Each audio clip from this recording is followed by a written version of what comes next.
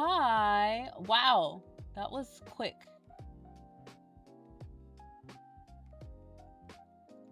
What is that over there?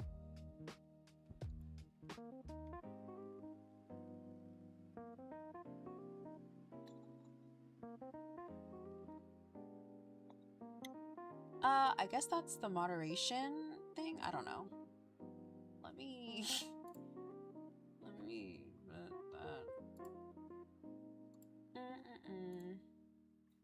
cut that off. All right.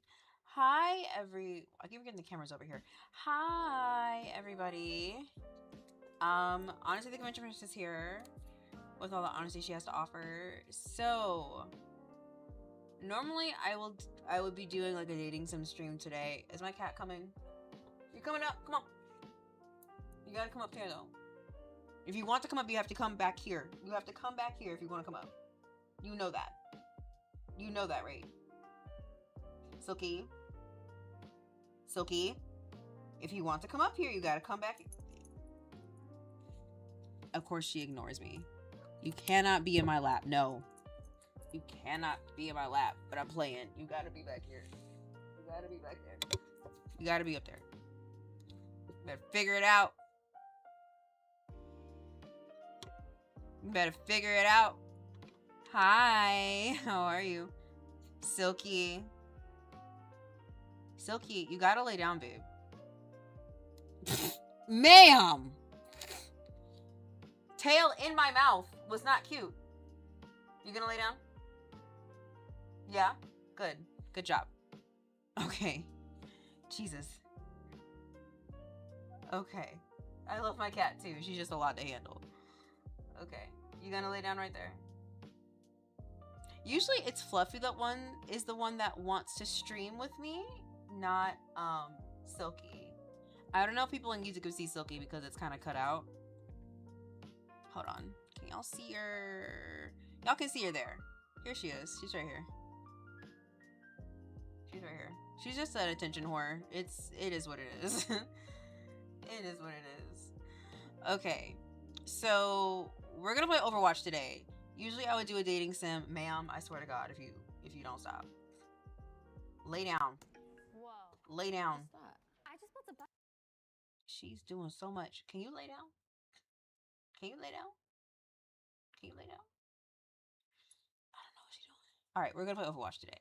My best friend, Ashlante Royal, who is also a streamer on here. She's bigger than me, actually. Hi, Silky. She told me that Overwatch has added some new characters. And even though I suck at Overwatch, I want to see the new character because apparently one of them is a fucking cat. One of them is a cat, and as you can tell, I love cats. So we have to see the kitty. We have to see the kitty, right? So let's open Overwatch.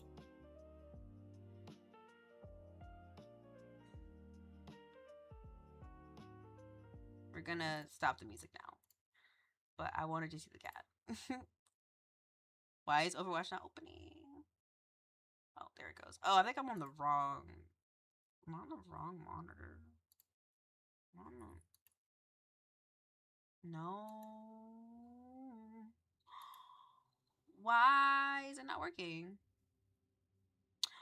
Her name was Moon. That's a good name for a cat.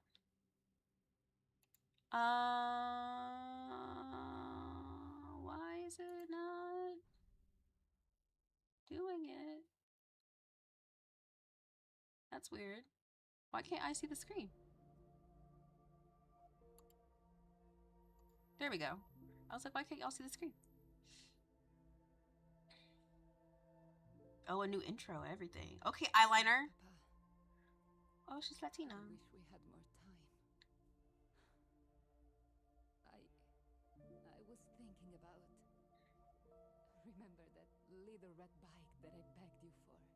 Why are we in a telenovela? The kid that tried to take it from me. Why are we in a telenovela? Broke his nose. I was so scared you'd be mad, but you were proud of me. Aww. You said, never let anyone take what is yours. But now you're gone. And they've taken everything. Oh, not everything.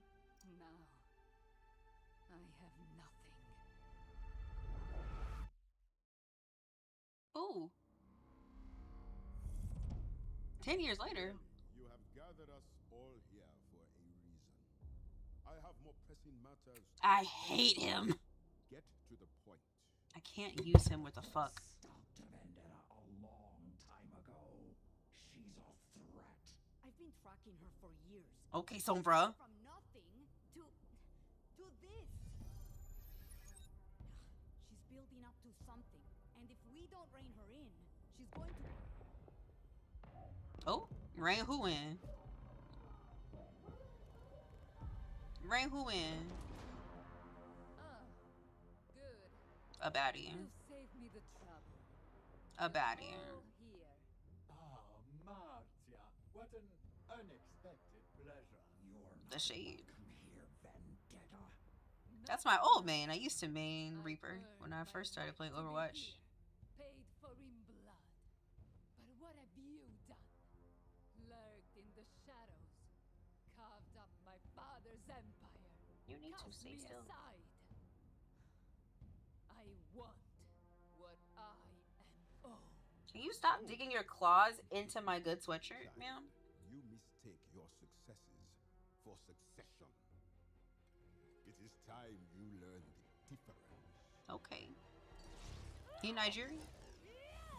Oh. I'm really just sitting here watching this.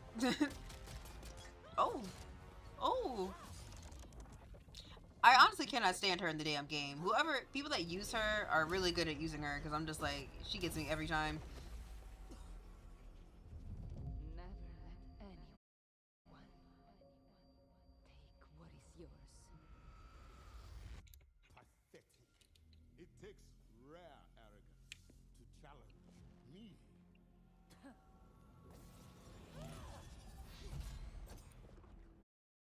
Oh, we loading. We buffering, y'all. Shit. My family gave everything to Talon. Why? Stop. And like a coward, you buried our legacy. Oh, I'm here to take it not the back of the knee. No, ma'am. Nope. You stay up here. Power is not passed down. It must be seized. I agree. No. You cannot come down here. My way! You're gonna get elbowed by accident when I'm playing. Gotta stay. Okay. Okay, good girl. And we loading again.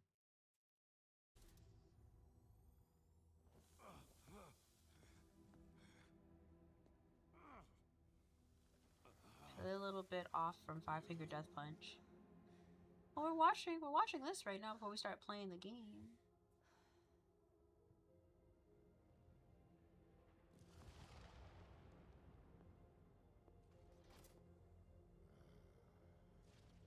You disappoint me. So close to your vengeance. Vengeance. And now, you hesitate. It makes you weak. This is a Nigerian man voicing this man. I want to remember. Thank you for the this follow. moment. Talon may have stolen my past, but I am its future. Wow, A he's shame okay. You won't be around to enjoy what comes next.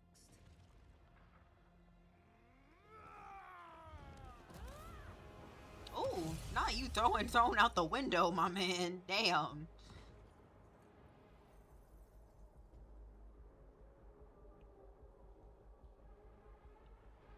Silky, you gotta stay still, babe. No more mistakes. I mean, the No hair, more weakness. the eyebrows, I will the lead us eyeshadow, out the liner. to seize what should have always been She eats ours. down. And the world will. I mean, just look at the ponytail, the fullness of it. I'm like, hell yeah. That's a baddie. Talon Empire begins Baddie. now. Baddie. Baddie, baddie. Love that a baddie.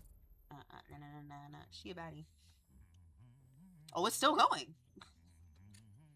Not the dang gorilla.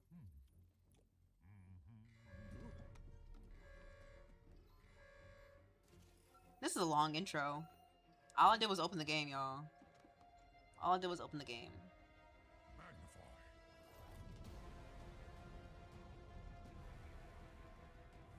Overwatch battle stations. We are under attack by Talon.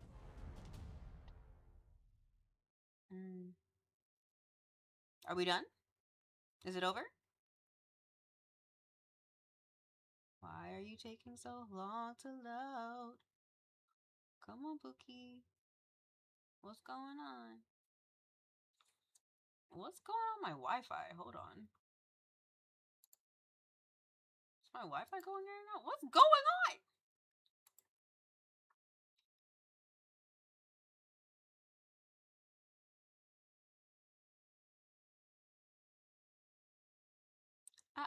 What's happening?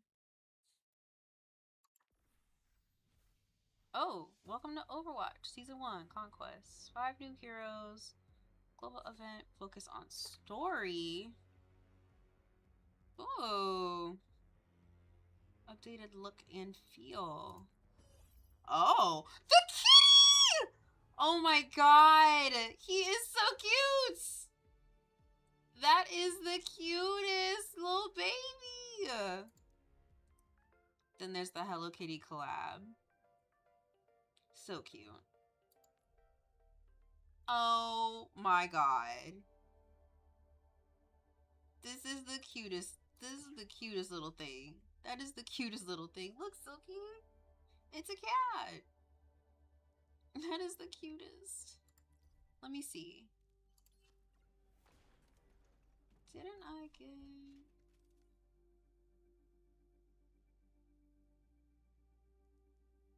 Wait a minute. I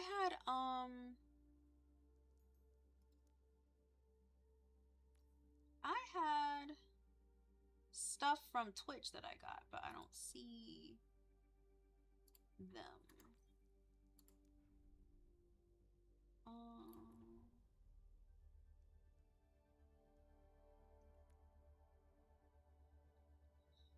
So we have, okay, this looks completely different now. So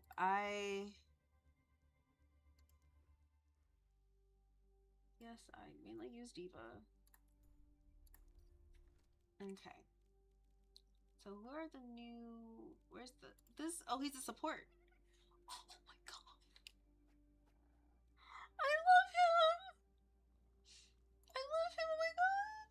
He is so cute. Look at him. His skins kind of suck, but look at him. That's what my cat looked like when I was a kid. I had an orange kitty. Oh my god. That is the cutest little baby. I don't see... Can you stop doing that? Girl, stop. Stop it. Who's this? Ooh. Oh, I love her. I love her. I love her down. Who is this? She's new. Oh my god. Oh, her skins are cute. This one is to die for. Holy shit. This is cute. Domina. Okay. She's cute.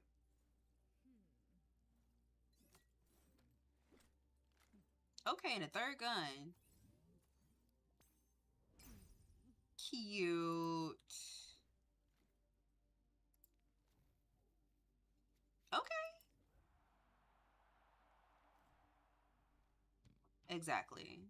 And I love it. I love her. I love her. Hi. All right, let's... I feel like I need to practice with some people.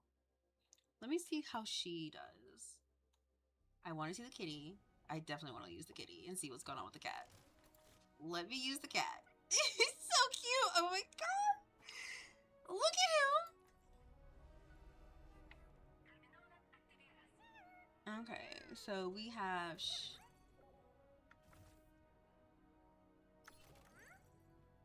What does that do? Is that a healing thing?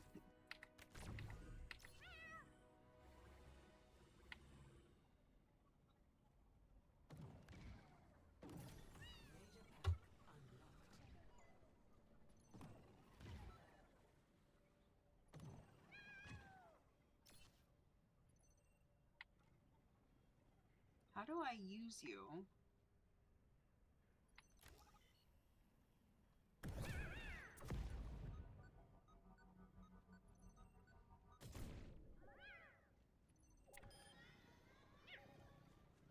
Oh, it just drops people? I swear. Claws out. Quick melee becomes empowered every 6 seconds. Gain up to 75 extra shield while carrying another hero. Okay. Oh, we can scratch people.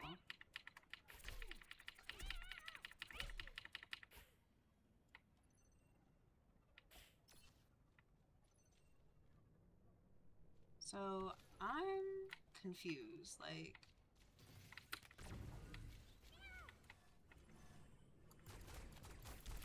Okay, we can shoot. So we have guns. He has guns. Okay.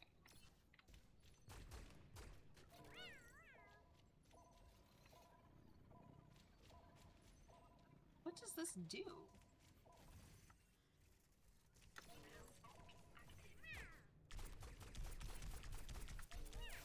This does not explain to me what it does. That doesn't tell me what it does.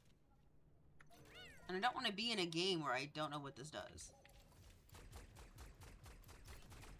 I'm trying to understand. I just don't...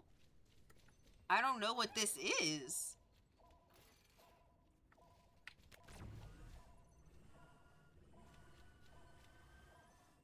Like, he's support. So E is healing. I don't know what this does.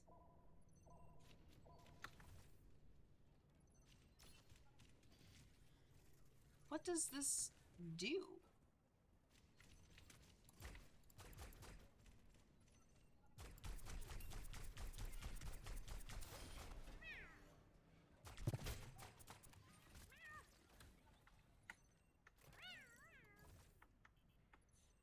I don't...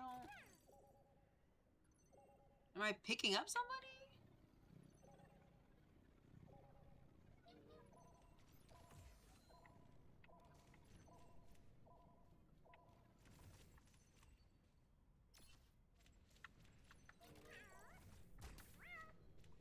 I'm trying to understand what this is.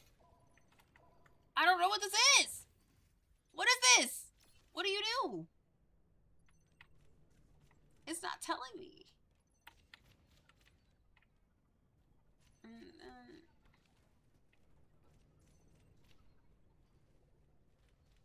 Oh, we really just floating around.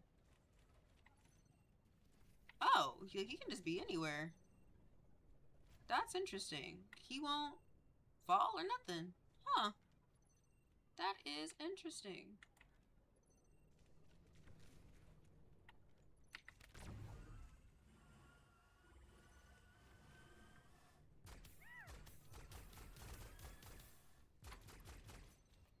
So the shoot, if we shoot...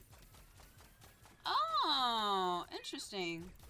So shooting our friends heals them. Shooting enemies hurts them. That is interesting.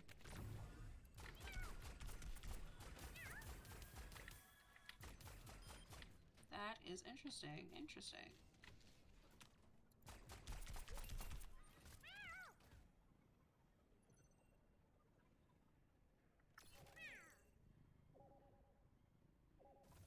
I still don't understand what that is. I do not understand what that is. I need, like, someone to explain to me what this is. I still don't know what that is. I just need clarification. Okay. Allowing any ally to be towed increases movement speed and heals your What? Okay, so I was right. It's towing people.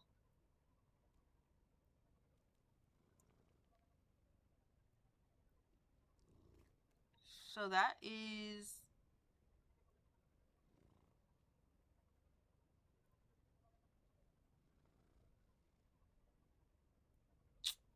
Interesting. Can't be on my arm the whole time. Okay. Tether connection range, 8.5 meter radius. Okay, movement speed, area of effect. I'm... 2 seconds. I'm so... But how do I do that?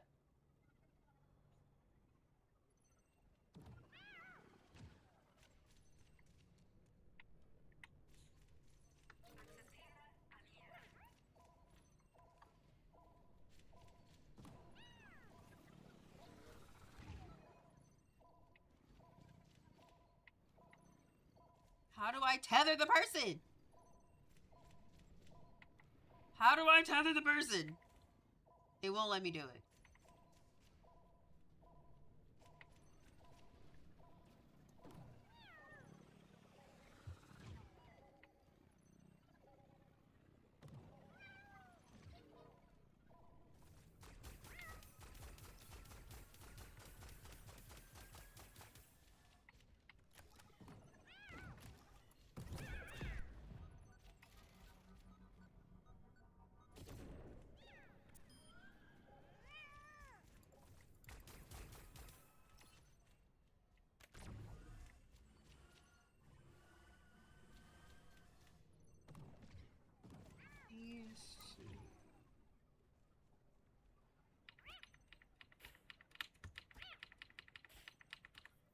I don't think we need that.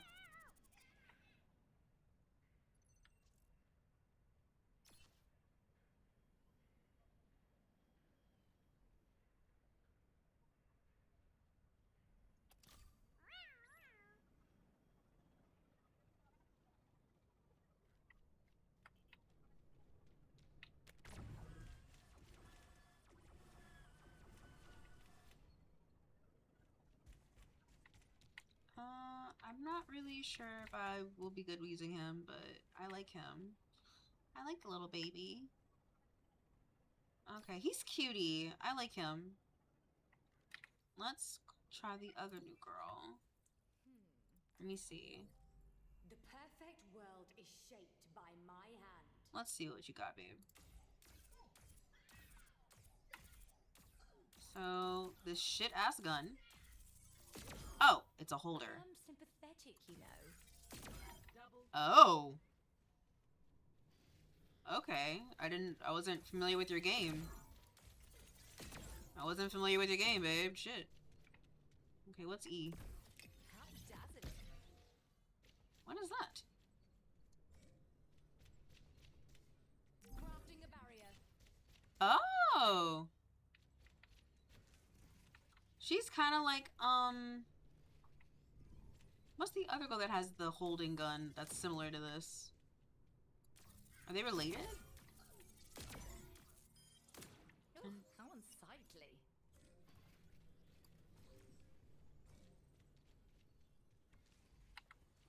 Constructing my barrier.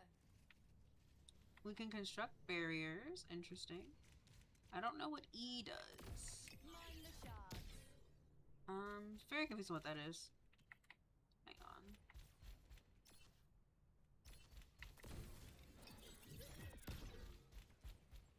What did that do? Crystallize effect. Double kill. Oh, Each shit. cut clean. Okay.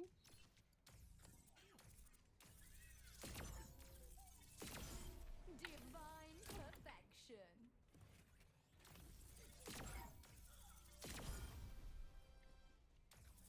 Double kill. Okay. I'm trying to get her ultimate.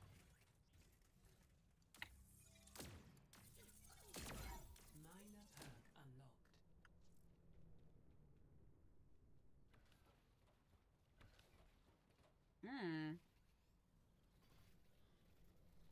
Interesting. I have such impeccable taste. You do.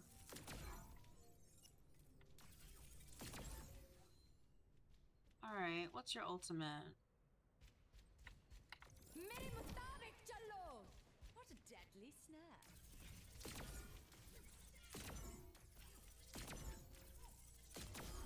I am on fire. Activating defense array. An E. Pristine construction. She's easy to use, I think. Let me... I might use her in a game. I like her. Let me go to her stats real quick. Let's see. Fire a hard light barrier that imprisons enemies and detonates on expiration.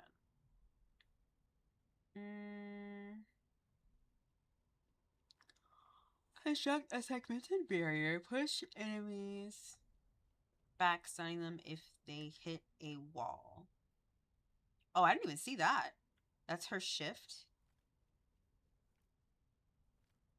Disruptive detonation. She's a tank? We're a tank? I didn't know she was a tank. Oh, yeah, she is a tank. I mean, I usually play tanks, so I get it. Okay, wait. Let me see. 2 step back. Oh.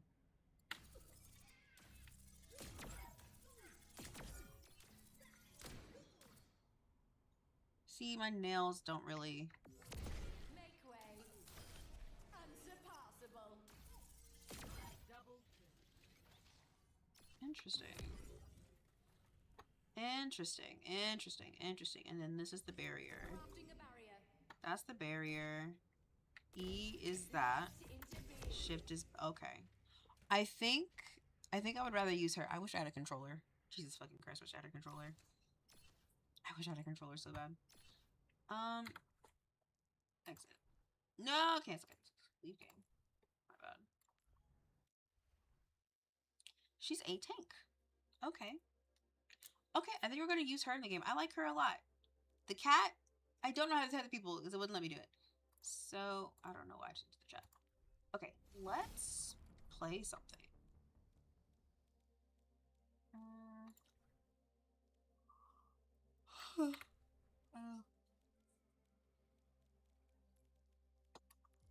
Let's try Total Mayhem. I'm excited. I'm also really bad at Overwatch, though, so this is probably going to go pretty badly. I didn't realize my cat left. Fluffy! Fluffy, you want to come up?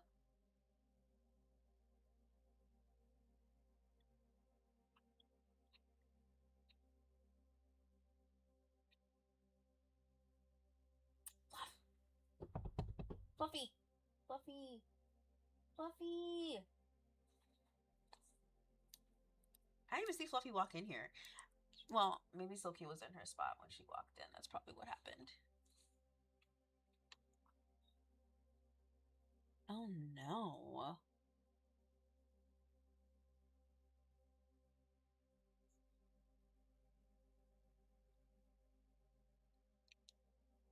Okay.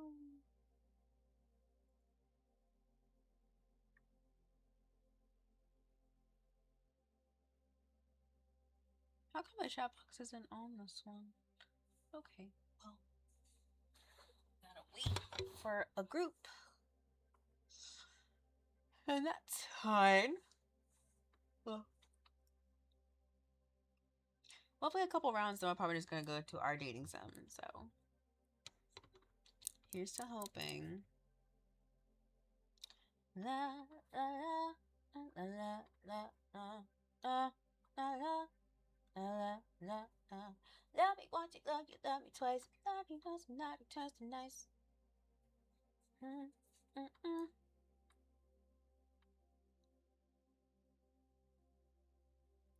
Oh, we listen to a way too.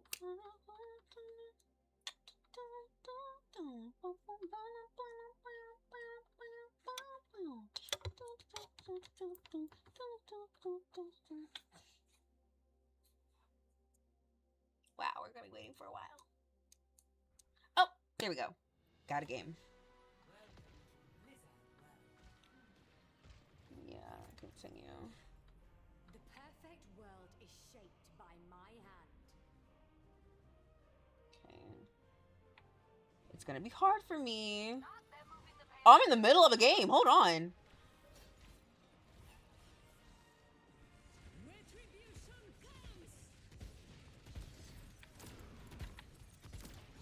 I'm in the middle of a game.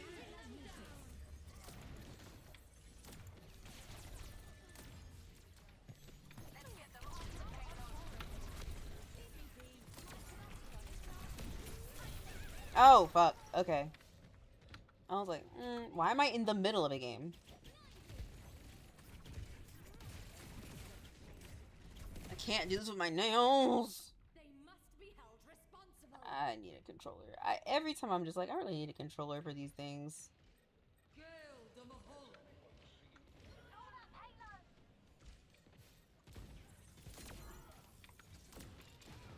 Behind me now.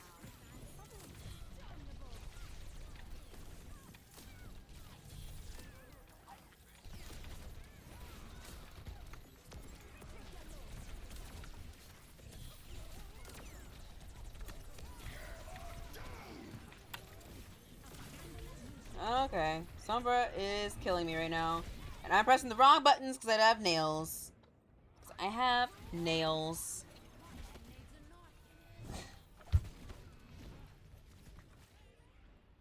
I've no room for error.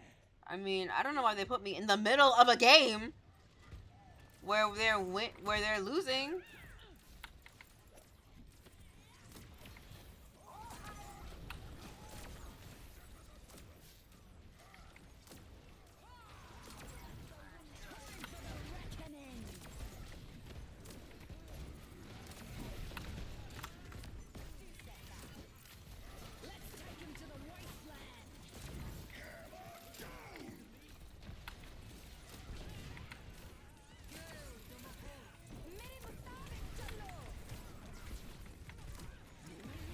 Pressing the wrong button.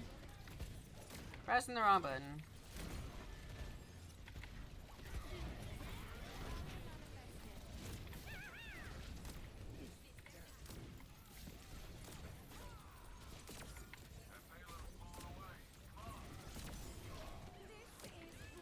Killed one person.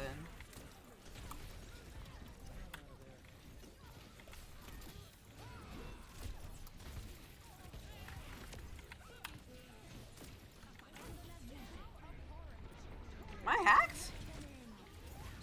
Sombra.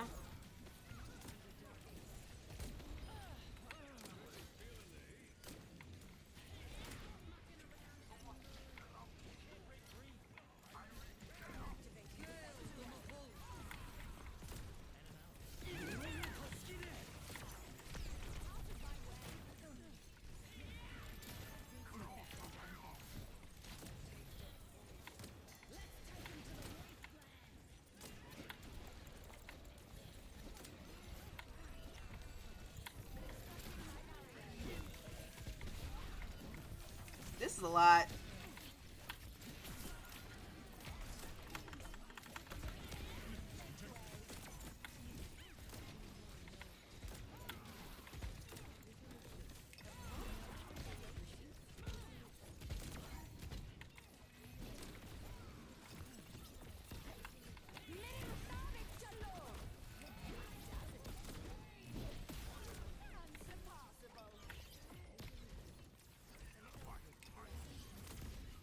I'm pressing the wrong button by accident.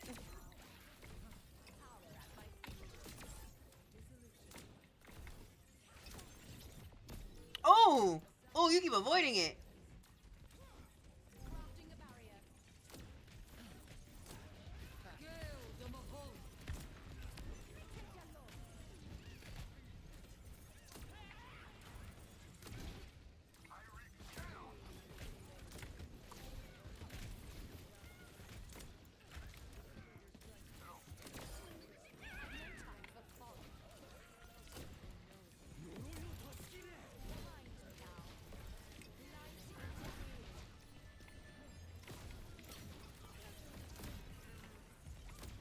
Ah, shit.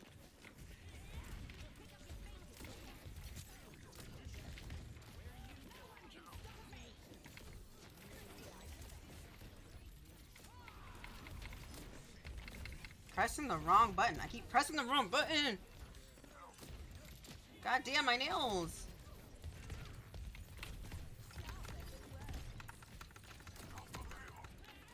Get the fuck away from me.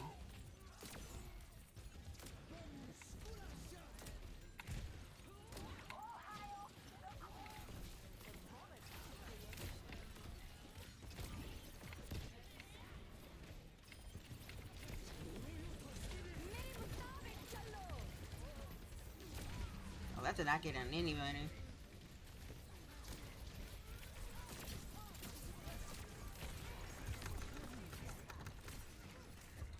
Hello? No! I hate it when I do that.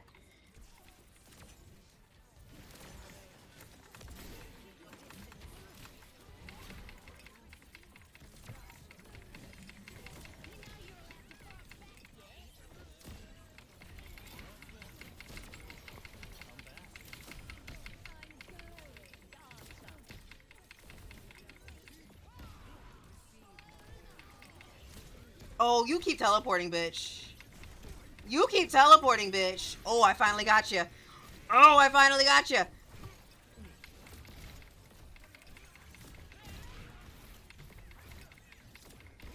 Come on. She really is avoiding the fuck out of me. She's avoiding the fuck out of me. Oh, you bitch. Oh, you bitch. Oh, shit. Who was my healer? Oh my god.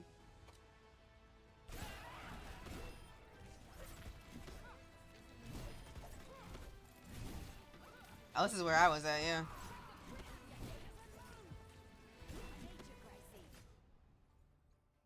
That was fun.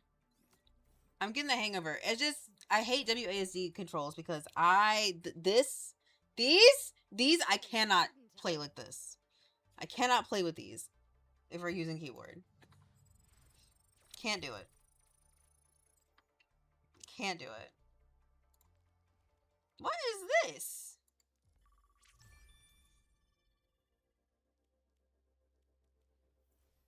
What is this? Pick up any Pachymary, get a point. Pick up ally Pachymary, deny the enemy a point. Victory catch 20. Experience new ways to play with the changing. What is this? Why is there a radish with tentacles? What is this? Okay. Love me once and know you love me twice. La la la la la. It's in my head. I'm sorry, y'all. It's in my head. I'm so sorry.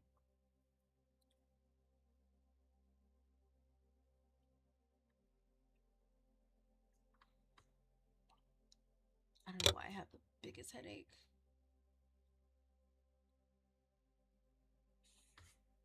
Oh, my head hurts. I don't know why. I don't know why.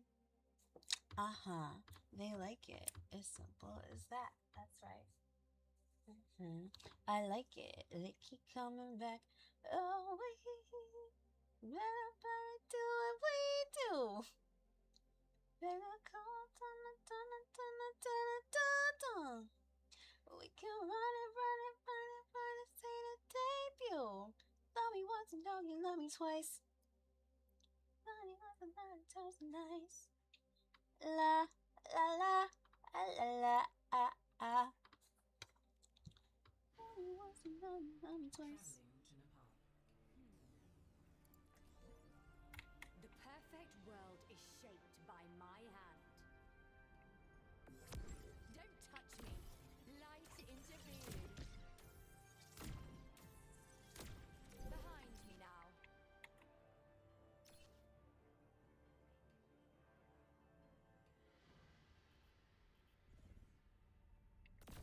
Mine the shards.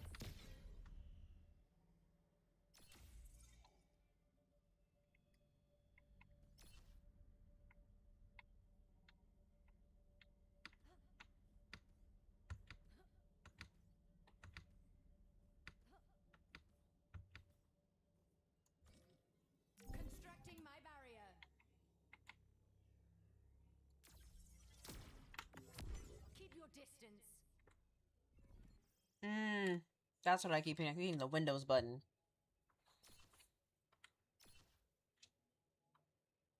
I keep hitting the Windows button. Do I need to like sit on this pillow or something? Because I'm having a hard time. I'm having a hard time like with arm shit.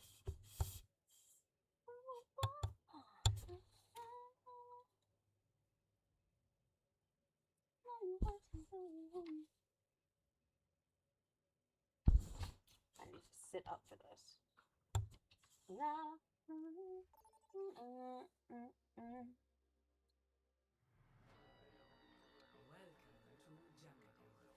Oh, what did I do?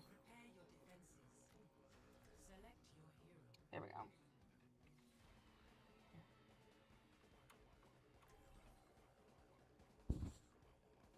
What? No. There we go. Ready. The perfect world is shaped by my hand. Look sharp. I will not keep improper company. Are you lot ready for some bloodshed?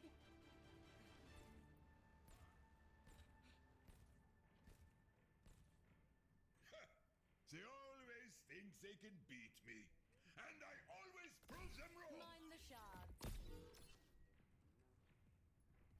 Better find my subjects up to no good. They always get soft when I'm not around. 5, 4, 3, 2, 1. Attackers incoming.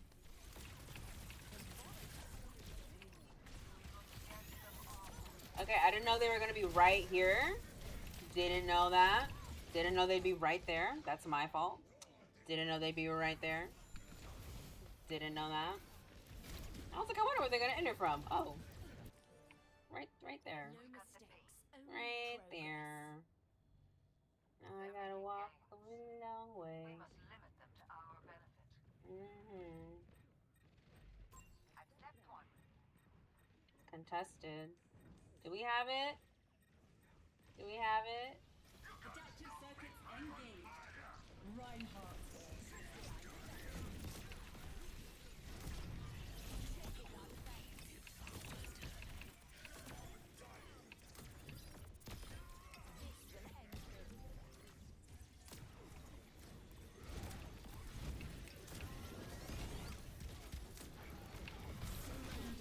Oh my god!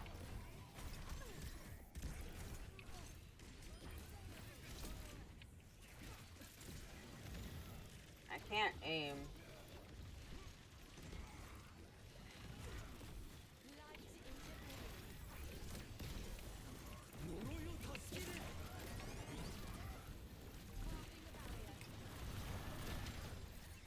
How did you come in my barrier?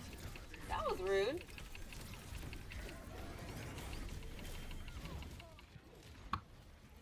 Okay.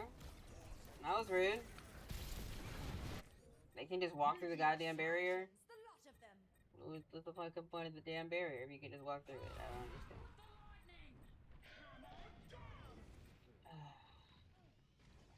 I hate all of you. This is annoying.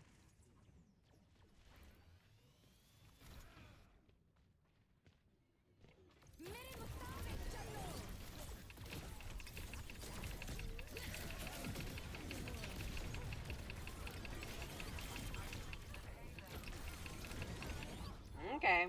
Jesus. Where's everybody else?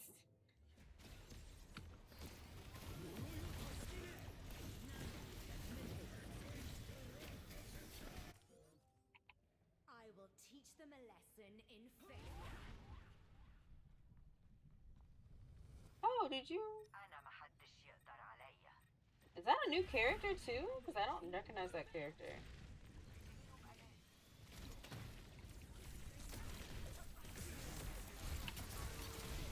Oh my god! Why are you in my base?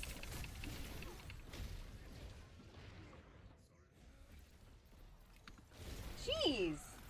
I don't know, what is this dude's problem? I must reassess the situation. Also, this girl as a tank sucks. How are you a tank but go down this easy?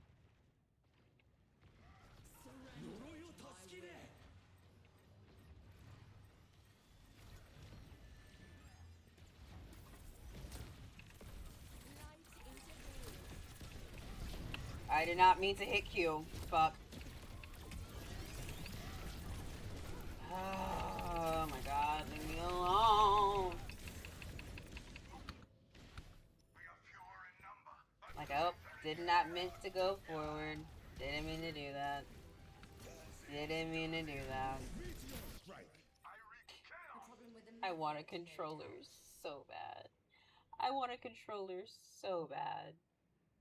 I gotta get one. This shit is not cute. That is a dead end. Stall that payload, or else. Face my burning fist. Adaptive circuits engaged. Reinhardt. Incoming. Cut off the payload.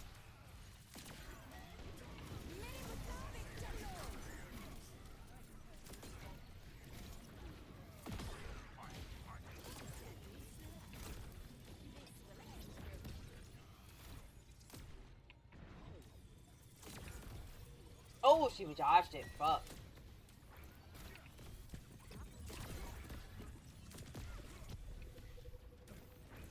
Stall that payload, or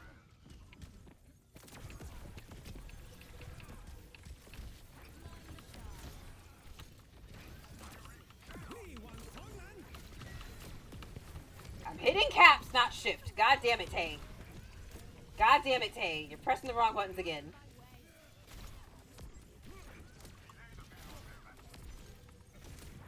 I don't even know where he's at.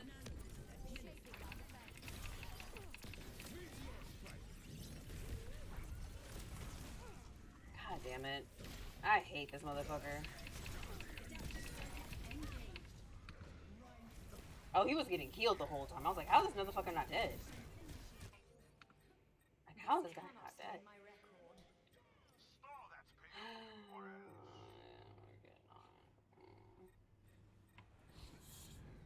Oh, this is not great for my hand. I was like, why is my shift not working? I'm hitting caps. God damn it. I'm hitting. Keep your distance.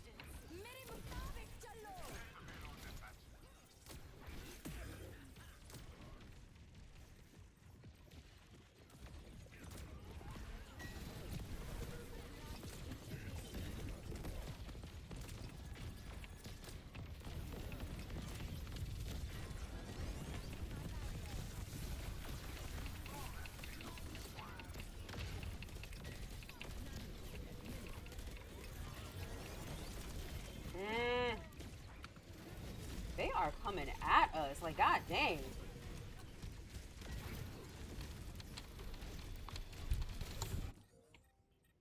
They insult me at their own peril. Yeah. Insulting is a word. Oh, excuse me.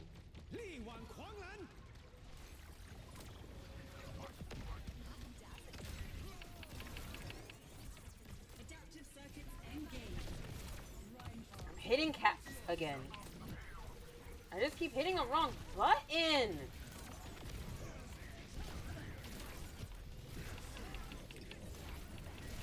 Sick of this guy. I'm sick of this guy. I'm sick of this. This is a team full of fucking tanks. I'm sick and tired of it.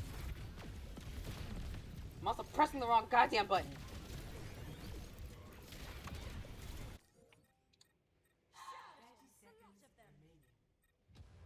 I've got to get a controller. I mean, we're holding them back. They just cannot get to the second shit.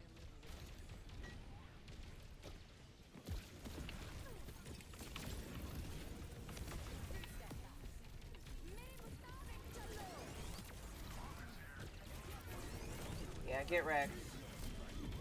Get wrecked. Get wrecked.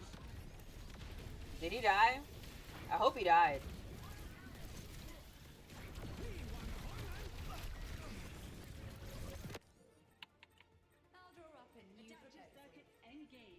How did we get overtime?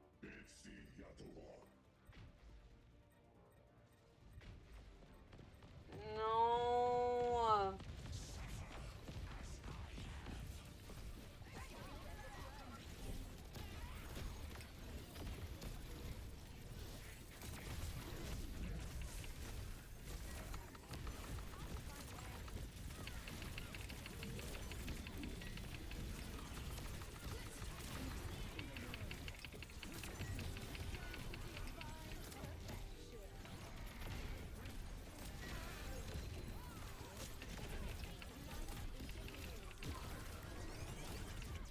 I'm sick of this bitch.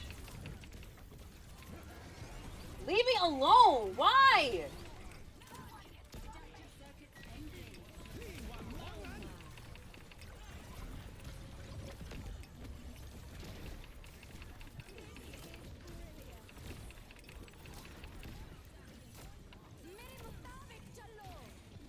Did it miss her? I gotta move.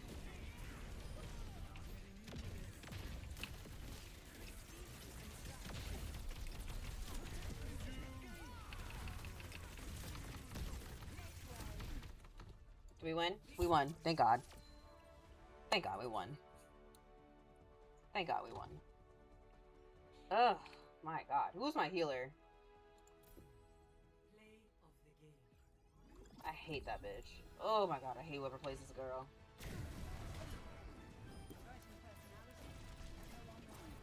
If you show me die, I'm gonna be mad. Because she killed me so many times.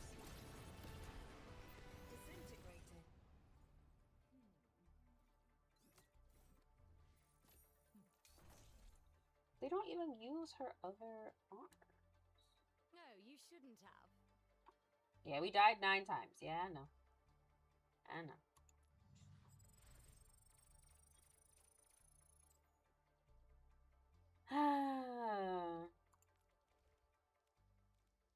Alright. That's enough Overwatch for me because I'm sick of my hand getting compromised. So let's readjust back to comfy mode. Oh my God. Ridiculous. Oh, I just realized that my light wasn't on. Just realized that.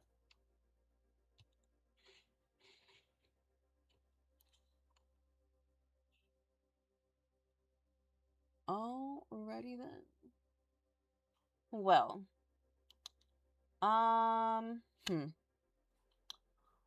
We're gonna chill with Overwatch. We're gonna chill with Overwatch. Oh my God. That was... Oh my God. My eyes hurt. My eyes hurt after that. Jeez.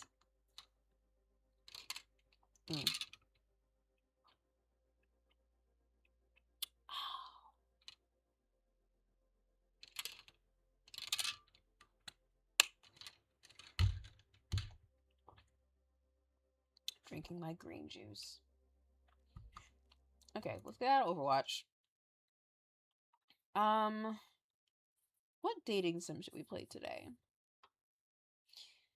Should we continue with A Date with Death? Should we continue with Date Everything? There's a couple on here that I said that I would keep playing.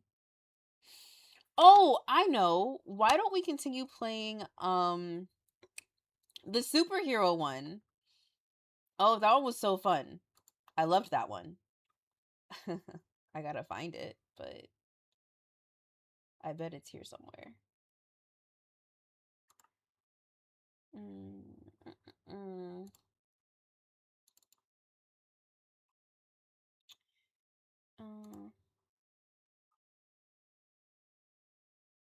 What was it called? Not Binary Star Hero. We're not playing that again. Criminally Yours. Yes. This game is perfection. Game is perfection.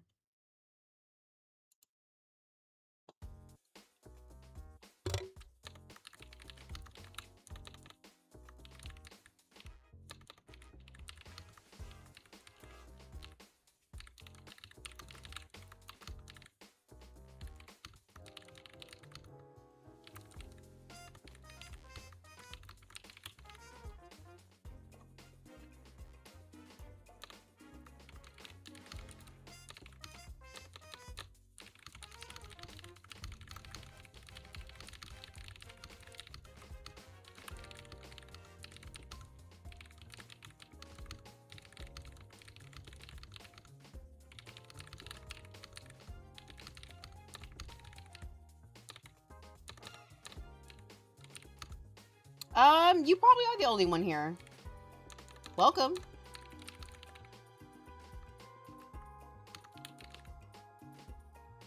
Criminally yours.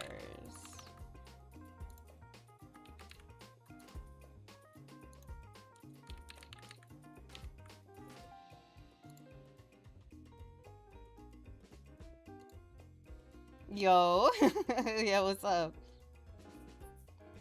Alrighty, so we updated the stream.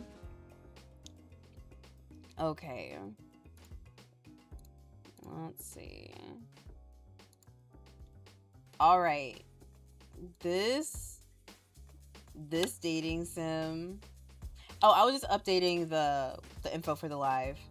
Because we switched from playing Overwatch to playing something else. Alright. This dating sim, it received such a high rating for me when we played it for the first time. I couldn't stop playing it. I think we got all the way up to chapter 9, if I'm not mistaken. Yeah, this was last month, so we played this about a month ago. Okay, I'm actually very excited because I do love this game. I love this game so much. I think, okay, if I remember correctly, we already like encountered the villain in the first chapter. It was revealed to us that the villain that we are trying to get after is our coworker that we have a crush on. For some reason, his close-up shots are horrible, but his like regular shots are beautiful. He's really, really cute. It's just I don't know what they do for his close-ups. They look horrible. But anyway, so we almost kissed him after we did our project, and I think now we're on another date, if I remember correctly. So we are gonna just get right in. Okay. Let me get my voice acting muscles ready. All right.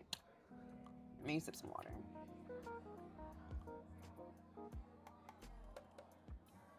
All right, everyone ready? All right. The office party is buzzing with energy. We're free of our cubicles, and I'm finally able to relax a little. We raise a toast before breaking off into our little groups.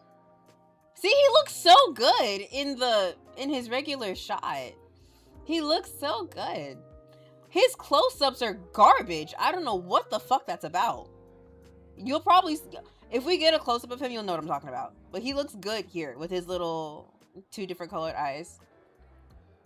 Wait, he looks skinnier, actually. What happened? Anyway, Nick and I gravitate to each other naturally. He's the villain. He's the villain. One more round? I'm buying. Sure. Sure, Nicolaus. I also call him Nicolaus because why is his name spelled like that? I smile, feeling the warmth of the drink already settling in. Sure, why not? I haven't even finished my first one. I know better than to let myself drink too much. Do you? Do you, bitch? I need to be at my best tonight. The rest of the group is delighted by his generous offer. I hear our boss in the distance. His voice cuts through the chatter far too easily. I guess all those years as a drill sergeant helped. Everyone thanked Nicolaus for drinks he's covering. I can never do the guy voices. He's like, everyone thank Nicolaus for the drinks he's covering. Okay. I freeze mid-sip, blinking in surprise. Nick covered the whole thing? Not just this round? My mind races as I try to process it. Yeah, I know, I bet you are, because you guys work the same fucking job. You're like, how the fuck? How the fuck? He got all his money. Goodbye. There's no way he has that kind of money. Unless he's a secret Nepo baby or something. Sure, he's always been a bit of an enigma, but... I glance at him, but he's usually... I can't read. He's casually sipping his drink, unfazed by the praise. Should I ask him about it? I should, but then I quickly push the thought aside. The party continues on, and I find myself drifting in and out of conversation with various coworkers. Through it all, I can't help but notice Nick by my side, his presence easy and comforting. He's been different lately, more open, and I'm not sure what to do about it. I figured we could date casually, just enjoy this company with no strings attached. You like him too much for that.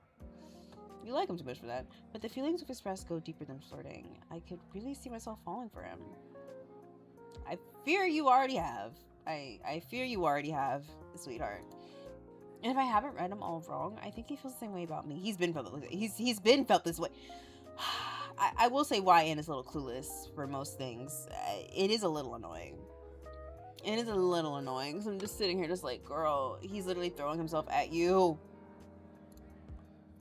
We've almost kissed twice now. While I'd wish that had come to pass, I think it was fate it hadn't. I don't want to end things just as they're good and good, but there will be more nights like this while I have to cut short, a life constantly spin apart. Nick deserves someone who gives relationship their all.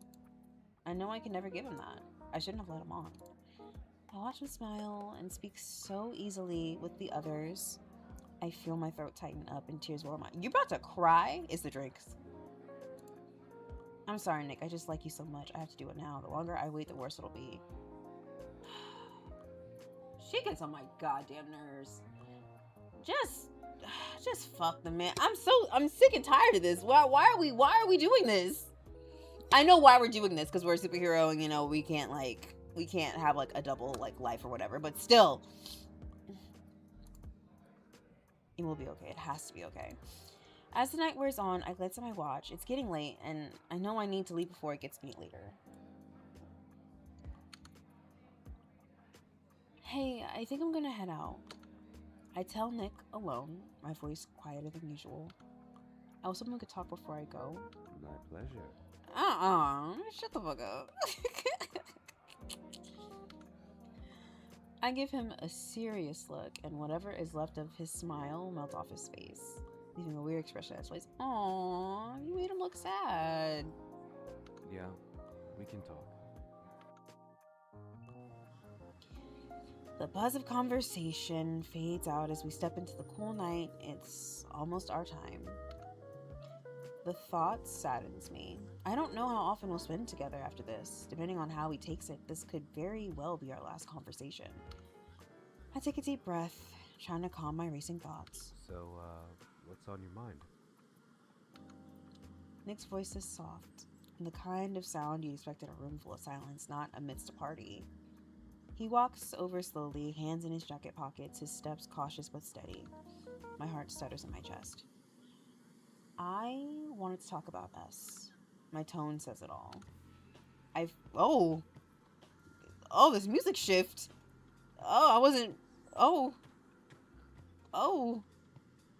Okay.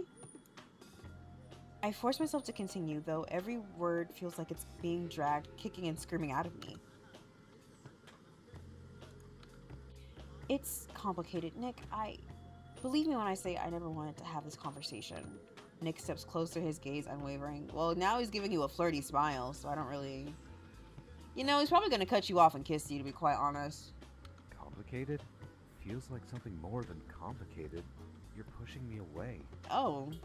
Before we've even started. I inhale sharply. I know what he wants to hear. I know what he's hoping for, but I can't give in. Not with the double life I lead and the danger that comes with it. Not without risking everything. I just think it's a good idea. I don't want to be selfish. The words are true, but come out stiff and unconvincing. Nick raises an eyebrow. That's not a raised eyebrow expression. What is that? Clearly not satisfied with my answer. Why shouldn't you be selfish? This is about us. not anyone else. Do you think we wouldn't work? Well, you with the, you know, you've murdered like 2 people now because they did something wrong to me. I feel like that's a little bit of a deterrent. She doesn't know that yet, but we know it. You know, the temper you got. I hesitate, fighting back the urge to run. But I owe him more than this vague response. He deserves an explanation, even if it's not the truth. No, I think we do work well. I just have a lot of personal things going on. Things I can't share. Things that I'm not ready to share with anyone. Not right now. Nick furrows his brow. A flicker of confusion crossing his features. I know you said you aren't ready to share, but I want you to know you can talk to me. We can't just reveal our superhero secret identity, Nikolaus. Maybe not now, but eventually. I know. He runs a hand through his hair. I just don't like the idea of you rejecting me and using this as an excuse. If this is true, then I can accept that.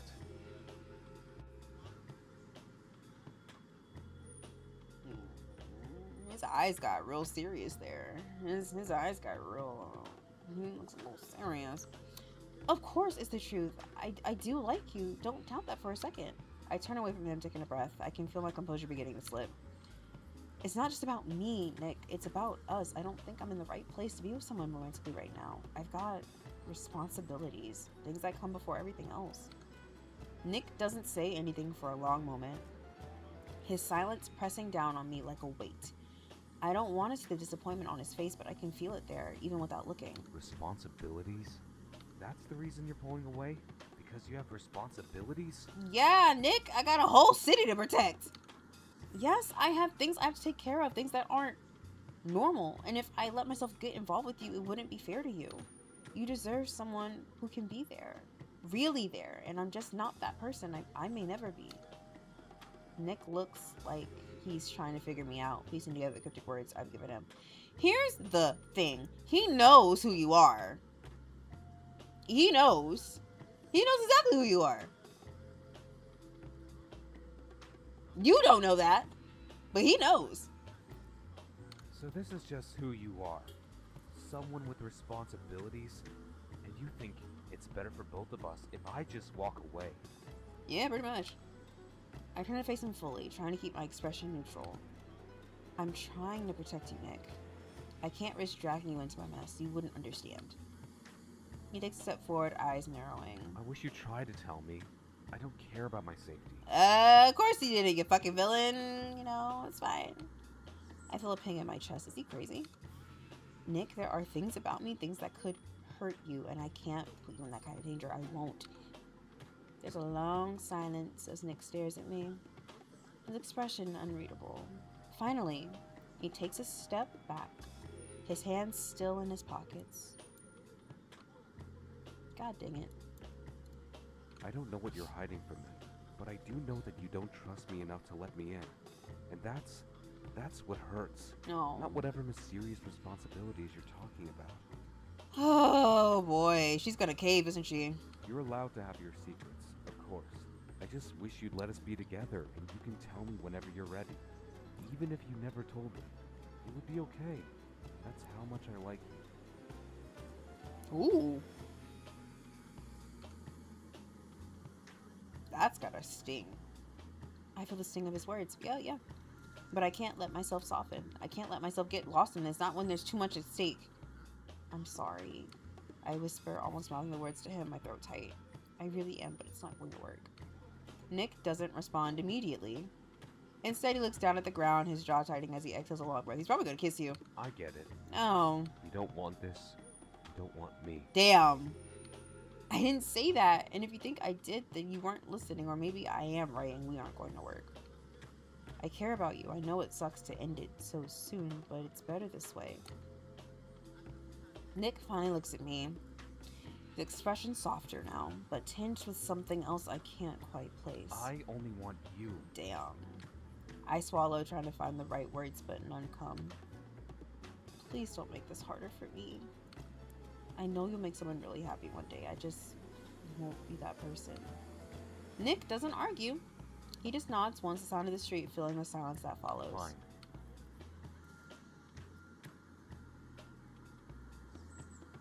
I was not expecting that. He turns to head back inside. I'll let you go. But if you ever want to talk about what's really going on, you know where to find me. Oh, bitch, I'm gagged. What? I watch him walk away. What? I thought he was going to kiss her. I watch him walk away, every step cutting deeper into me. I want to say something to stop him, but I know I can't. Not without risking everything I've worked so hard to keep hidden. Self-voicing enabled. And so, self-voicing disabled. Yeah, I don't want that shit. And so, I stay silent. I know I've made the right decision, even though it feels like I've just let something important slip away. It was always going to hurt, but not like this. Oh my god. Oh my god. The weight of the world sits heavy on my shoulders as I arrive at the convenience store on my way home. The streets are dark and empty, the silence almost suffocating. I wish I knew exactly what Kronos is going to appear. Excuse me. I could really use something to work out my frustrations right about now. I push open the door to the store and grab a bottle of water along with a snack. Nothing special. Just something I do before a storm hits. I step back outside and I feel the sting of the cold air on my cheeks. How cold is it? Damn. I glance around for any signs of movement, noting the silence. I continue my walk, trying to ignore the growing pain in my stomach. While climbing the steps to my apartment, I notice something's off. Oh my fucking god! Is he in your apartment?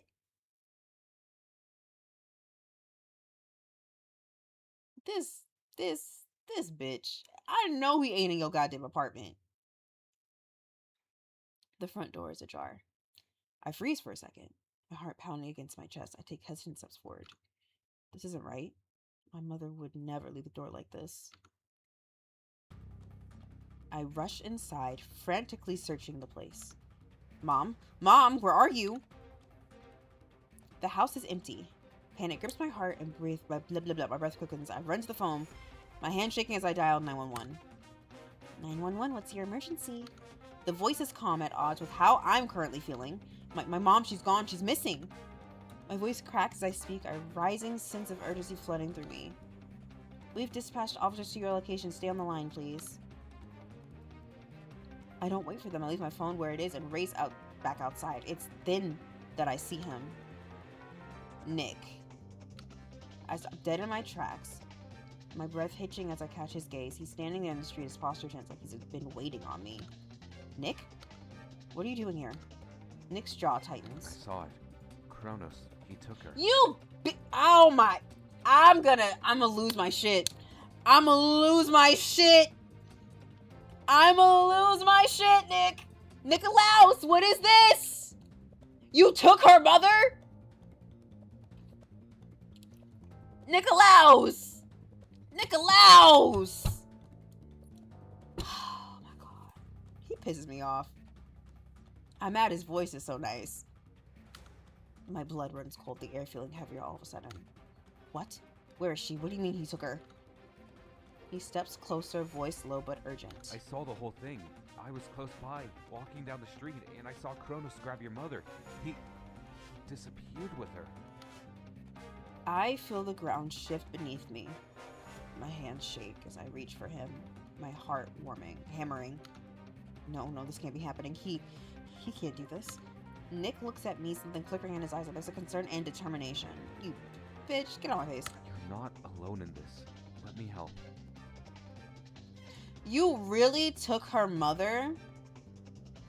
You really took her mother to try and do some weird mind game to get her to date you as if like to be a savior type figure? I ought to punch you in the face. I ought to punch you in the face, Nikolaus. Because what is this? What is this? Nikolaus!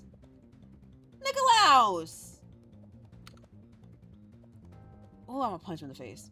I stare at him for a moment as his offer hangs in the air. Something in me breaks.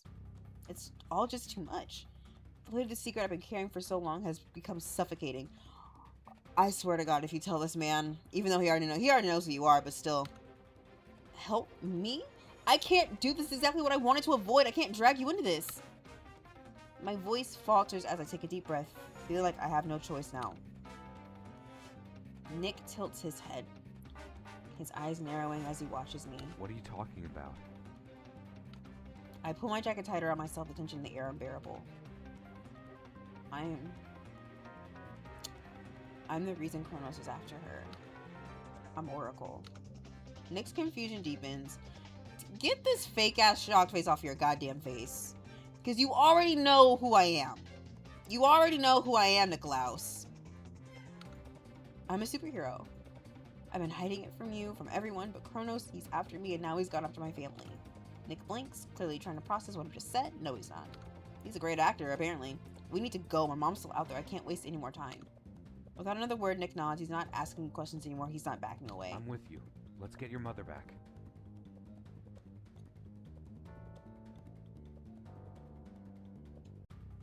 Fuck you, Nikolaus.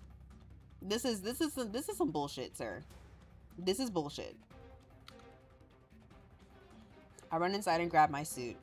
The fabric slips over my skin, and in a flash, I'm ready. Together with Nick, we head out into the night. The abandoned warehouse I'd seen in my vision looms ahead of us, a blot against the dark sky. As we approach, I feel a familiar chill crawl up my spine. I can sense Kronos' presence before I even see him. Well, yeah, he's right next to you. Go figure. His energy, his smugness, it all radiates off him like a foul aura. I can't let him win again. Nick stays close, but his eyes flicker over my superhero gear, understanding now. Are you sure you can handle him? His voice is steady but concerned. I nod, clenching my fists. I don't have a choice. We enter the warehouse, and there in the center sits my mother, alive, as calm as she can be. Baby Oracle, is that you? Relief floods through me, and I rush to her side, pulling her into an embrace. Be careful, I think he's still around. It's okay, Mom, you're safe now. Nick, quick, take her somewhere else. I'll deal with Kronos. I'll take care of him. You stay with my mom, keep her safe. Nick nods, taking her mother's hand and guiding her gently. How are we gonna pull this off, Nick? Are you gonna reveal yourself as Kronos, or are you just not gonna show up? Like, what is the plan here? I'll take care of her. You take care of him. Yeah. At the last glance at them both. Sorry, I had to yawn. With the last glance at them both, I rush out, my mind set on finding Kronos and ending this once and for all.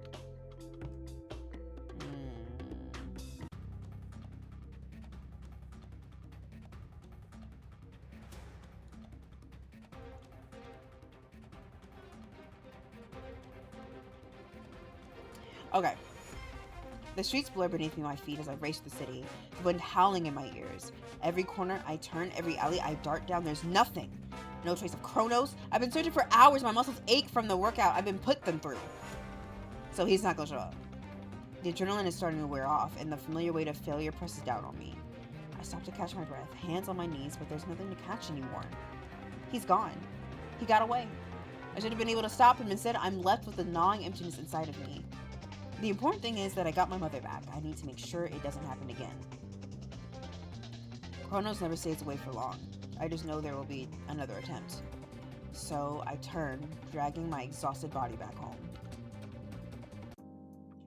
When I walk through the door, I hear the soft murmur of voices coming from the living room. I see my mother and Nick chatting over coffee. I force a smile, but I know it's fooling no one. Mom, are you okay? Oh no. Are you okay? I should be asking you that. Her face is softer now, no longer tense from the previous chaos I'd rescued her from, but I know she's worried. It's nothing. I've had my fair share of kidnapping in my day. Nick lets out a laugh. It's weird. We've never had someone else involved in our discussions about herodom before. Oh, the stories I can tell you. But you've got to keep them a secret like I told you. Yes, ma'am. I promise. You guys' secret dies with me. This is a serious matter. Please treat it as such for our safety. He nods this time. Yes, I'll protect you both as much as I can.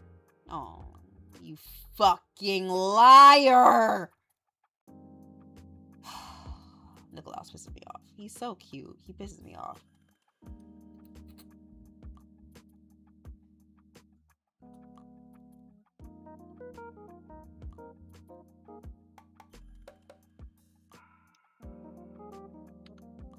My mother chuckles. I believe that's our job, or rather Tay's. I'll do better next time. I'll keep you both safe. Kronos will never lay a single finger on you ever again, Mom, I swear. She nods. I know. I brush past them and step into the kitchen to grab a glass of water. My mother groans as she begins to stand. Nick rushes over to help her, but she stops him like she always does to me. Thank you. You're such a gentleman, but I got this. It's good for me. I'm retiring early. I want to read my book before bed. I love you, darling. Love you too. Sleep well. Sleep well. And Nick, it was wonderful meeting you. Maybe we can chat under less dire circumstances next time. He smiles. I'd like that. I mean, if it's okay. Yeah. He looks at me, asking for permission, silently, without thinking. I agree. Until then. Nick and I watch as she enters her room and shuts the door. A silence settles between us. He looks at me with those warm, unwavering eyes, and it takes everything in me not to break down right there and there. Hey, are you okay to talk again? Our last discussion crosses my mind all at once. I understand what you meant now. You're afraid of what could happen. I get that. But that doesn't change how I feel. You don't have to push me away because of it. This conspirator. This bumbleclot conspirator. I swear to God. I swear to God. Because why will you do this? Why you do this? Why you do this? I know why you did it. But why? I turn to face him. My emotions bubbling to the surface. He's standing there, so calm, so sure of himself. He loves me. He really loves me that much. Even after everything he's seen, he couldn't have been more spelled out. I swallow hard, struggling to keep my calm, but the words spill out before I can stop them. I'm scared, Nick. I'm scared of losing you. What happened tonight, it was like all my worst fears were coming true. I didn't even stop Kronos. He's still out there, and next time maybe he won't be so merciful. I can't predict what he'll do. Well, that's not entirely true. What do you mean? Are you gonna tell him what your power is? I hesitate for a moment. Oh my God. No. No, no, no, no, no. What are we doing? What are we doing right now? What are we doing? We can't tell him our power. Are you out of your mind? Are you out of your mind? Are you out of your mind? No! Okay. Oh my God. Oh my God. Why is she stupid? This is the only thing left that Nick doesn't know about me. Do I tell him? No. No. I mean, I know him pretty well at this point. I can pretty much guess what he'll do next. I don't doubt that. Nick steps forward, closing the space between us until there's nothing. I'm so glad that was a choice. I'm so glad that was a choice. Oh my God. If she told him I was gonna raise hell. I was about to raise hell. Oh my God. Nick steps forward, closing the space between us until there's nothing left. Is he finally gonna kiss you? Because that is a bit overdue. I'm not gonna lie to you. We should have did that like 4 chapters ago. Like 4 chapters. Like 4 chapters ago, we should have kissed the man already. His hand gently cups my cheek. A breath hitches at his chest. You don't have to be perfect. Oh, he's blushing. That's really cute. His voice. Oh, another music change. Don't have my first kiss be in my house. His voice is thick with emotion. I love you for who you are. Oracle, whatever. I just want you. Oh, it'd be sweet if I didn't know he was a murderer. I feel my walls crumble. The dam breaks. My breath stutters as... Oh, are we crying? Tears spill down my cheeks. I never thought I'd let myself be vulnerable, but at this moment, it feels like the only thing I can do. Nick pulls me into his arms and let myself fall into him. For the first time in what feels like forever, I feel safe. I feel like maybe, just maybe, everything will be okay. I love you too. I've always loved you, Nick. Yeah, he knows. He knows. He pulls back just enough to look me in the eyes. His expression soft and tender. The kind of look that melts away all my doubts. Without a word, he leans in. Thank God! This is 4 chapters overdue. Pressing his lips against mine. It's everything I've been longing for. I'm so happy for you, girly. I mean, not really, because he's still a murderer. But you know what? I'll let you have this. I'll let you have this. The world slips away. And for a brief, beautiful moment, only the two of us exist. The kiss The kiss deepens, slow and lingering, and the tension in my body finally unravels. He holds me firmly in place, sucking on my lips like he's been starved. Okay, we're getting really detailed here.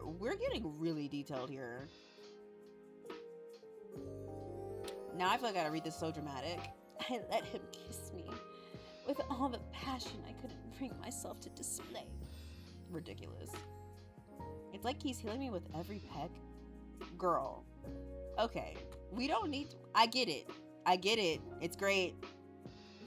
I understand.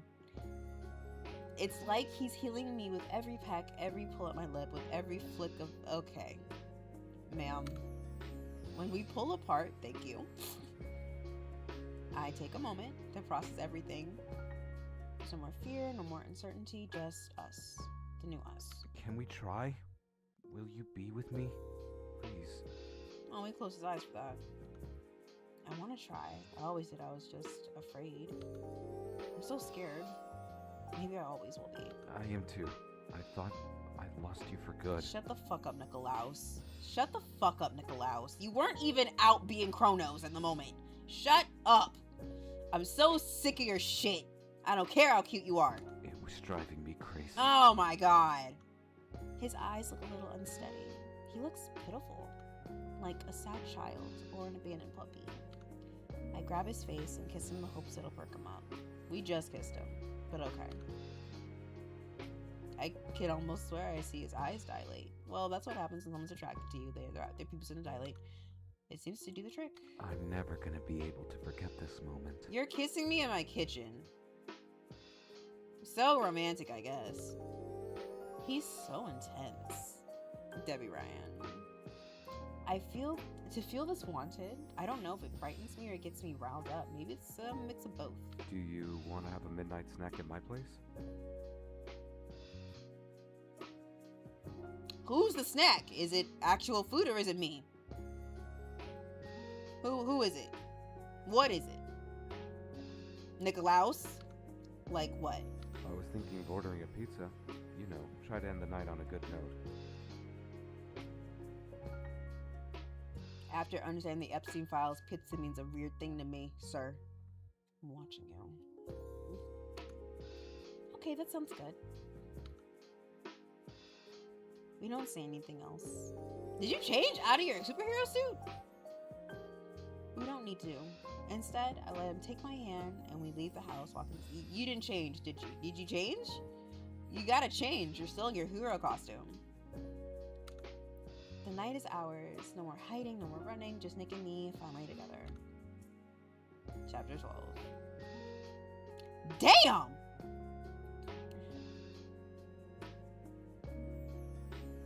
Why is his house so... I know, I mean, he's a villain. His house is nice. Holy shit. God damn.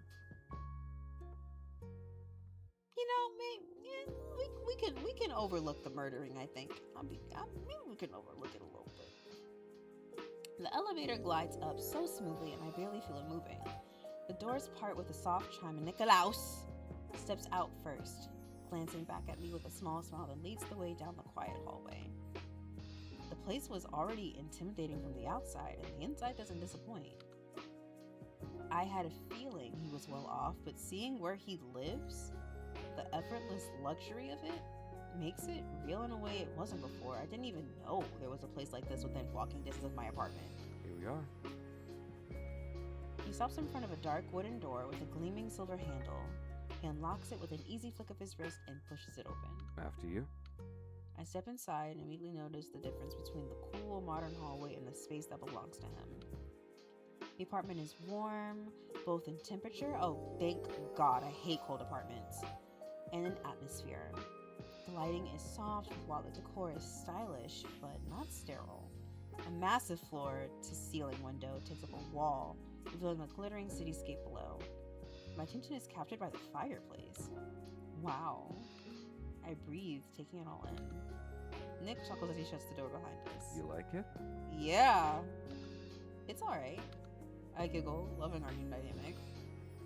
He shrugs, setting his keys down on a small table by the entrance. It's home.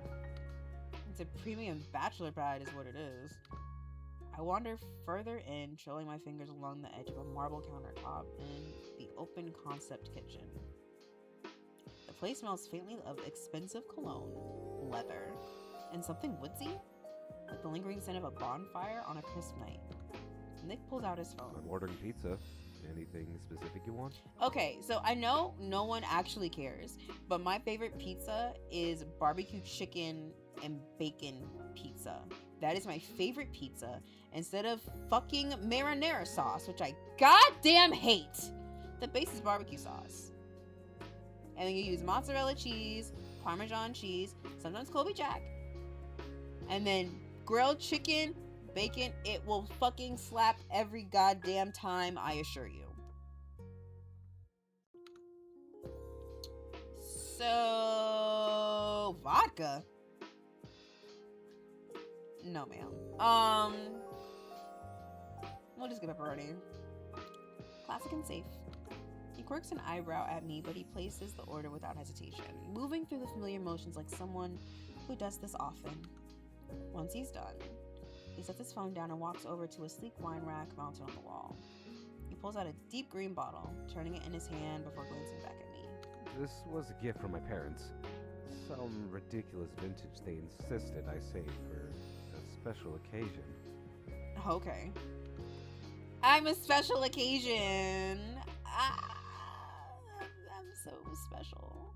I love that for me. His smile tilts just a little. I think this qualifies. Yeah, Mr. Blushy Blush. I watch as he expertly uncorks the bottle and pours 2 glasses. Is it white or red? Because I really hate red wine. It better be bubbly. I only like sweet stuff. When he hands me one, our fingers brush in a small but noticeable shiver up my arm. What should we toast to? I raise my glass slightly. Nick thinks for a second, then his gaze lands on me, warm and steady. To first.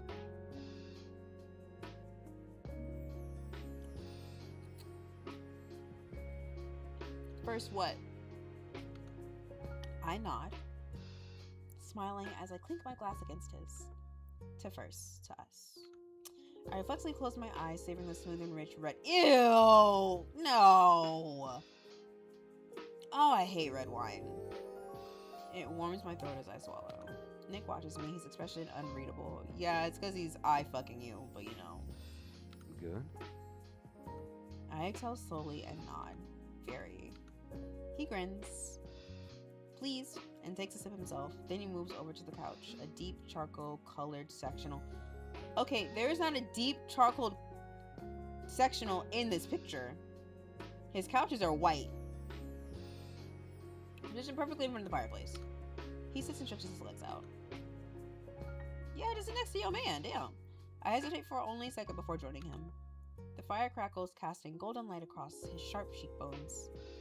The curve of his jaw. He does have a nice jawline. I catch myself staring and quickly take another sip of wine. Whatever I can to drown away my oncoming nerves. Oh, it's about to happen? She's nervous? Nick's voice is quiet but amused. So, what do you think? Of what? Of the wine? He shakes his head. Of all this? He just vaguely the apartment with one hand, the other holding his wine glass steady. I look around again, taking in the high ceilings, the artwork on the walls, the shelves lined with books, and the collection of vinyls on one wall. It's very you. Nick raises an eyebrow. And what does that mean? What do you think it means? He looks nervous. I smirk. expensive, a little intimidating, but also warm and inviting. Is he blushing from that? Oh my gosh, he's such a cute. I'm so mad he's a murderer. He's such a cutie patootie. Like, I want to hug him. The expression softens slightly. I'm glad you think so. Before I can respond, there's a knock on the door. That must be the pizza. That was fast. I guess it helps the tip well. With an easy grin, he pushes off the couch. I watch as he grabs his wallet and heads to the door. Exchanging a few words with the delivery guy, he returns with the pizza box. The smell of melted cheese and garlic fills the air. Yeah. Making my stomach growl. Now I'm hungry. I only hope he didn't hear it. We dig in. Okay. Eating straight from the box and alternate bites with sips of wine. I resist the urge to moan at the taste. Yeah, good idea. There is no shortage of great pizza places, but this is easily one of the best I've had. Maybe it's made better by the company. Nick shifts, draping one arm across the back of the couch. It's a casual motion, but I'm acutely aware of the space, or lack thereof, between us. Girl, that's your man now. What is happening? That's your man. Sit. Good Lord. Maybe I'm just a cuddle bug, because I'm like, if I know someone's my man at that point, I'm on them. Like, what is this? Why are we so upset? Why are we so hesitant? His sip mingles the wood, smoke, and wine. The conversation flows easily, punctuated by laughter and the occasional clink of our glasses against the coffee table. At one point, he tells me a ridiculous story from his teenage years, something about sneaking into a high-end party he definitely wasn't invited to, and I laugh so hard I nearly spill my drink. You might need to slow down, babe, before you get drunk. Nick stares at me, his eyes lit up with something unreadable. I love your laugh. Have I ever told you that? Don't butter me up. Don't butter me up, Nick. Shut up, Nicolaus. The sudden shift in tone makes my breath catch. I glance at him, my smiling green but softer now. I don't think so. He shakes his head, slow and deliberate. I really should have.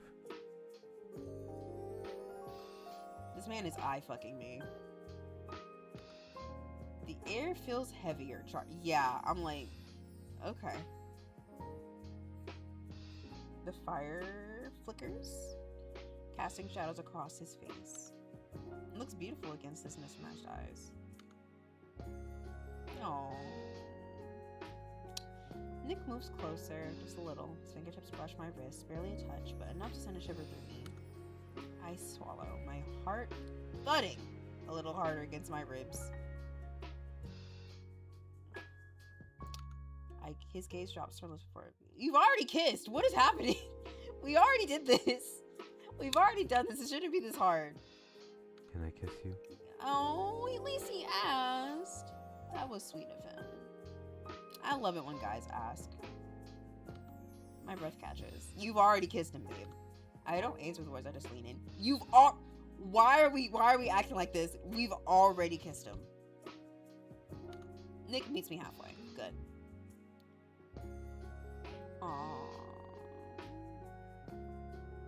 Let's see, the first touch of his lips is soft and teasing, but when I don't pull away, he deepens the kiss to see him moving to cut my jaw. Is the pizza box like in between us? Did we move it? I don't want pizza grease on me. His thumb brushes my cheeks, soothing.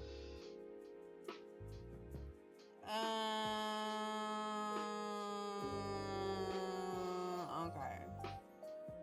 We about to get a little boohooey like the Sims. What's that we about to do? Because this music has not stopped.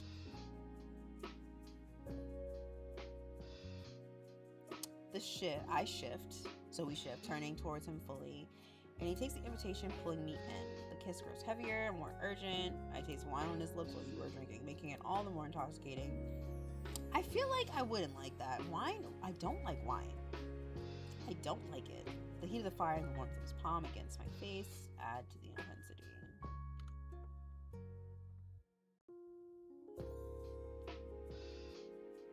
Oh. We getting steamy in here. You slide a hand into his hair? hope you do that from the back and not the front, because from the front in this position is very awkward. Just, that's weird. No, do it from the back. He exhales sharply, the sound vibrating between us. His hand moves my waist, pulling closer and sound directly against him. Fire crackles, the scent of smoke and spice thicken the air. Oh. Oh, we stopped? When we finally break apart, we're both breathing a little harder. Nick presses his forehead against mine, his fingers still resting lightly on my waist. Oh. That was...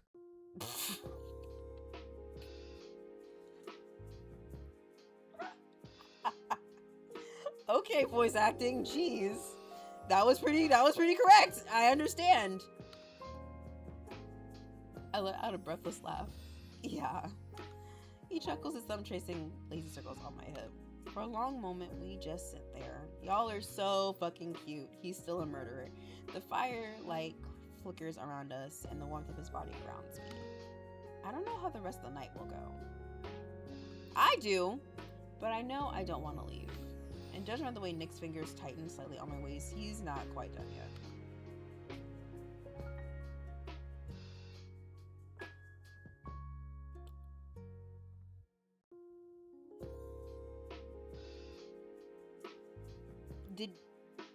This is a nice bedroom, by the way. Did we do the thing? I closed his eye on his bed, completely spent. I turned to face Nick, who looks so good. Fuck.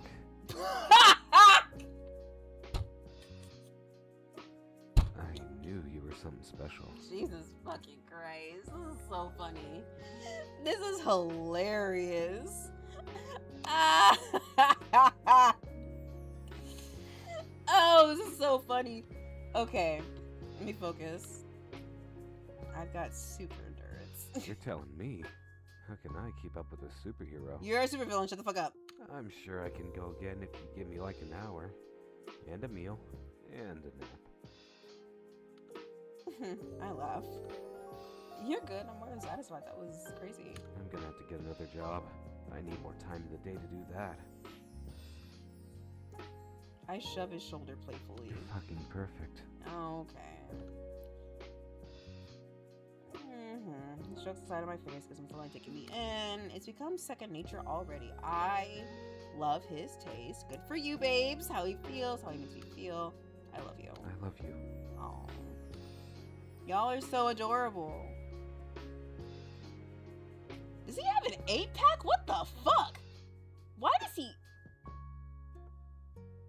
1, 2, 3, 4, 5, 6, 7, 8. Jesus Christ, dude. The fuck is your? What is your workout routine? What is? That is insane, actually. I don't think humans should be shaped like that. Talk about a sleeper build. He looks so skinny under that damn suit he be wearing. He says it like he's trying to compete. A devilish smile crosses his features, his eyes trailing down my naked body. I've said it before. You look great in your suit. But your clothes do look better on my floor. Shut up, Nikolaus. Oh, the music stopped. I laugh.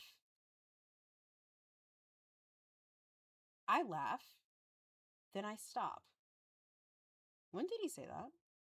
Did he say that? I heard that once before. No. You just now realize? My heart folds in on itself. My vision goes cross, the world slows to a crawl. He didn't say that. Kronos did. He said it. Nick said it. Nick, Kronos. He's no. God, no. God, no. I know it's true. Something in the universe clicks then. A dread falls over me. I can't even react. The fact that you just realized this is crazy to me. I realized this from chapter 1! Are you alright? Hang on, I missed a... Tay? Are you alright? I flinch looking at him, no longer seeing Nick. His eyes are filled with the brim to the brim with concern. I close my eyes, pinch the bridge of my nose. Got a migraine. Sorry. Give me a moment. Oh, babe. He strokes my arm with his hand into the munchie, and it makes my skin crawl. I need to go to the bathroom. Give me a moment. He nods slowly. Let me know if you need anything. Yeah.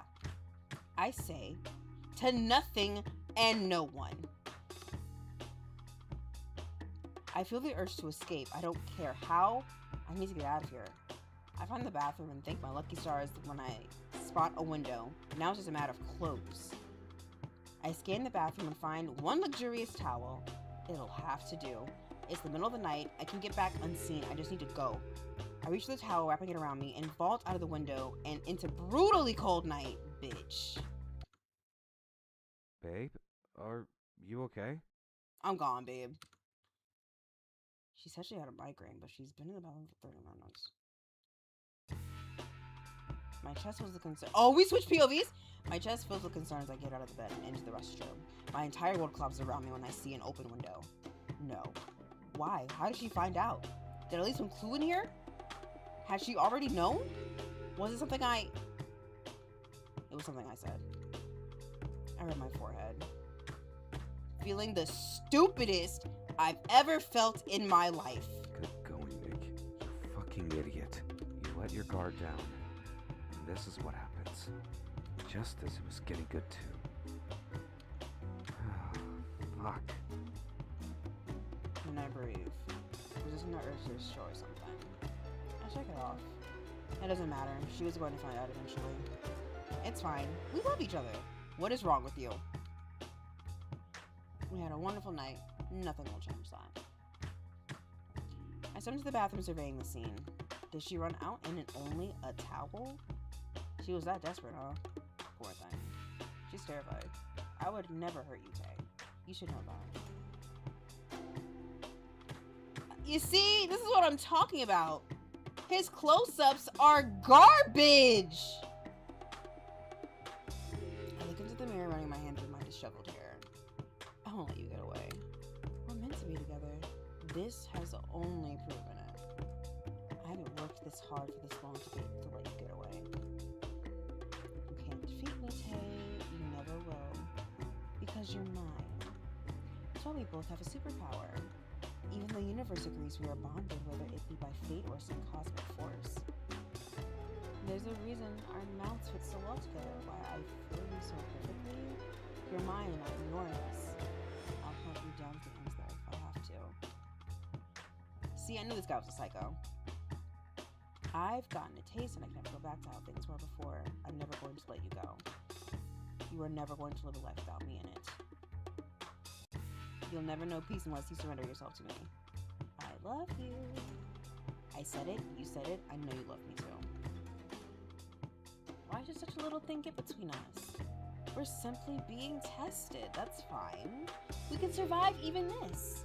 I want you. I need you. I love you. I'm yours, villain, criminal, devil, or otherwise. You have a responsibility to the city, to me. You can't run away forever. Just be mine. I'll fight for us tooth and nail.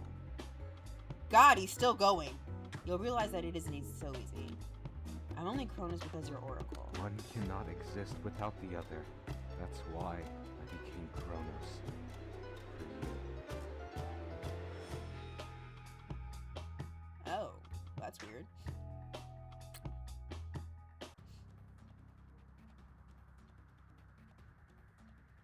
We're running in the city with a towel on.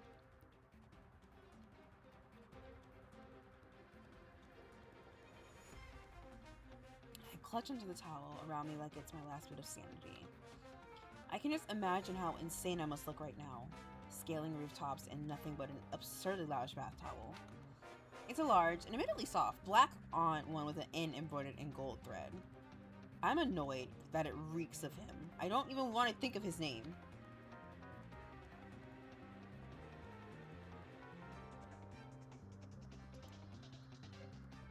We don't have time. We're in a towel in the middle of the city, and it's cold outside.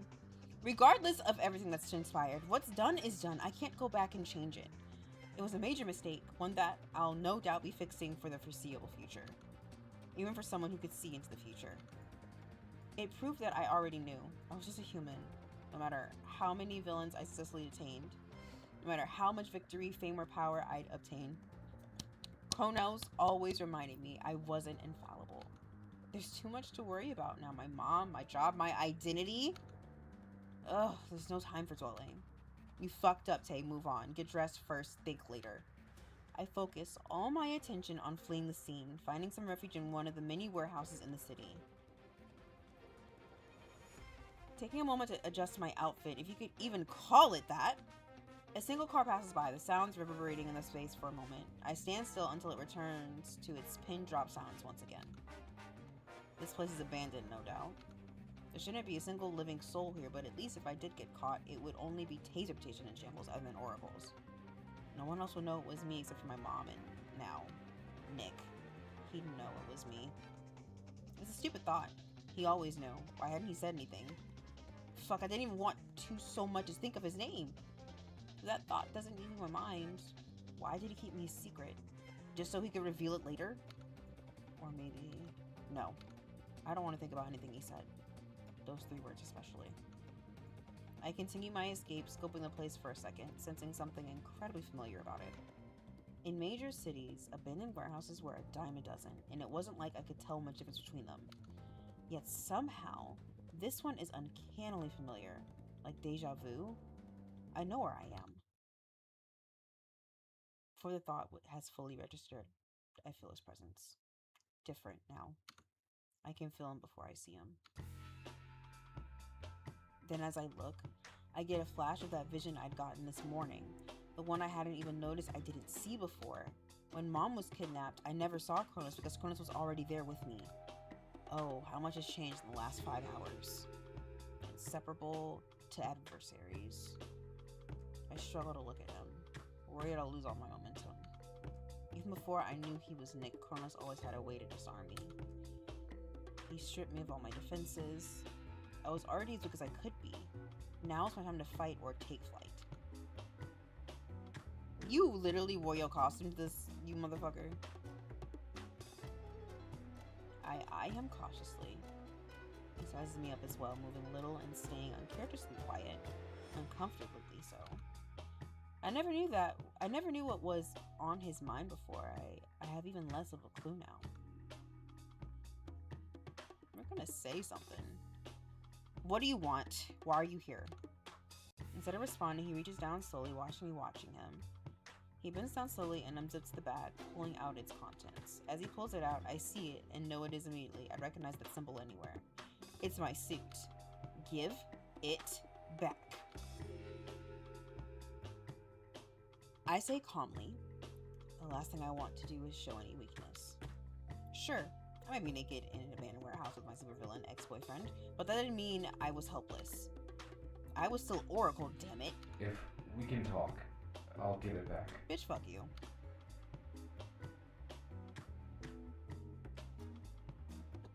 I feel like we should cuss him out. Let's cuss him out.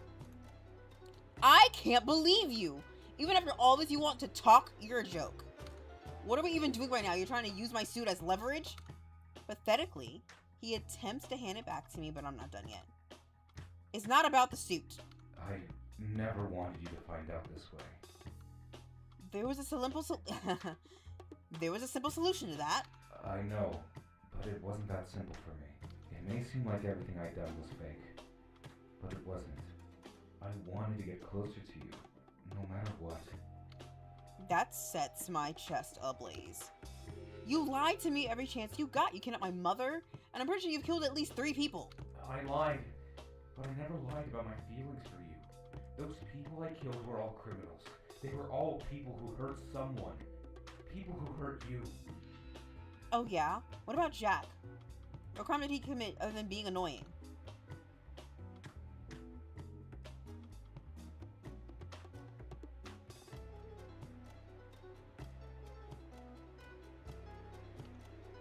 That catches me off guard. Are you serious? If that was true, then it made his injury a lot easier to stomach, if nothing else. I'm serious. He showed a lot of interest in you, and I couldn't risk anything happening to you. Yes, I've hurt people, if you want to call them that. I only regret involving your mother. I know I fucked up, but I never hurt her. I would never hurt her. Maybe not physically, but that's still traumatizing. You went too far. I know I did, and I swear I'll never do that to you again. I was desperate. You wanted us to break up because of your secret identity, so I had to make sure you tell me. So you manipulated me? You coerced me to do that? Yes, I imagine you're just not catching on. So much so, I was even... Ugh! I feel my throat tighten up. I told you I loved you. What was the point of all this? Seriously. He meets my eyes, staring for a moment too long. I swallow, lips having gone completely dry. Isn't that obvious? Because I'm hopelessly simply currently in love with you. You're mad, I understand, but I'm not giving up on us. If you make it right, please.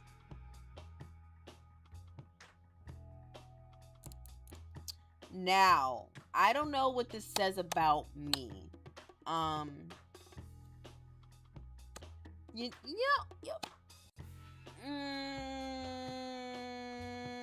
He is crazy. He is crazy. I'm so conflicted. I've already seen the psycho monologue. So we really shouldn't.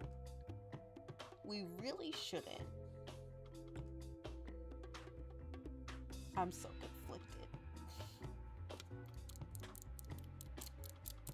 so conflicted. We really shouldn't. It's not a good idea.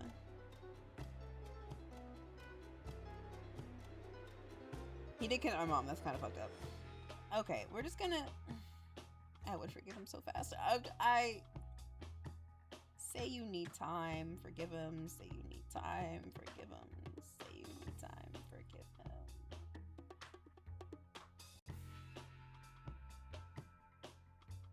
I feel like if I say...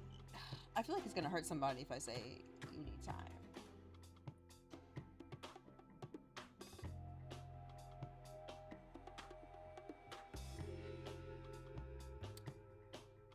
I want to forgive him so bad.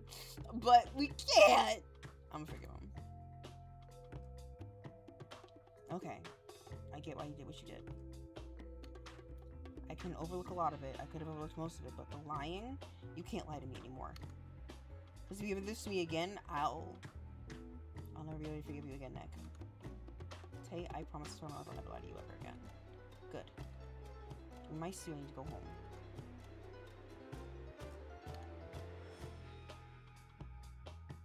I might forgive you, but that doesn't mean you're completely off the hook. I need a little space. I can feel his eyes glued on me. I guess I could give him a little treat.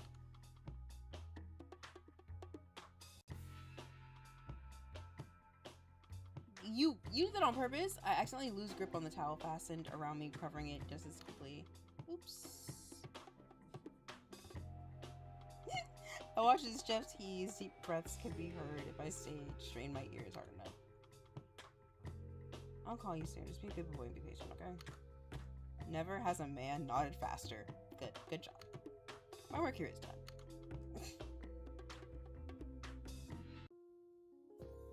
I first met Nick 2 years ago at the same place we'd had our first date, only I was Oracle then. The music ended in one big finish, our set complete, and enthusiastic applause followed, some going as far as a stand and whistle. It had been our best performance yet. I brought to the last note of the song, pausing a moment before speaking into it this time. Thank you. I began, my voice steady and sincere. Thank you all so much for being here tonight, for letting our music be a part of your evening. It's not just about the notes we play, it's about the space between them, the shared experience and spoken understanding. You've all made this night unforgettable, and for that, we are so grateful. The crowd responded with another round of cheers and applause. Such a sweet sound. It was everything I'd ever wanted growing up. Recognition. I could have stood there for a few moments more, taking it all in, but it was ripped apart in an instant.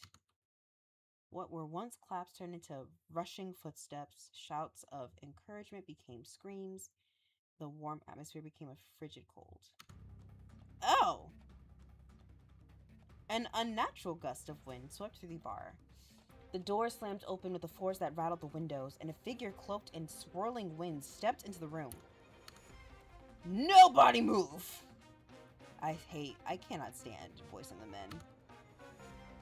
The figure commanded, his voice a chilling mix of authority and malice. This is Tempest. and you're all caught in my storm now. After a moment of stillness, the panic erupted once again. Chairs began to topple and the glasses shattered to the floor. The air grew heavy, charged with an electric tension. I moved toward the back, behind the curtain, my mind racing. My bandmates were already lost in the fray. This isn't just a robbery, this is an attack. And I can't let it unfold. I slipped into the backstage area, my heart slamming in my chest. My suit is in my briefcase in my locker. Once I located it, it wasn't much longer before I was changed, empowered. I felt my muscles swell, my energy increased, and my speed heightened. The transformation was more than physical. It's a complete mental shift, fear replaced with a rush of impenetrable bravery. Back in the main room, Tempest was wreaking havoc. The air crackled with his power as he manipulated the wind, sending patrons flying and tearing the bar apart. I couldn't let it continue. I did what I could to ensure as many civilians as possible could escape through the front entrance, so far as stepping outside for a moment to make sure passerbys wouldn't get curious. Just as I went to retrieve more people from inside the building to lead them out. Right outside the entrance of the bar, I can't read. Right outside the entrance of the bar, flying through the air wildly, a man flew right into me. I snatched him out of the air and carried him across my arms in one smooth motion. He looked around, stunned for a moment, before finally setting his eyes up at me. The strength of Tempest Wind was so strong that he harmed those just passing by. I was taken aback by a pair of heterochromatic eyes accompanied by a quite handsome face. Oracle? Oh, that's how you first met Nick? I cleared my throat. I got you. He stared at me, blinking for a moment. You should get out of here while you still can. He didn't seem to even have heard what I said. Sir, are you listening? I said, waving my hand in front of his face. He nodded, swallowed deeply. I thought he must have been scared. He looked dazed. Maybe he was electrocuted and he hit his head. Or he hit his head. Are you okay? I am now. He said, practically batting his eyelashes, looking at me so deeply, it felt like I was not even wearing a mask. Okay, so he's fine. He just had no survival instinct whatsoever. It was not the time to be flirting. Sir, you need to get to safety. I need to stop him before anyone else gets hurt. I have to practically drop him to get him to leave despite basically ordering him to. I turned to leave only for him to grab my arm. I looked over my shoulder, annoyed. What? You know where the breaker box is, don't you? Yes, what about it? If you break it, it might stop him from shocking everything that moves. Just a thought. That was not a bad idea. Yes, I'll take that into consideration. Now please go, I don't want you to get hurt. I did a poor job fighting back his enamored grin. I couldn't focus on it or even check if he'd done as instructed. I was losing time and fast.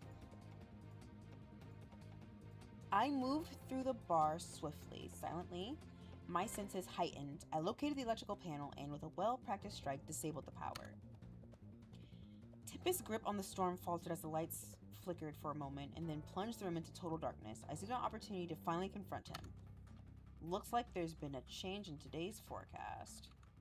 Having felt incredibly smug by the look of sheer bewilderment on his face, the energy in the room seemed to ease as well. I could hear gasps of Oracle flooding my chest with comfort. Tempest sneered, his eyes glowing with fury. You think you can stop me, Oracle? I don't respond. Instead, I jumped on him, disarming him in a near chokehold in an attempt to make him submit. An attempt that had gone far too well. It seemed all he had at his disposal was his power. He hadn't trained his body like I had day in and day out. He was all bark and no bite. At some point, it felt as if I was fighting a child. He was horrifically underprepared for a close quarters combat. Having lost any electricity to paralyze me, he was a sitting duck. I hated to admit it, but that handsome civilian had saved me from some trouble. The battle raged on for another minute, his hands clawing over my forearm. The wind subsided completely as he eventually lost consciousness. I lowered my guard, my breath coming in heavy gasps. The patrons began to emerge from their hiding places, a mix of relief and awe. In the crowd, I spotted the blonde man from before staring. No, not staring, undressing me with his eyes. He didn't leave? He should have. I don't fall that easily, but my dinner first. Buy me dinner first, at least. I thought as I tried not to falter under his quite intense gaze. I turned my attention to a little old man at my side instead. Oracle, Oracle, you saved us, thank you. I nodded, offering a reassuring smile beneath my mask. It's what I do. I felt complicated, compelled to check on the man once again, except when I turned to look, he was gone. A month later, I transferred my previous job into something more steady. In search of something with good benefits and decent income, I found myself working at Horton Investments as a project manager. With Mom's medical bills stacking up, at least the insurance I gained from working there would be enough to alleviate those stresses. I knew it was a step in the right direction. Even if it wasn't all glitz and glamour, it was yet another thing Oracle could have that I couldn't. And maybe that was for the best. Just lay low and play the role of an average civilian. After all, what was more civilian than becoming another suit for a multi-billion-dollar company? A cog in the capitalist machine. I was already one for my hero agency, Olympus. What was one more? The first day at any job is some sort of humiliation ritual, like you're the new character on a long-running beloved television series. I felt like I stood out in the worst way possible, which was never ideal for someone who needed to keep their identity under wraps for seemingly forever. I could feel eyes on me all day, which was to be expected, despite my paranoia convincing me of the worst. Why do I have heartburn?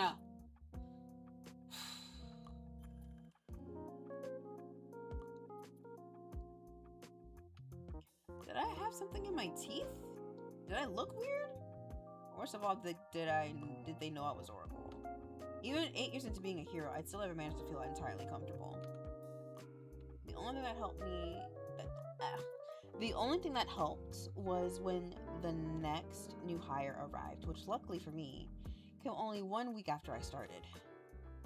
I was an hour away from lunch as I sat transcribing my notes, trying to get lost in my work to pass time and take attention away from my grumbling stomach. For a while, all I could hear was keyboard tapping, mouse clicking, and some murmurs, the usual. What wasn't usual, however, was the distinct sound of humming. I remember thinking nothing of it until I had gone on longer than the average hum. They were going as far as to hum an entire song a couple times in a row, leading me into my own game of guess that tune. My fingers paused over the keys as I strained my ears to listen. It wasn't something they'd made up, nor a song you'd hear on the radio. I knew I had heard it before, then it clicked. It was from a musical, where I knew all too well. It was an ensemble number in the musical I performed in my youth. Back then, I was...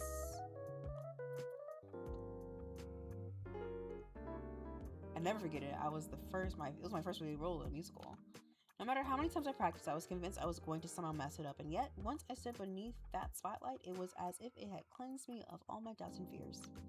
To this day, it proved that I was capable of so much more than I gave myself credit for. It was my first leading role, but by no means my last. After that, musical performing became my new love. That song I'd heard and performed countless times in my bedroom, on my way to school, in my sleep at times. And here it was, being hummed in my place of work. How small the world is. I smiled to myself listening to it as I tried to continue my work with not much success. His voice was so pleasant. It was deep, even, and melodic.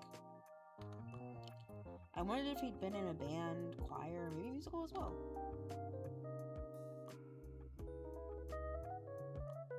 Hum back. I hummed the next part of the chorus, pivoting in my chair in search of the owner of the voice. Doing so knocked all the wind out of me. Instead of humming, I sat mouth agape as I saw that the pretty voice came with a pretty face and a pair of unmistakable heterochromatic eyes. He caught my eye and smiled a little, almost making me lose my nerve. Sorry, wasn't I being too loud? I shook my head, dumbly like a deer struck in headlights. It was the guy from the bar, the guy I rescued, the one who flirted with me, or rather, Oracle. No, I just knew what you were humming, so I thought I'd join you. I'm surprised you know it. You got impeccable taste. I chuckled. Thank you. I'm sorry, I never caught your name. He removed his hands from his lap and noticed he'd been clenching them before. He offered his hand out to shake, and I took it. I'm Nikolaus. Everyone calls me Nick. Nikolaus, huh? Never thought I'd ever see him again. New Lycia. This city was by no means small, and out of all the jobs in the world, all the positions in the company, of all the floors in the company building, he somehow ended up here. What's yours? I'm Tay. Only Tay. Certainly not Oracle. Tay, I love it. It's nice to meet you. I look forward to working with you. Likewise. Seems friendly enough. Maybe I was right to feel paranoid as he did know I was Oracle all along. Chapter 15. I lie staring up at my ceiling in my room for far too long, replaying memories that feel so different now. My mind begins to spiral with every question I can think of. How can he be Kronos? Was he ever in danger in the first place with Tempest? Were they working together? Did he only work at Cord Investments just to get close to me? Was that why he got in the job so quickly after I started? It explains why a millionaire with photographic memory is working as a project manager of all things. But why do any of this? Just for me? How is that possible? What am I supposed to do with any of this? Maybe it wasn't for me. Maybe it was for Oracle. Somehow that thought bothers me the most. I sit up, finally starting my morning. The last thing I want to do is do anything. But lying around in bed wallowing about my ex doesn't seem any better. I hardly remember returning home or falling asleep last night. The relief of avoiding a more disastrous situation must have been enough to knock me out cold. I've been running on pure adrenaline, and now I've come crashing down, left to pick up the pieces. I guess first is to get ready for the day. As I go through my morning routine, I feel myself sobering up. Each piece of information is funneling into my brain and drowning me in stress. I cannot and will not go to work today. Hell, probably for the next week at least. I come back to sit on my bed after a quick shower, reaching for my phone, locating my workplace app, and staring at the last 2 years worth of PTO I'd acquired. For...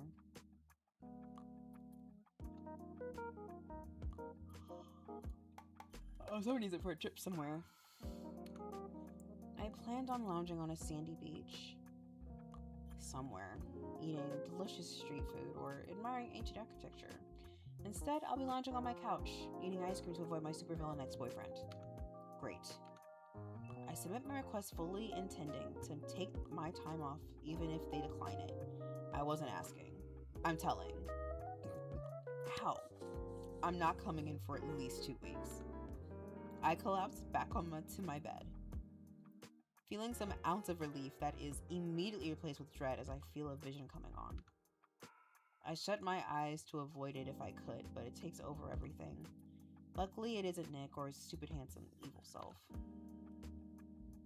Instead, it's my lawyer, Whitney Fong. I don't often see her. Mostly we communicate via email and phone. It seems harmless, which is all I can ask for, honestly. If I got some vision of Kronos standing in some indiscreet location, I'd tear my eyes out. The visitors are speaking with me, looking a little serious, but that isn't anything especially noteworthy. This power can be so useless sometimes, I swear to God. What good was this power when it came to telling me that my arch nemesis and boyfriend were one and the same, huh? Could have saved me a lot of heartache. My eyes find the bouquet of flowers he'd given me as an apology. The pink tulips are practically taunting me. Despite everything, I can't bring myself to let them away. So I just leave them be. Nick. I shake my head. Of course I wouldn't be over it that quickly. I miss him. Despite it all, despite the lying, the kidnapping, the killing, I miss him. I miss who I thought he was. I want to make him sweat. He'll always have me wrapped around his finger. But he doesn't need to know that. I want him begging at my feet, groveling, kissing my toes. I like that idea, and that's a dangerous thought right now. Especially when I think of him in his Kronos suit, and especially without it. I had to deny how much I found Kronos attractive in the past, because despite everything, he still was my enemy. He still did bad things, but he's still pretty, no matter what. No, don't give in just yet. He still needs to pay for what he did to me, one way or another. Teasing him with no promise of giving in seems like a fitting punishment. Chapter 16. Just in the nick of time, huh?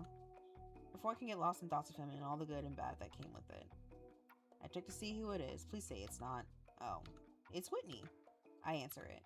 Hello? Oracle, this is some serious shit. I'm on my way to your place now. I can feel my heartbeat in my throat. Is everything okay? I'm almost too scared to ask. We will discuss it more when I get there. Is your mother there too? I can hear the clatter of dishes and the news playing. Yeah, why? She want to hear this too. Something about that doubles my anxiety. I'll be there soon. I'll text you when I'm outside. I'll see you then. Bye. We both hang up at the same time. What could this be about? Whatever it is, it's Oracle related. I know that much. Whitney is a defense attorney for Heroes on all the lawsuits that came with it. I don't think she's ever been this serious about something before, at least not to the extent where she had to come to my home this early about it. I can't help but think, like so many other things, it probably comes back to Kronos, Nick, whatever. Being a hero has become more than I ever expected to be, and not that I had any real expectations going in. Originally, I wanted to become a hero because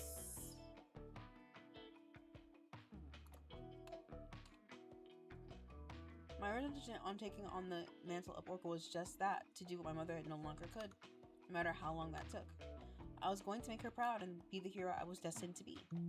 A ping comes from my phone, Whitney's text. I'm here.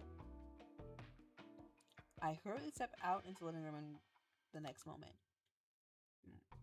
Morning, Mom. Whitney has something she wants to talk to us about? What is it? I don't know, but she's already here. Oh, I'll fix her a plate. I toast the doorknob and let her in. Her phone is still pressed to her ear as she waves at me in the acknowledgement. I hear another voice on the other end. I can't even make out what they're saying as Whitney growls into the receiver. Wherever you see them, take them down. Shit's already all over the social media. We'll get your tech guy on the phone then. A moment of silence, then a click. Shit, motherfucker hung up on me. She slams the phone down onto her thigh, sighing in defeat. Sorry, Miss O. Rough morning? Unfortunately, it isn't just general work bullshit. Something went down last night. You haven't heard or seen anything? I exchange a look with my mother. We both shake our heads. I've been watching the news all morning. I haven't seen anything crazy. I guess it's a relief. Hasn't become mainstream, at least not yet. She peers into the TV and scowls. That fucking bitch! I follow her eyes and see a standard anchor lady on the screen. Who's that? Rachel Bolton. I see my vision come true in real time. Rachel Bolton? The name sounded familiar. The recognition must have shown on my face. Yeah, you've heard the name. Slimiest, snakiest journalist since Tommy Burke's in the 60s. She's ruthless. It's almost comical to say with her soft, unassuming girly features and bright smile. Though if Nick had taught me anything, it's that looks could be very deceiving. What's going on? She clicks her tongue, looking down at her heels. I don't even know where to begin. Let's discuss it over breakfast. I made you a plate. Thanks, Miss O. I honestly don't know if I can stomach it right now, though. I have a feeling neither will I. But you should sit down. Oracle, Tay. Sorry, bad habit. Either is fine, I have no preference. Makes my job a little easier then. I've always seen you as Oracle. It's part of my job to represent Oracle, not Tay. I get it. Thank you for understanding. I take a seat, not even attempting to lift my fork. Okay, so... I don't know how to even begin. Let me just ask this. Where were you last night, Oracle? Suddenly, I feel as if I've been put on a witness stand. With Nikolaus, I thought. She says, half inquisitive, half suspicious. I resist the urge to groan. I have no alibi. Yeah, I was with the guy from work. Then I realize how vague I'm being with a woman who breaks liars for a living. With someone I need to be honest with for my own good. He was a guy I was seeing. A guy? Does he know about... Yeah, it's a long story. Does he know anything about Kronos? Fuck. Well, couldn't hide it forever. Even if I decided to hide it, it would come out eventually. The truth always does. He may be Kronos? I say, cringing, swallowing, and shutting my eyes, hoping to delay seeing my mother's face for as long as possible. I hear a gasp, but only from Whitney. There's no telling what my mom is thinking right now. Probably, how did I raise such a failure? I could only stand the suspense for so long, the curiosity eating at me. I peek one eye open to get a proper look, and I'm shocked by what I see. She looks calm, like she was expecting this. There's no way, though. Are you serious? So, Shit. I really hoped it was fake. Edited or something. what's fake? Well, this isn't going to make this any better. Someone caught images of you, half naked in a warehouse last night, speaking with Kronos. What? The horror floods my face. Who could have? I thought the coast was clear. Damn it, this is bad. I really thought it was all some sort of smear campaign, but it seems like whoever it is right on the money. We're in even deeper shit than I originally thought. She groans, rubbing her temples in small, rapid circles. What happened last night? Her tone is grave, asking just to see how angry she should be.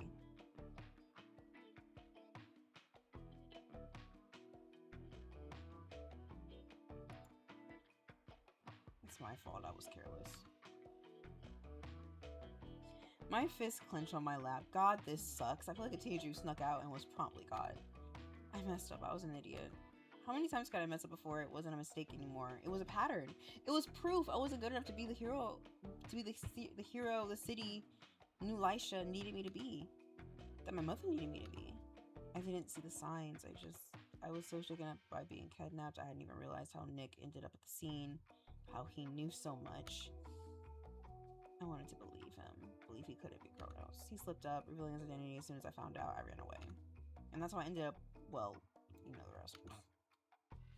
The embarrassment makes its way into every nerve of my body. This is lower than low. And now it's just between us. Now it's not just between us.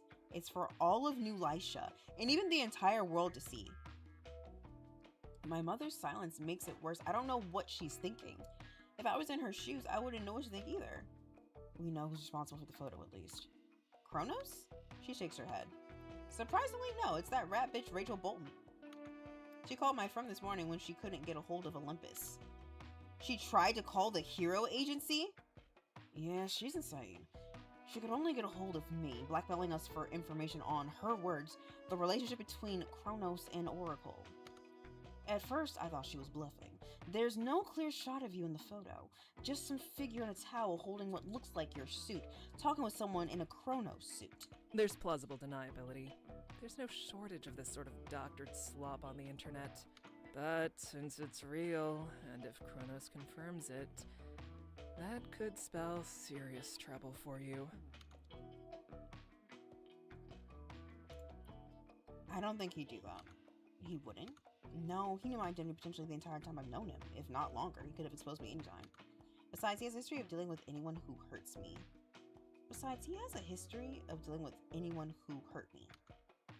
Like the guy who tried to drug you, he was killed the following day.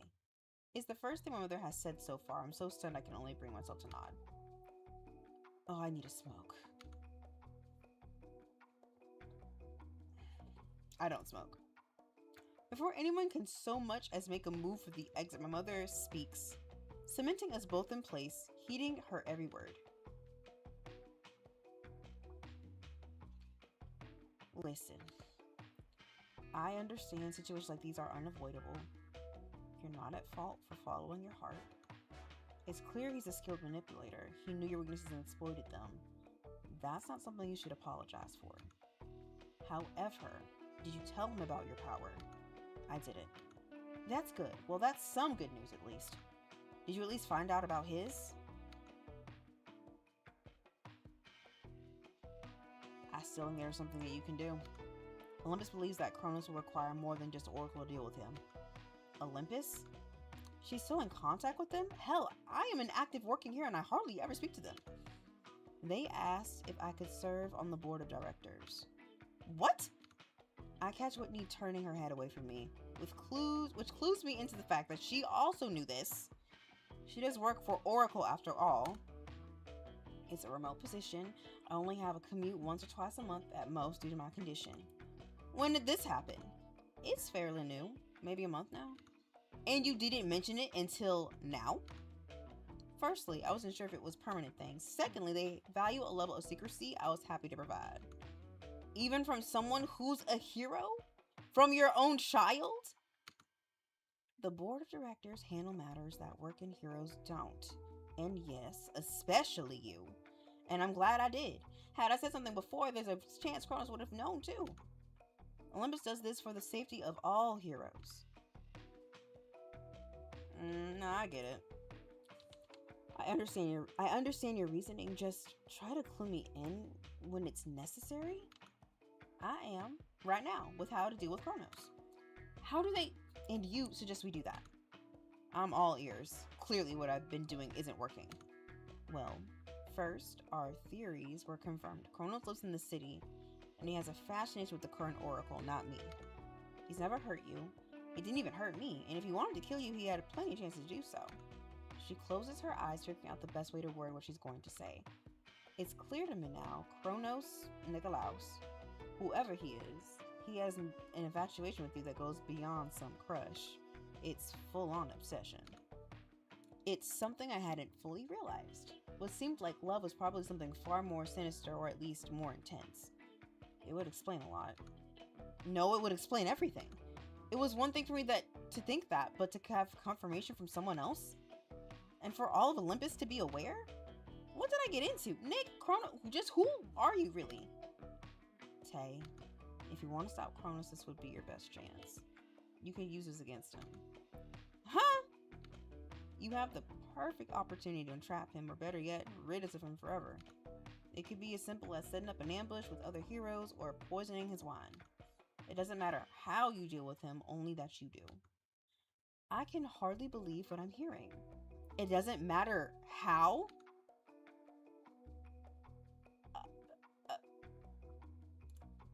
Yes, he's a danger, but he still owed some sort of due process. We're heroes, it should matter how we deal with criminals. Normally, I'd agree, but you're my baby. I might not be hurting you physically, but it's clear that he does affect you. It's not about me.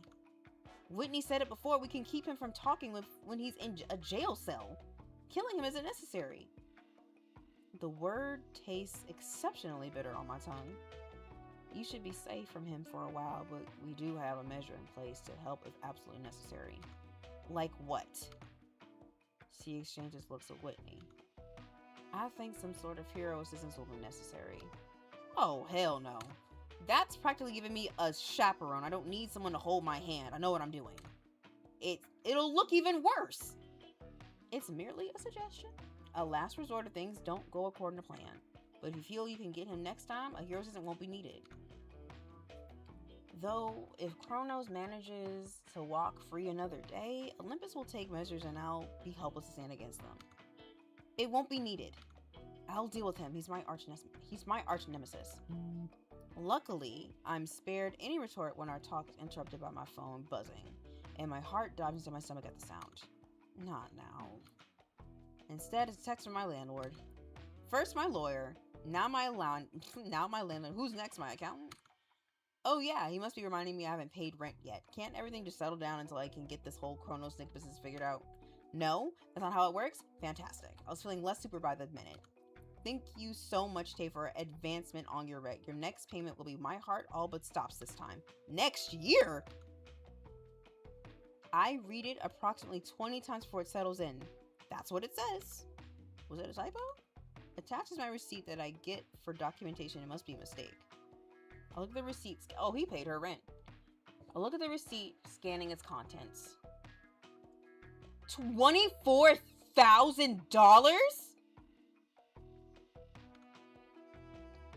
I don't even have that kind of money anywhere on me. Mom? Did you pay the rent up until next year? If working as chairman for Olympus paid this well, maybe I could completely overlook her not telling me beforehand. She looks at me as if I'd sprouted another head. No. Well, someone did, or it's some mistake that's insane. My heart speeds up when I see another text, this time not from my landlord.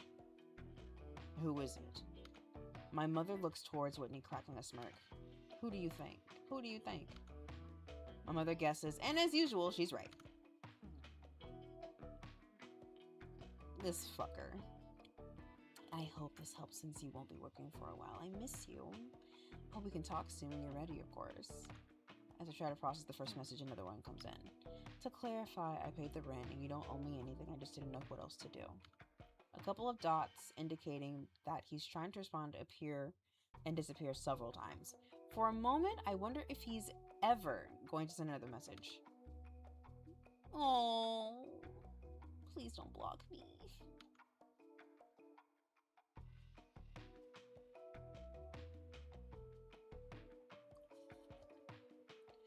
Do we leave him on red?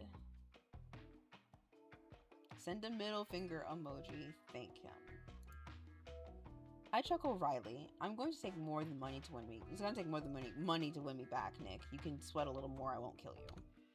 I don't have to respond. I'm still not sure how I plan to navigate all of this yet. I need more time. And he needs to give it to me. The gesture was kind, though I can't help but feel as if he's trying to buy me my affection.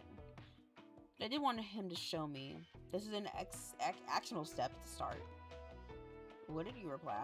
Oh, it's Monred. Is that the best idea? Why not just block him? There's no good way to deal with him. I think we should take this chance since we know his identity to get the jump on him. Maybe. I think we need more time. We need as much information as possible so that when he is taken to trial, we can make the charges stick. You're right, Miss O. We've underestimated him in the past, and that was a mistake. We can't afford to let him get away again. I say we work with Olympus, and Tay uses their relationship with him to have him drop his guard as much as possible. Good news, I got another surprise for you. Meet me at the warehouse from last night if you want to claim it. What? What is he planning? I wait a moment for a response, but nothing comes. I can't bring myself to ask what. And I wouldn't have to. Are you serious already? Despite how I feel, it doesn't change anything. I have to pick it up. What's the situation? Oracle, I'm sending you the details. It's Kronos. He's holding a journalist hostage this time. I can already guess who he'll say before he can spit it out. It's Rachel Bolton. Shock takes over Whitney's expression. I grit my teeth in frustration. Why is he doing this right now? Does he not listen to me at all? Chapter 18. I got time to control. You both just sit, right? You both just sit tight. I'll be back. Be safe. I love you. Love you. Well, I'm sure I'll be back to come see you before you know it. I'm heading back to the office. I know everyone in the firm is losing their minds. Until next time. And she gives me, she's gorgeous. She gives me a small wave, and in my suit, and out the door, in a flash. He disclosed his location intentionally. It's the same abandoned warehouse I'd encountered him last night as I fled. It's clear what he's doing. The place is already swarmed by police and the media. Police have to keep reporters from questioning me as I attempt to make my way inside. The one with the most success is the police chief himself. He debriefs me on the situation. This lunatic who kidnapped poor gal, she's leaving her office this morning. We lost sight of him for a while. We only knew where he was when he reported with his whereabouts. He's made sure that no one set for Oracle and attempt to negotiate. If so much as a single one of my boys up inside, he said he'll kill Miss Bolton without hesitation. Though he could be bluffing, he's done it before. He says, trailing off, turning his head to spit to his side. It's probably a bluff. I think he just wants to drag me out here. Is it a trap? Basically. Something like that. Something like that. I don't know, but it doesn't matter. He nods in either agreement or just to move the competition along. We can't have helicopters or cameras, nothing. We're going to be sitting ducks, blind ones. I know, it's frustrating. I'll be sure to update you on as much as I can. My main priority is to get Miss Bolton out safely. I need to get going. I'm sure the longer we wait, the more impatient Kronos will become, and the more trouble she'll be in. Just hold tight. I'll be as quick as I can. Yes, Oracle. He says begrudgingly. I can only imagine how useless they feel when I arrive. Ever since Kronos became my main annoyance,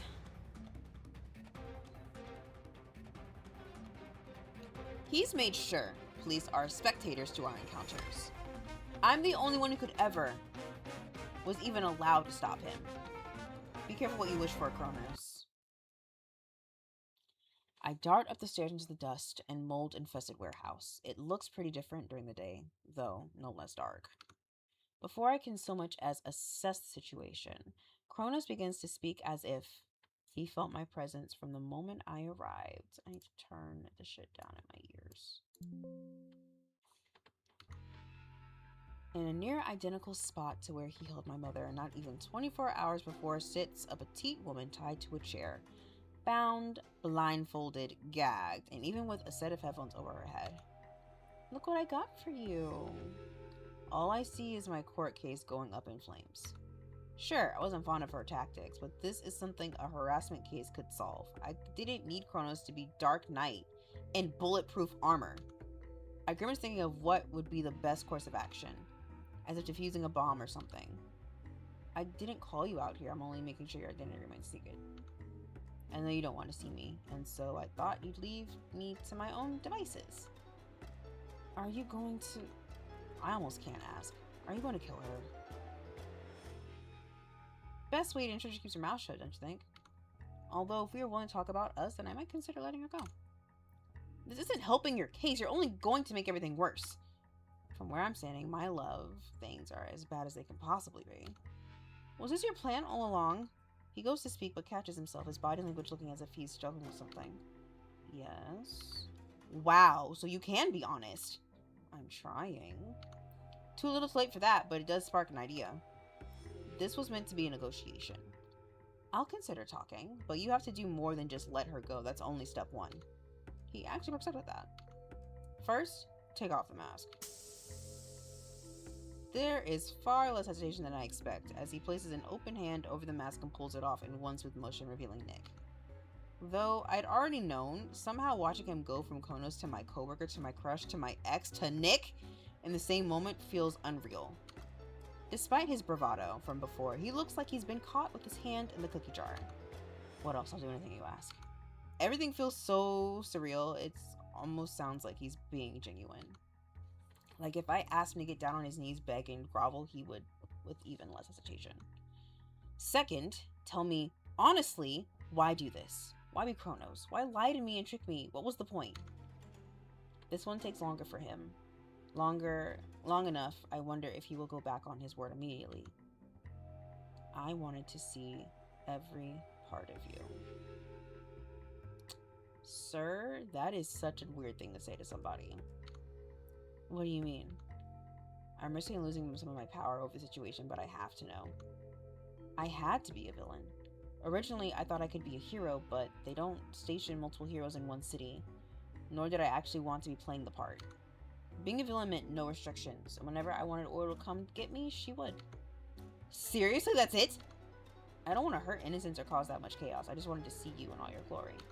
And of course, I couldn't tell you that. It would take all the fun out of it. Now he's monologuing. He's a villain after all. Then tell me, for my third request, what's your power? Surprisingly, he seems willing to tell me, but he struggles with how to phrase it. It's nothing flashy, hell, I've already told you, sort of. I have photographic memory, yes, but it's more than that. I have perfect memory. I can't forget anything. I can remember every moment since I was 3 in perfect detail. Like I'm there. If I want to, I can smell those same scents, taste those same foods, hear that same music.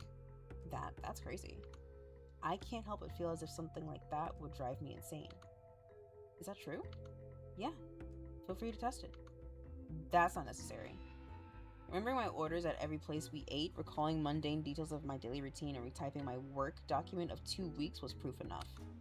I go silent, thinking, taking all in the information. Not sure what to do with any of it. How much good would he have done if he'd chosen to be a hero instead? How much closer would we have been without the need to lie about his identity? Or better yet, how much different would it be if I weren't Oracle? It feels like such a waste. If I let him go now, if I don't stop him now, Olympus will step in and they won't be as merciful. What else do you want to know? What else can I do to prove to you that I've only ever wanted one thing? One person. Why do I have heartburn? Oh my god, my chest hurts. My chest hurts. It's like I'm dying. Oh my god. I don't understand. All I had today was a smoothie and a little bit of ramen and some water and some green juice for digestion. Why am I hurting? Oh my god. This has been going on all day.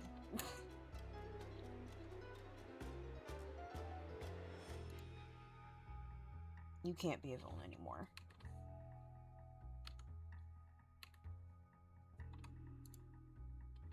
That surprises him. His mask clatters to the floor at his feet. Consider it done. I'll just be Nick. No. Not just Nick. You'll be a hero like me.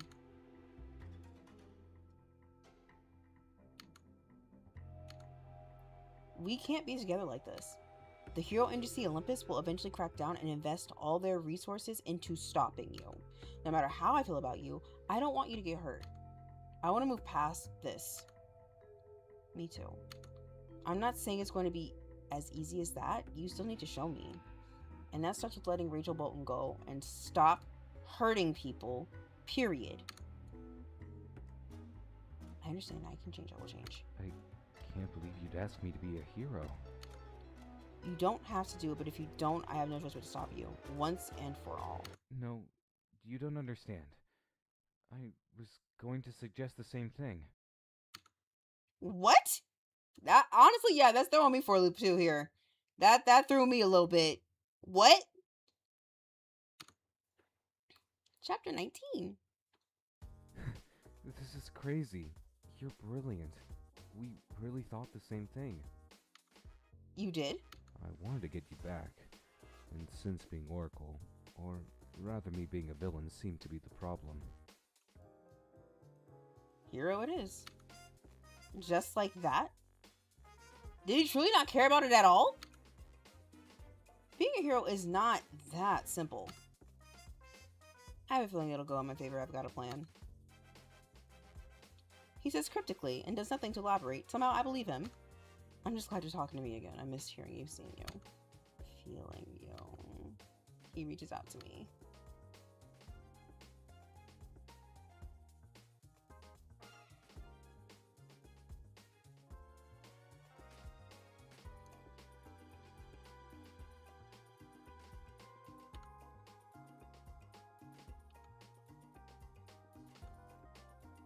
Be a good boy, be patient. Good things come to those who wait, you know?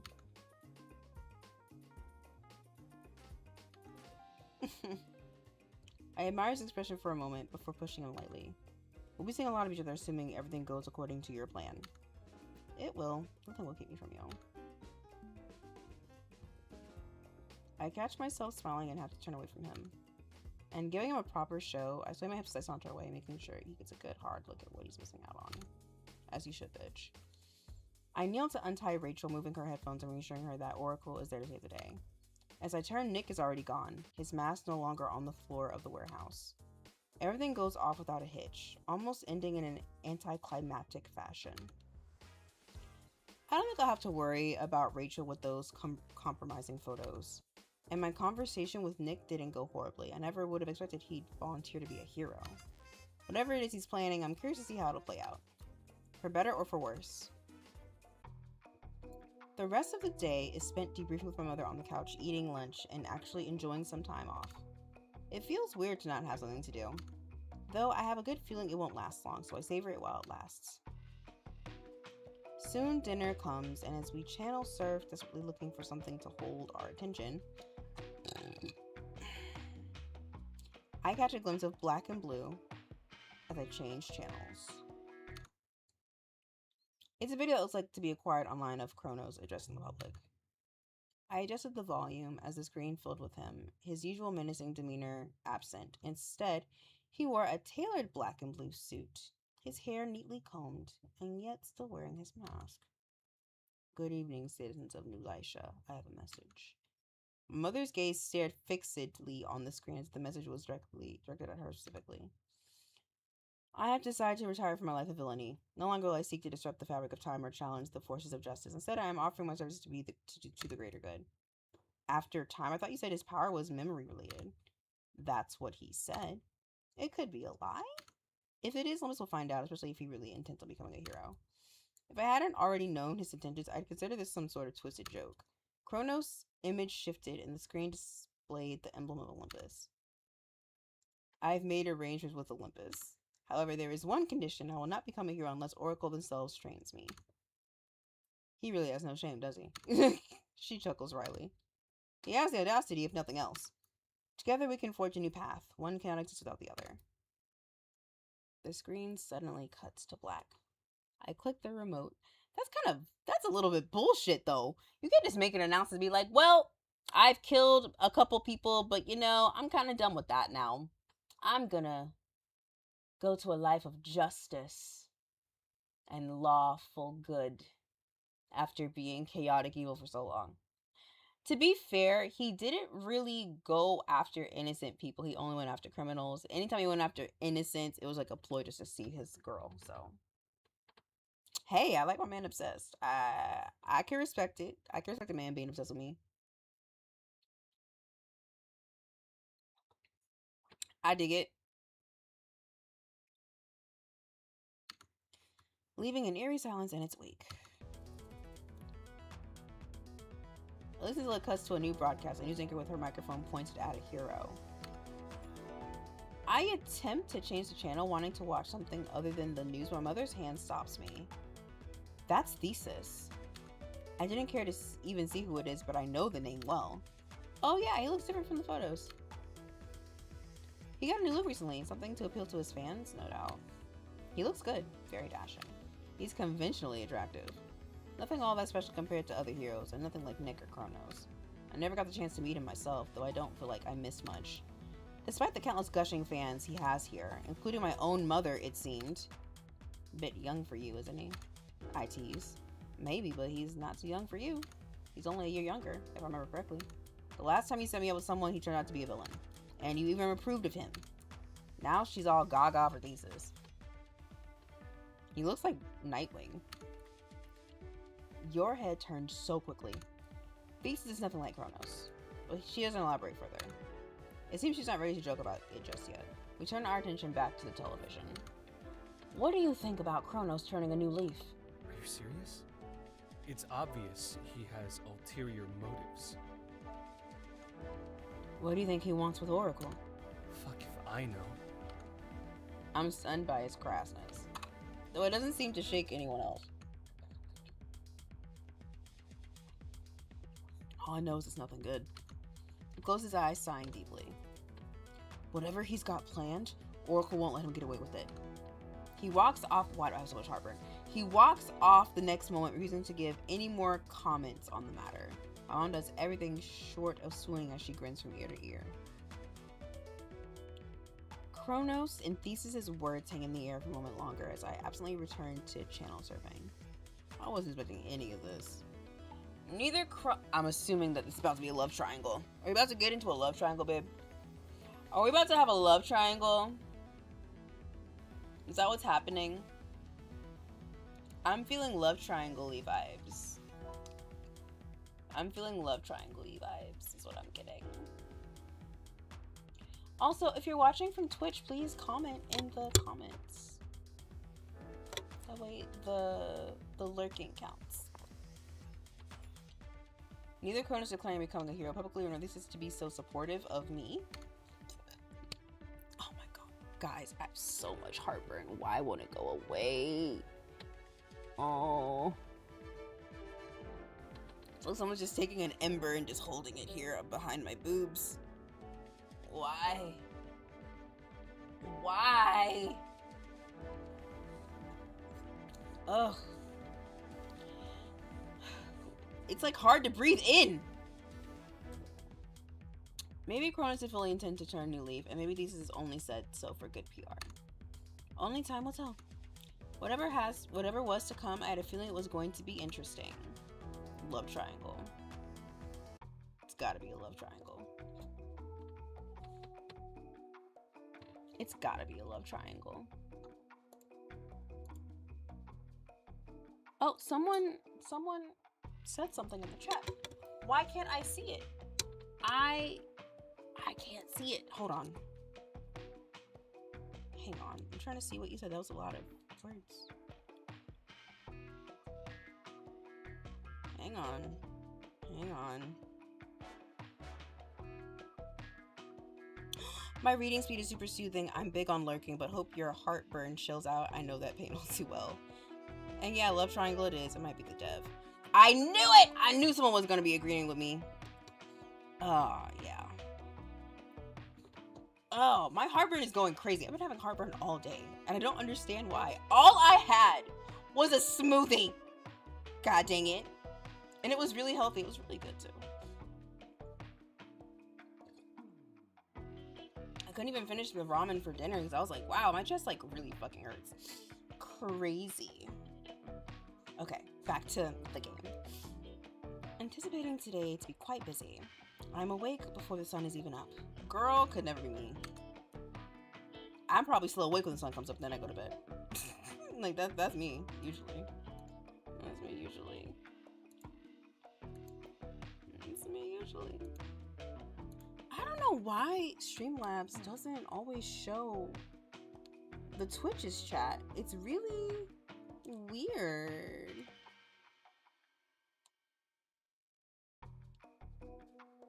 Like, I don't understand.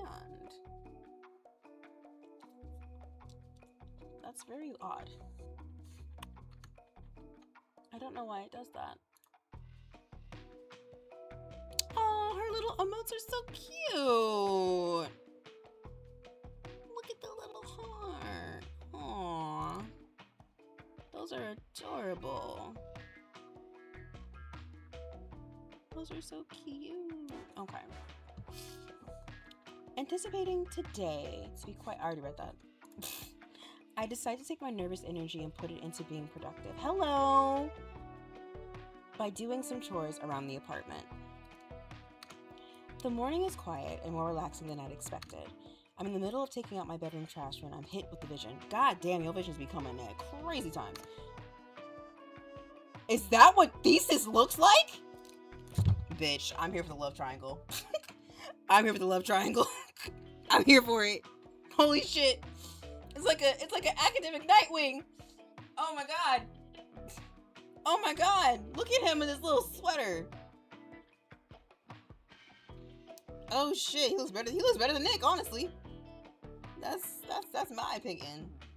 That's my, but then again, my type is always dark hair, sharp features. That's my type, so she might just have a thing for blondes. A man. One I've never seen before. The name of the game is called Criminally Yours.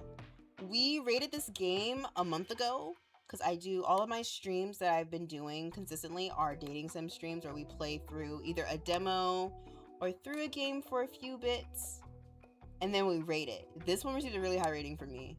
I think I gave it like an 8.5 because I love it so much. I'm just in it. And I think like the first chapter was like so good. I'm just in it. Look at his little mole. Aww. Okay, a man, one I've never seen before. He's got wavy hair. That's not wavy, babe. This is your game?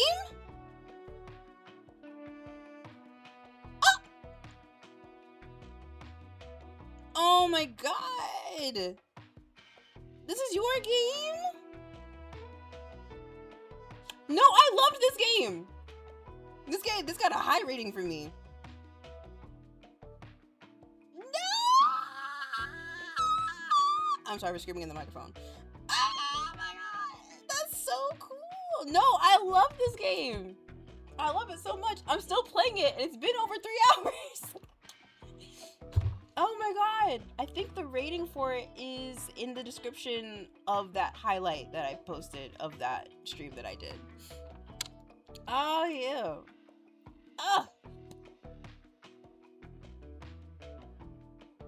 Oh my god. Oh, okay. I got you. Oh, well, thanks for being here. I didn't know the creator of the game was here. That's so fun. That's so fun. I'm so happy. I hope this helps it get played more. I will say no one watches my streams though, so I don't know how much of a help I am. But one day when I make the clips, oh hi Silk, okay, hi Silky, don't rub the microphone, ma'am, no, you know you gotta be back here. Go on, go. There you go. Yes, you gotta be up there. Good job. I was gonna sit. There you go. You gotta sit. There you go. My cat, everyone. Jesus.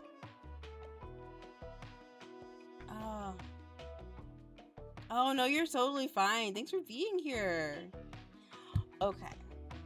He's got wavy hair, a green sweater, and a large round glasses. He looks kind of like Harry Potter a little bit. Despite his unassuming appearance, he looks especially serious. Could he be a client for work? Maybe someone asking me for this time? There was no way to tell. Not having audio for my visions really rendered them useless in these situations. Though maybe I could try to read lips? You just thought about that? I'm sorry. Let me stop here a minute. I focus all my energy into that, curiosity eating me alive. The fact that, okay, babes, YN gets on my nerves sometimes. Babies, you've had this power for how long? And you were like, maybe I should try learning how to read lips. I feel like that should have been a skill we've already developed. Ma'am.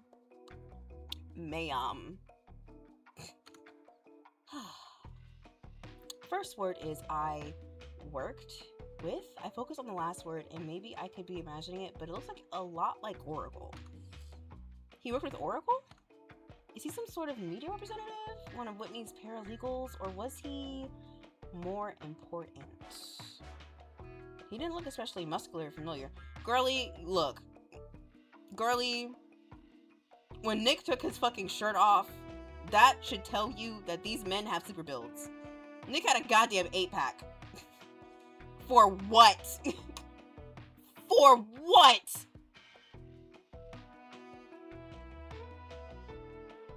I can tell by this man's shoulders that he's sleeper build, which is my favorite kind of build, by the way. The last man that got me has sleeper build because he was skinny. We were the same weight. And then he took his shirt off, and I was like, "What the fuck?" I was like, "Why are you chiseled? What the hell is happening? What is happening?" I was so confused. I was like, "You weigh the same as I do." Anyway, there was no real telling who he was, but I was looking forward to finding out. I continue about my day, tackling the small pile of dishes from the night before. I place my headphones on and get to work. Just as I'm about to finish, a summons comes in the form of a glowing glyph etched into the air over my kitchen sink. I could count the amount of times I've been called to headquarters on one hand. I'm elbow deep in soap suds. I get it, girl.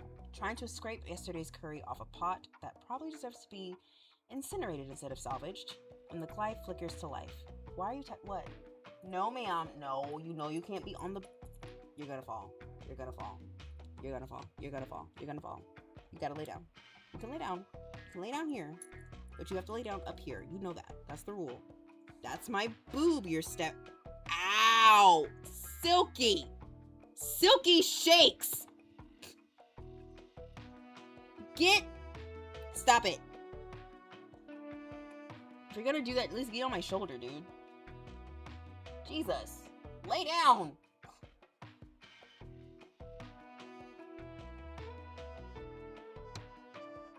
It's like I don't have any personal space. She's not even looking at me anymore. I'm elbow deep in soap suds. Tried to escape yesterday's curry. I already read that. And the life of this life. Okay. It hums low, insistent and official. I sigh and glance at the sigil. Olympus HQ. The automatic message plays the speaker. Oracle. You requested at Town Hall at 9:30. Bring Kronos. I almost dropped the pod. Seriously? They couldn't contact him themselves? I mutter, drying my hands on a dish towel. Press it with regret and turmeric. The eye symbol crackles once, then vanishes in the next moment. No room for questions. Typical Olympus. Take off my headphones and dig for my phone. Can you meet me outside town hall at 9:30? As I go to click off my phone and tuck it away, another text comes in. Maybe we can get some coffee on the way? I guess it can't hurt. I'll be at your place in 5. True to his word, I hear a knock on my door not even 3 minutes later. Did that boy run? What is happening? Does he have some increased speed or was he already in the area? I open the door, surprised to see him in his Chronos attire already. Not the love music in the background. Practically drag him into through the door, shushing him. He chuckles at my reaction. I was gonna ask if I could come in first. Why are you wearing your hero suit? I wipe my face in frustration. Why are you dressed like that? Anyone could have seen you.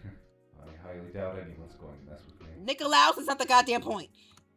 If they see Kronos showing up at some random civilian's house... How do they know it's not my apartment? Only you know it's not. I hate you. I hate you're so goddamn beautiful. I hate you. I hate you. It's still drawing unnecessary attention, and at least use my bedroom window or something. Very romantic. Want me to throw rocks at it first? I love his banter so much, but I want to kill him. I love his banter so much, I want to kill him. Shut up! I shove his shoulder playfully. I'd like to keep my security deposit. Thank you. Just send me the bill. Matter of fact, pick any bill. I'll pay it.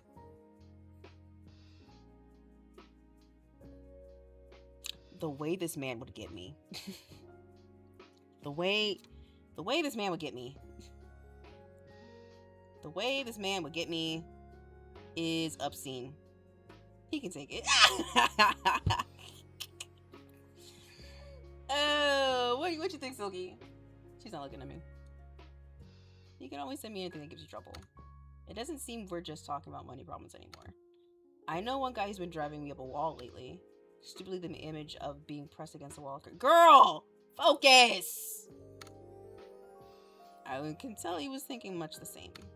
Instead of getting flustered, I continue to eye him, losing a battle to suppress my oncoming smile. I'm dealing with him too.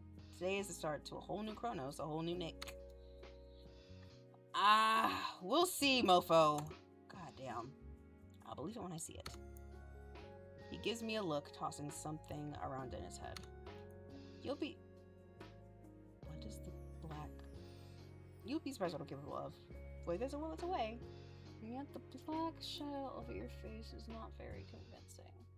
There's a look in his eyes that tells me those weren't just words. So, coffee, you said? And it should be here.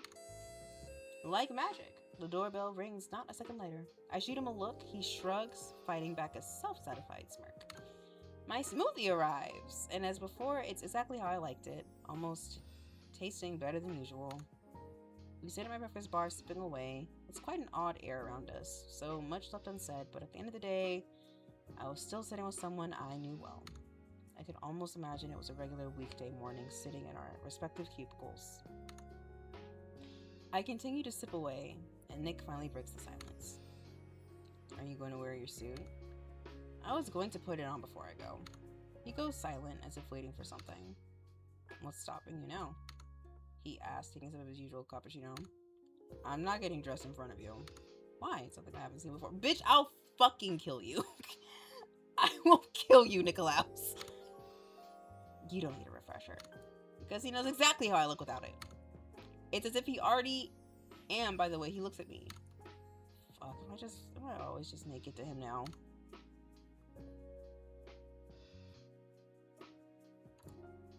Cut it out. You're doing yourself no favors. The only thing he's left looking at are the tops of his dress shoes. That's what I thought. Oh, guess we're going on a field trip.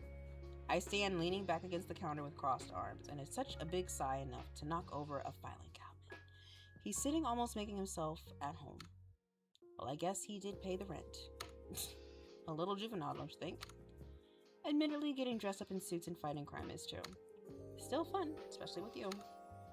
Seems someone got his confidence back. We'll see how long that lasts. I leave to put my suit on in the bathroom before meeting back up with him at the doorway. You ready? Takes a moment to take me in before following closely behind. We arrive at Olympus Town Hall not 20 minutes later at 9:10. Wow. Bold of them to have their HQ in the public eye. It's not the real Olympus HQ, of course. The real headquarters is a flying island above the stratosphere with a no-fly zone, 3 layers of defense. It's glass and white marble, built to look public-facing while still reeking of power. Why do I still have heartburn? This is just the location they claim is their HQ for plausible deniability and PR. He nods in acknowledgement. Makes sense. I catch a glimpse of some hero statues, one of which being my own mother. As a child, I thought she dictated how the entire world worked. It reminds me. So, you always knew my power before you even asked, didn't you? He catches my eyes, unmistakable shame coloring from him, blah blah blah. I can't read. He catches my eyes, unmistakable shame coloring him body language. Yeah.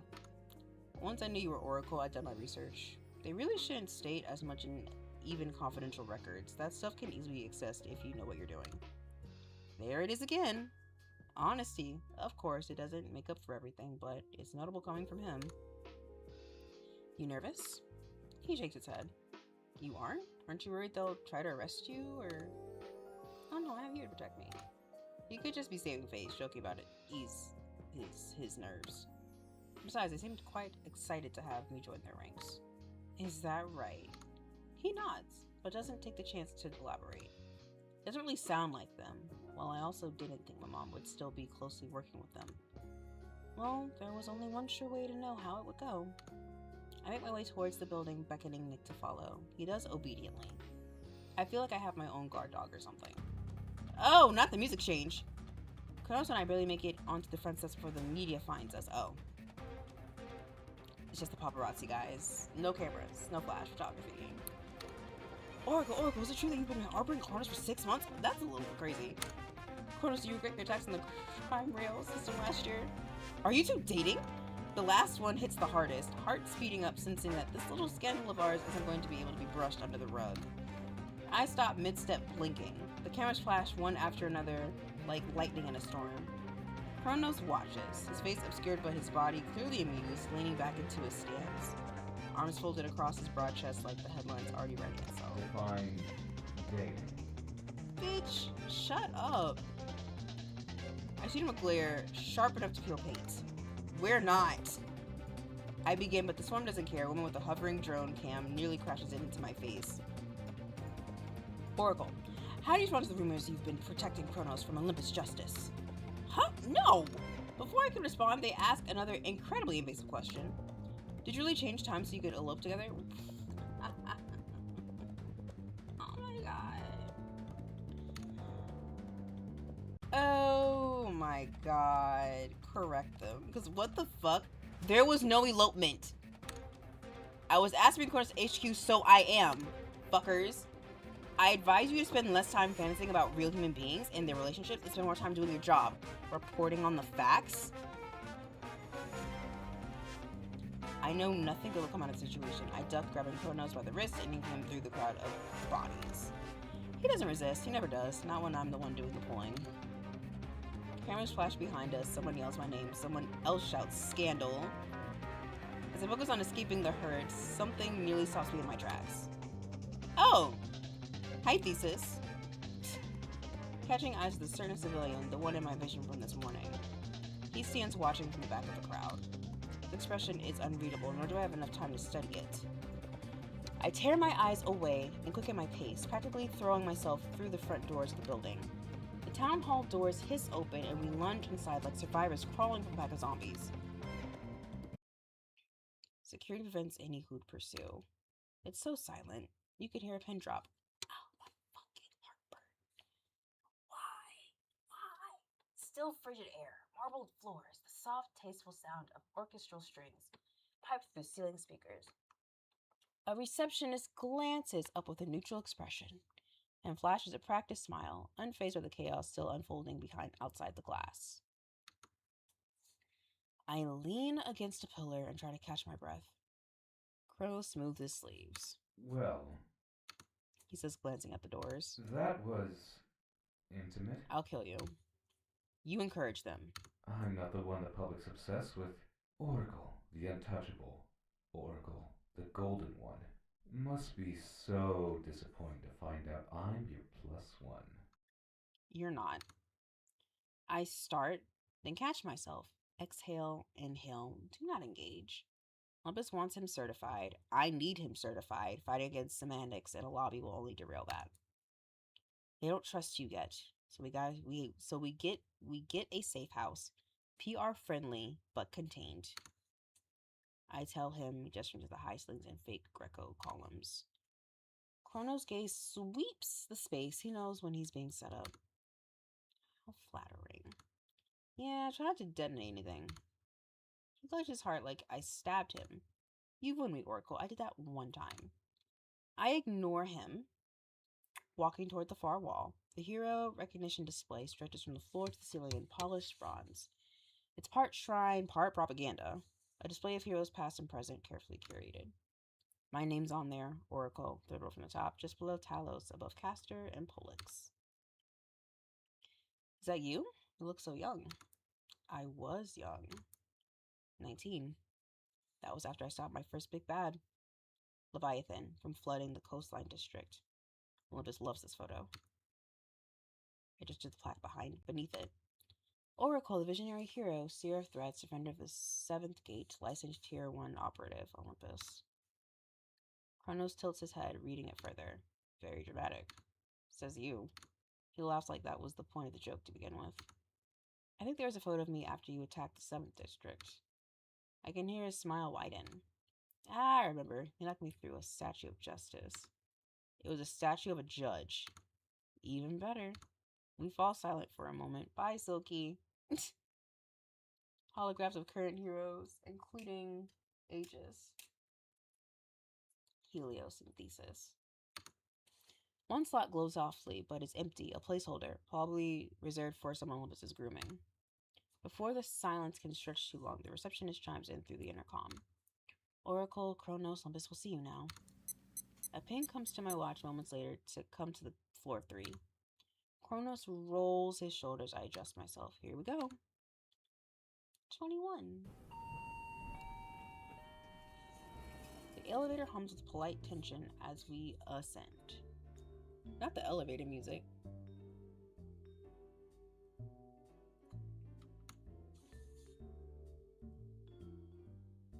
Kronos hunks along with, and I hate how much I enjoy listening to it as we ride.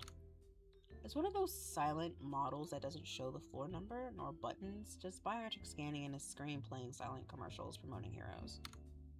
All here to keep me from thinking about how much security is between you and the top. I can feel his weight beside me, but I refuse to look over. I focus on my phone for a moment, my fingers tapping absently against it. It's a nervous habit, but I can't seem to stop. He's quiet. He's never quiet. Nick, you sure you're okay? He turns and for a second I see the old version of him. This is about trust. I trust that if you feel I can be better, then I can be. I don't care if everyone believes that if you don't. Everything I've told you is true. I'm sure Olympus will have something to see if they can be sure of my intentions. Polygraph, torture, whatever. I'm ready for anything as long as I can prove to you that I mean what I say. I don't respond right away, keeping my voice steady, professional. It's getting ever so slightly claustrophobic in here. Nick, I want to believe you. I want to trust everything you say. I glance at him, then just for a second, long enough for him to make a move to take off his mask to show me his face and convey his sincerity. What more can I do? Not the love music in the background. All right. I swallow, forcing my heartbeat to slow. I don't want to feel anything right now. Nothing except the mission, the work, the objective. Yet his words pull me in and I answer easily. Oh. You made me fall for you once, Nick. I'm sure you're capable of doing it again. Well, I'm gonna try to sweep you off my feet, so much so that I forget the nightmare that has been left the last few days. I want him to undo all the wrong he's caused. Make me forget about it all. Erase it with your words, drown it with your kiss, heal it with your touch. There's a beat, a space where time bends a little between us. He's always been good at that, making time feel like it could stretch out indefinitely or snap like a rubber band. I know time bending couldn't be his power. If it was, there is no way he'd let this reality exist. There's no way he wouldn't undo this stupid mistake. Then, how do you want me to show it?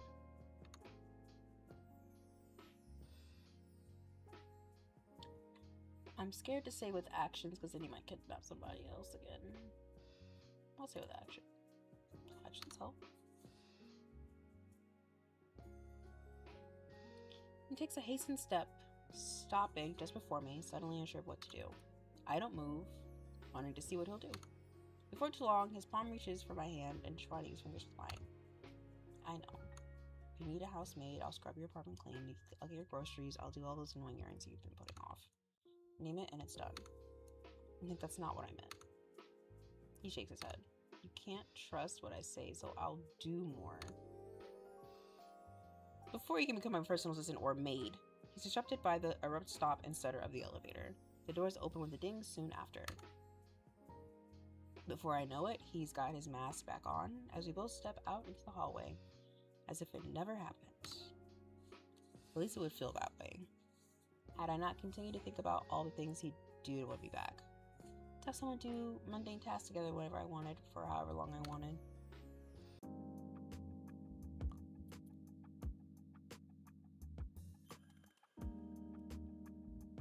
What waits for us at the end of the hallway is much the same as the lobby. Only this time my boss, or rather our boss from the office, is the one to greet us. Richard. He smiles. Dang. So what's for the PTO, huh? He asks, speaking much too loudly. What the hell is he doing here? How does he know it's me? I thought your mother told you that Olympus finds employment for their heroes. I shake my head, feeling especially dizzy. I wonder how long it'd be until you knew. Never expected to meet you with Kronos, though. Hey, Dick. Hey, Dick. Now it's Richard's turn to look shell-shocked. Nick removes his mask, and we both watch as Richard's eyes grow 3 times their original size. Shit. He takes a step back. Are you serious? No worries. One of the good guys now. Richard clears his throat, looking doubtful and for a potential exit. His eyes find mine.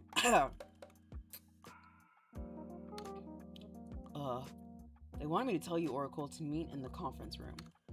As for you, Kronos, they're bringing someone to retrieve you for your polygraph. I cast a look at Nick before I follow Richard. Don't worry, I'll pass. Everything we talked about, I meant every word of it. Oh, how I want that to be true. If I knew I could trust him for sure, then maybe we could move past this. I follow Richard down the hall and in the direction of the conference room. Relieved to get some distance from Kronos for a little bit, I have a feeling I won't have many more chances of that. I find myself in a room not long after greeted by someone else I know. Mom? Don't worry, it's only for a minute. I was asked to deliver some sensitive information. That doesn't make me feel any better. I mentioned it was an option before, but Olympus has insisted that this is the best course of action. Oh no. A hero assistant.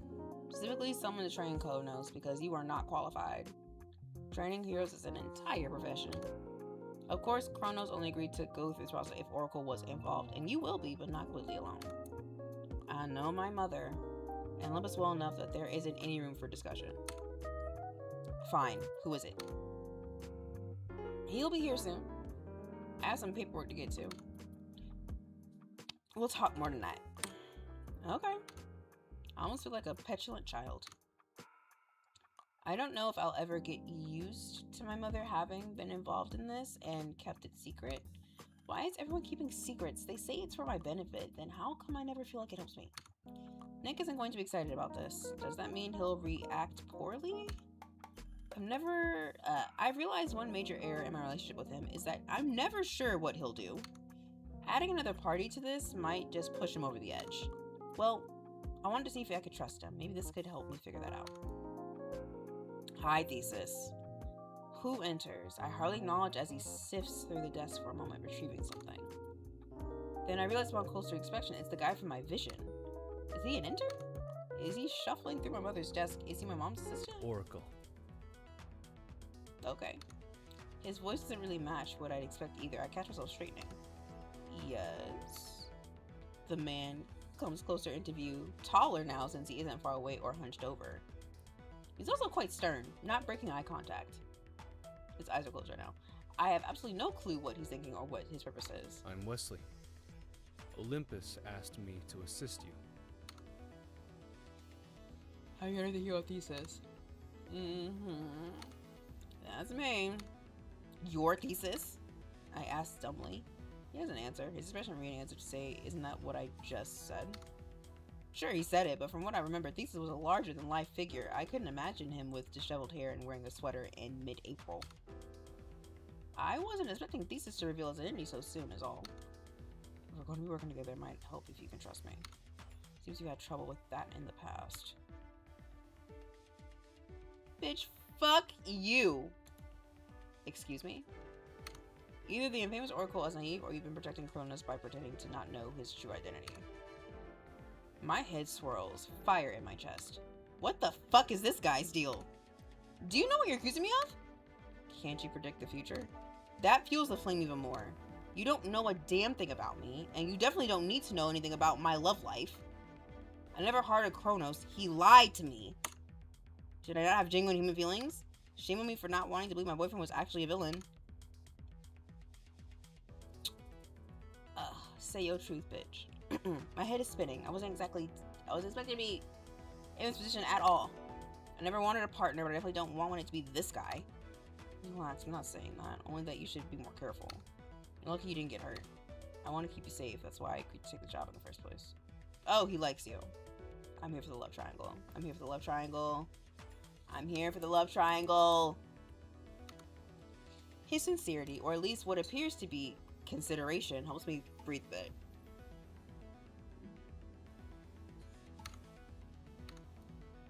Fine. It's nice to meet you. It's pretty unconvincing. Luckily, he seems to understand and doesn't call me out on it. I look forward to working with you. I say, resorting back to my office job etiquette and extending a hand in offerance. Sorry, I'm not one for handshakes. I retract my hand, embarrassed. Gosh, I don't know how to be around him at all. But it's good to meet the second generation of Oracle finally. My sister's been a huge fan ever since we were kids. My mother did mention she knew you. Do you work for her? And tried to set me up with you. I wonder how he'd react to that. Poorly, I imagine. No, I've only spoken to her a handful of times. She seems to be the deciding factor in choosing me to help you with Kronos, though. If I don't get the chance, will you thank her for me? Sure. So, what's next? Well, it was advised that you also share your identity with me. I know you might not be comfortable, but your secret's safe for me. Right. So, just my name and face then? Pretty much. Okay. My hands to my face, tentatively revealing it. It feels weird, like I'm stripping for him or something. Oddly intimate. I catch his gaze, almost forgetting what I'm supposed to be doing. His eyes widen. They are a golden color. Very pretty. Too bad you can hardly see them under those bangs. My name? I actually dropped back on my name. Tay. He nods, his eyes doing everything but meeting mine, skillfully dodging them, always blushing. He's cute. Nice to meet you too. The room guns uncomfortably silent. The amount of people knowing about my identity seems to be increasing by the moment. Why does he have to make something as simple as having a conversation so difficult? Maybe I was swayed by Nick's natural charm, how he always manages to make every conversation effortless.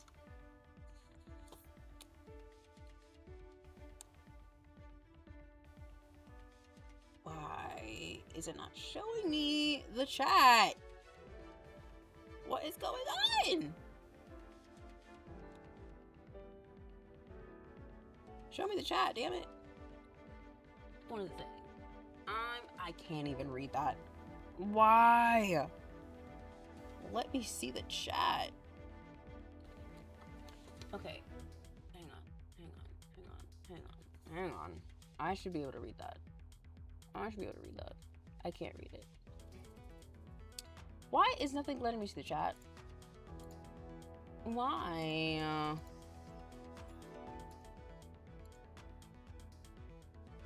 It's not even showing it on my Twitch over here.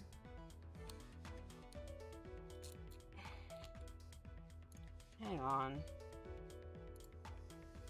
I'm gonna see this chat. Give me a second. Oh my god.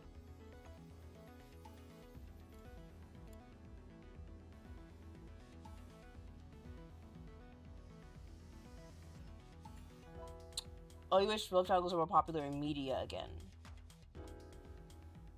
That's fair. That is fair. I mean, they were super popular when I was like in middle school, high school. They were super popular. That was the entire like werewolf and vampire thing for a bit with Twilight.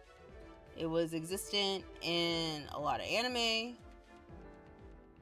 I will never forgive Vampire Knight though. Vampire Knight is the worst thing on this planet. I will never forgive them. I will never forgive them. I will never forgive them. Yeah, they existed all over our media, I think, when I was younger, for sure. Love triangles were everywhere. Should we go? You don't have to sit on his interrogation. I want to. He doesn't like the idea very much. Too bad it's not up to him. He won't cooperate as well if I'm not there. What is he, your dog? It's not that crazy of a comparison. He clicks his tongue after a moment, realizing I'm not going to give in. He surrenders altogether. Fine, meet us in room 6. That's where they're questioning him. I need to get into my suit. You go on ahead. I'll meet you there in a few. He turns away from me, stopping and looking over his shoulder. Also, it goes without saying, but I don't want Kronos knowing my identity. He doesn't say it, but it's clear he is insisting I don't let it slip. For my own good, it's merely a threat. Don't worry, your secret's safe with me, Jesus. And like I said before, yours is safe with me. On my honor as hero. Wow, he's like super serious. Okay. Yeah, girls, so serious. Not him sliding out the frame. He doesn't even wait for me to respond before he exits the room the way he came. I stand for a moment, readying myself for, well, that's the thing, I never really know with Kronos. And now I have Thesis, who I also can't quite read or even trust completely. Though it seems I'm left with no choice but to do so. 22. The hallway outside interrogation room 6 hums with low, persistent buzz of fluorescent lights and the distant thrum of security drones passing overhead. My steps echo through the space. My heart beats faster the closer I get, because I know who awaits behind the door. I step with my hand on the panel, just long enough to breathe. I'm not nervous, I tell myself I'm not, but my pulse disagrees. I press my thumb to scanner, and the door hisses open. There he is. Kronos lounges in the chair like he's waiting at the bar at the high rise, not strapped into a reinforced interrogation rig. They unshackle him, but his body isn't what they need to be worried about. His true weapon is the way he works the room with nothing but a grin and a loaded silence. Oracle. Hi, baby. He purrs. I can't see it, but I know that grin when I hear it. Saying my hero name seems to be one of his favorite things to say with that voice filter. I was starting to think they'd said someone boring. I volunteered. I say evenly, stepping inside. To make sure you don't twist this into another performance. His eyes flicker with something. Surprise. Maybe even satisfaction. So, you still care? Obviously I still care. I ignore that, mostly. Funny how he always manages to twist my words to hear what he wants. The room is clean, clinical, sterile, enough to make anyone sweat, but not him. The way they slide into the frame is hilarious. Before I can respond, the door hisses again and Thesis enters. It's my first time seeing the hero in person. Even having seen him as Wesley before, I still can hardly believe they are one and the same. There's an air of unmistakable authority that radiates off of him from the moment he enters. He's a wall of calm intensity.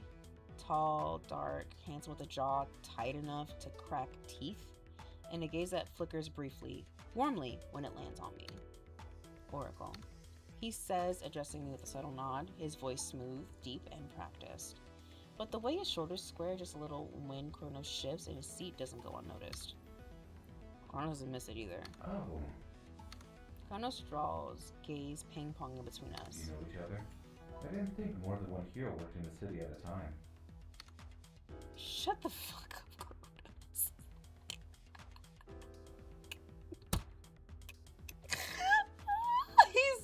he's playing no games. Like, yeah, shut the fuck up. I don't care. Thesis does not give a fuck about your ass. Good lord. Thesis says flatly. He doesn't sit. Just crosses his arms and stares like he's daring him to try something. Please, we're among future colleagues. Call me Nick. Kronos says, leaning back, arms open. Thesis, please! Exactly. Oh my god. I'm dying. I flinch at that. Just like that? Didn't think it was so easy. Thesis shoots me a look, equally annoyed and confused, almost asking me to keep Kronos under control to reel in the leash. He's not doing anything. He's just being his self. You know, short for Nikolaus. I'm supposed to be honest, aren't I? That's my name. Do it with it what you will. Sure, but to volunteer the information was very odd. Thesis continues to not entertain him. The polygraph team wheels in the equipment. They keep their heads down, professional and efficient. Kronos offers his arm without protest when they approach, but he watches me the whole time they strap in his wrist. Finger, temple, he's practically vibrating with anticipation. The lead tech clears his throat. Establishing baseline. Please answer the following questions clearly and truthfully. The usual begins at least from what I've seen on TV. Name, alias, place of origin. Then for the question I first anticipate, power classification. I have a flawless memory. Can't forget a thing. I can remember everything in perfect detail. I watch the machine, hear the lead tech say the words I wanted to hear. That's true. Still steady, no spikes. Kronos reads like this is a game he's played before and won. The real questions continue from that point on. Have you committed crimes against civilians the past years? Yup. No hesitation. Some planned, some improvisational, all brilliant. The polygraph holds flatline truth. Thesis shifts beside me, barely perceptible. Do you intend to continue engaging in criminal activity while operating under the Olympus? Kronos replies, slow and genuine. No, I can prove myself if I play nice, I stay. If I impress enough people, turns to me now, eyes gleaming. Maybe then I can get back to what really matters. The machine doesn't budge. He's not lying. My throat tightens. I do everything in my power to keep my posture neutral, detached. And things is... Thesis, no! Thesis! Thesis! Thesis! You think this is some kind of romantic redemption arc? Yes, you're in a dating sim, sir. Thesis' voice cut sharp.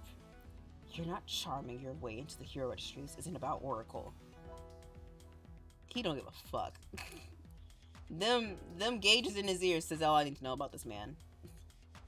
He willingly puts himself through pain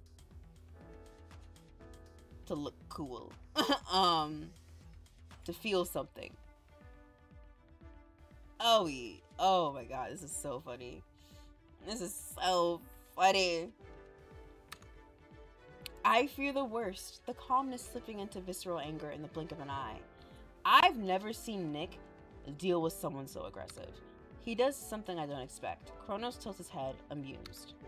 Could have fooled me with the way you've been staring at them. A little obvious this is. Well, not you calling him out. Not you calling him out. Not you calling him out. On the job, too. Pretty professional, if you ask me. Jesus! Jesus, Nikolaus! We can't do this in front of everybody. This is crazy. Thesis stiffens, just slightly. I feel he crawled my neck. Yeah, I'd be embarrassed too, honestly. Yeah, I'm like, oh, my ex is drilling the guy that always has a crush on me, and I'm just here. What's going on? Is he seeing things? Do you really not know? You know, I question our attention to detail abilities in this game, because girly, I cast a look at Kronos, asking him something to get back to the topic at hand. Kronos looks at me, and for a second, the bravado slips, just enough for me to catch something. The longing, regret, obsession. Yes. But something else, too. It's written all over him. I'm taking this seriously, you know I'm not lying. He says softly, now. The machine proves that. I didn't come here to burn it all down again. I came for a future. For you. The final questions are asked, each one more personal, more pointed, intent, motivation, and loyalty. Kronos answers them all with this kind of honesty that's almost disarming. The machine proves it's true every single time. Thesis glares at the monitor like he wants to break it. I fear he will, because he's mad that this nigga is still going for the girl he wants. The tech unclips the sensors. Polygraph test complete. All responses verified to be truthful. Which means I'm in! Kronos says, rising to his feet like he's just been crowned. Probationary hero. Isn't that right, Oracle? I nod once. Next up is field integration training. And you'll be training me? He asks, hopeful. He's not gonna like this. I'm not fond of crushing his spirit. I think of how best to break the news. I'm sorry, Nick, I'm not training you. I say, glancing at Thesis. He is. Uh-oh. Uh-oh. Uh-oh. Uh-oh. Uh-oh. Kronos' expression shatters for just a second. Oh, you've got to be kidding me. Kidding you? Someone's playing a prank on me. Motherfucker tried bombing a bridge like a week ago, then killed a man in cold blood. But sure, let's go ahead and sign his ass up. Why not make him mayor while we're at it? Thesis, I understand your frustration. I understand. I will say the guy that he killed was not a good person. I'm just gonna put that out there. Not saying it was deserved. Not saying that. Not saying. I mean, he did go too far. I feel like you would change your mind once you realize the reason that person is now deceased. Since we're all up in Oracle's ass right now. Just a thought. He continues to grumble under his breath for another moment. Fuck, what did I do? Did I miss? Did I miss? Did I miss? What did I miss? Kronos claps his hands, completely amused by every word, audible or otherwise, that leaves Thesis' mouth. It's good to know I already have a fan. I'm honored.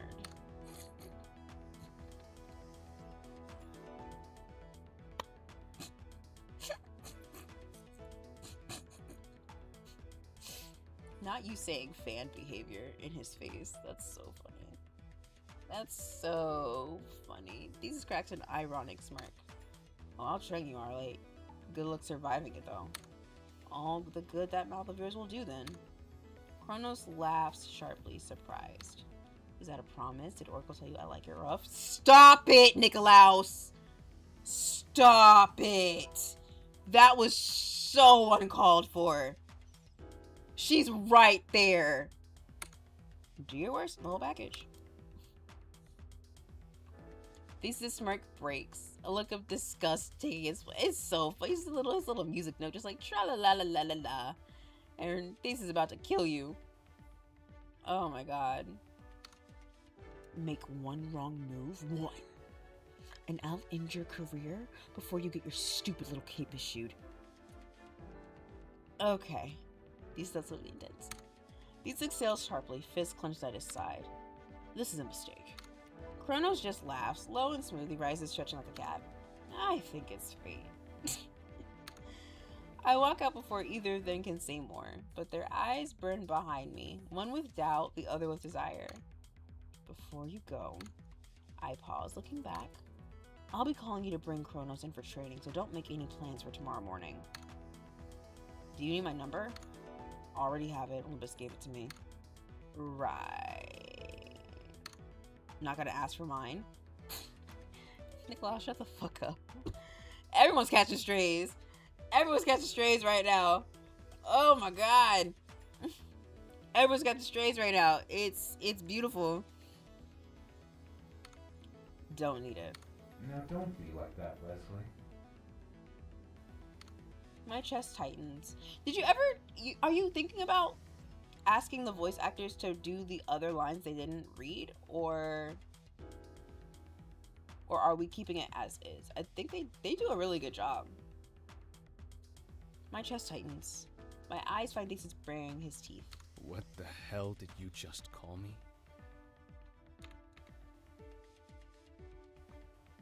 Wait a minute. Now don't be like that, Wesley. Of course he already knew. What the hell did you just call me? Your name. How? It's just us. No need to be all secretive. He takes off his mask. I watch for Thesis' reaction. Recognition? I told you it was Nick. Do they know each other? Thank you for.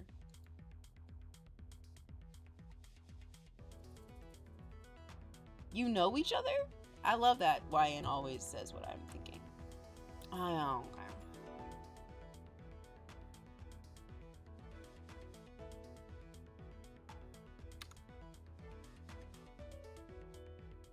Oh, okay.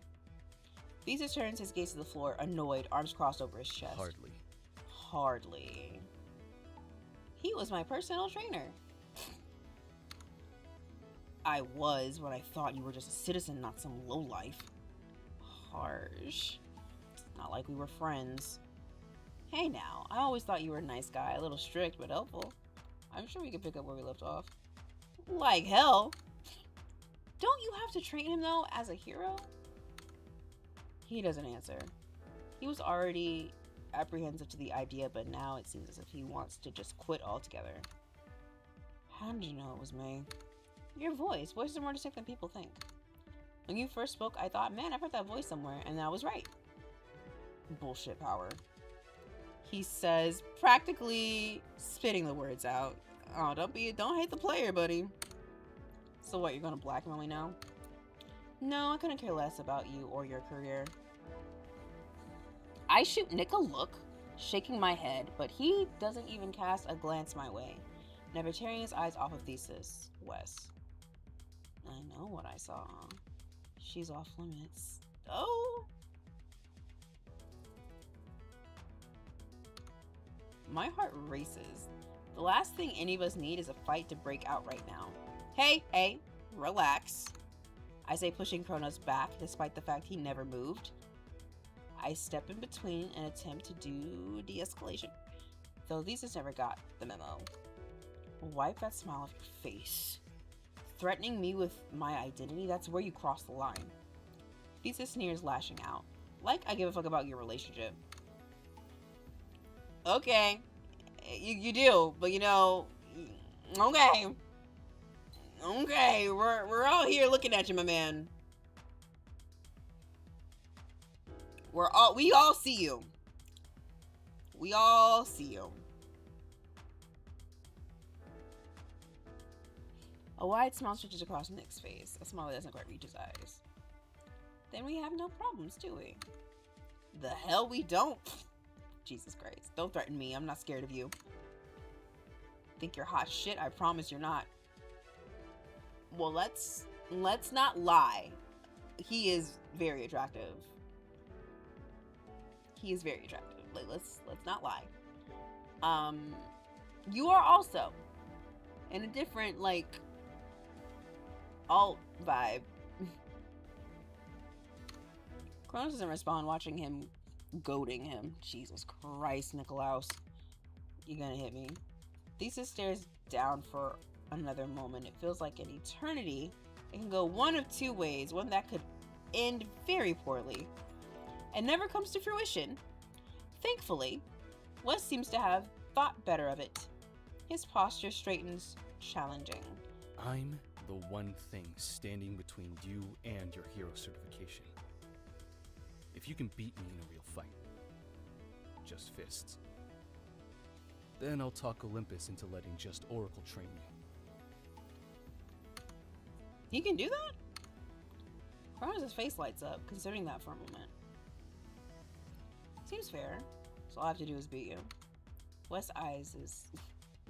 Ooh, you know, if you trained him, he probably has a memory of what your movements are, so you're probably not gonna do too well. Wes' eyes closed and he chuckles. That's all. Better get some good rest then, you're gonna need it. He's oddly confident. Too confident. Wes is as still as a statue, even after being shaken with anger. It seemed he was more infuriated from being threatened than anything. We don't even know what power he has. If I was Kronos, I wouldn't go into this fight so lightly, but there's not a hint of worry on his face. You better be more than just talk. Not him sliding out the frame. That's the last thing he says before turning on his heel and leaving. All that's left is uncertainty.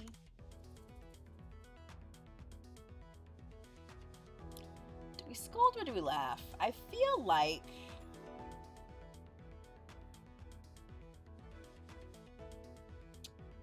I feel as though I would probably scold him personally. Laugh, I would do both in a perfect world. I'm gonna scold him though, because what the fuck were you doing?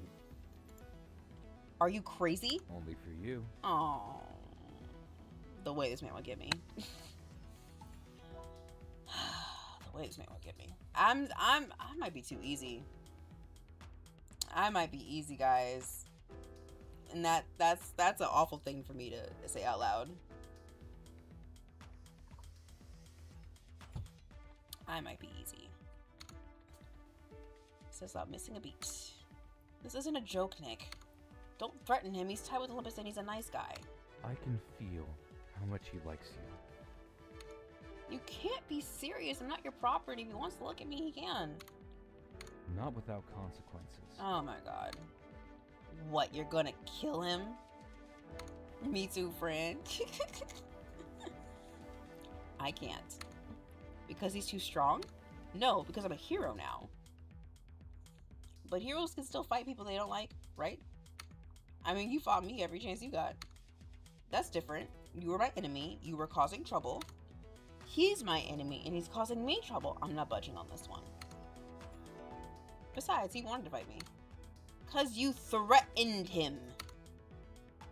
You could just listen to my warning. It seems I'm getting nowhere fast with this. There's a good chance Wes has more up his sleeve than Nick could ever prepare for. I just hope he doesn't get too hurt in the process. It's going to end up biting him in the ass. I can feel it. I know he'll come crying to me to fix him up, and I'll have to.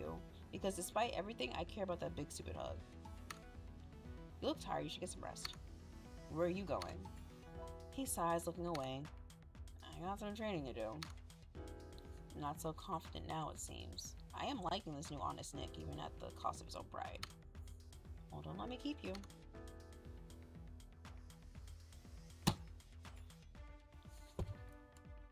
The way this man would get me. I've been saying this entire game. Even when I did the first playthrough, I was like, the way this man would fucking get me. Even though his close-ups are not as desirable as his regular ones. But I'm just like, the way this man would get me. Just from the words!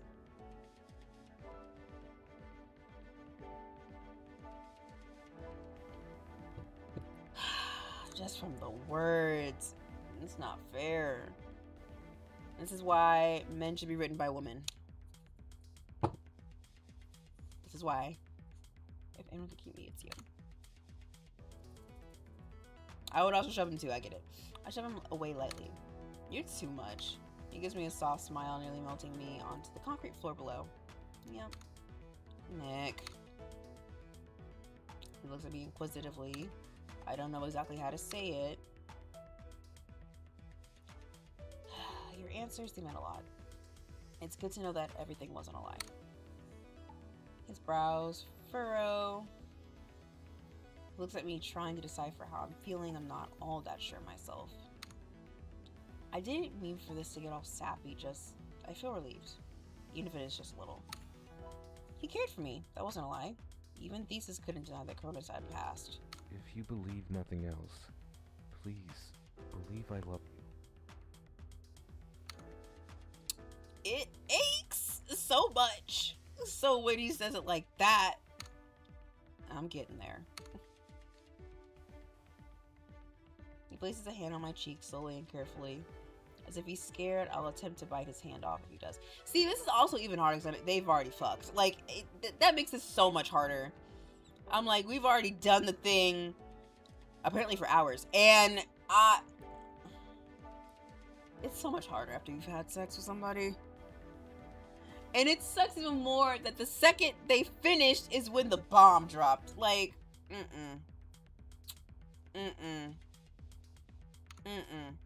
But I don't. I look at him, unmoving, resisting the urge to lean into it. I know, it's too soon. I can wait. I plan to wait forever, if necessary. Nick, please. Please, what?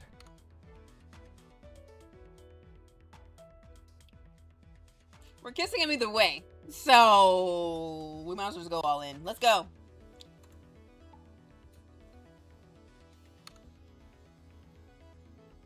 What cruel person could have wrote this?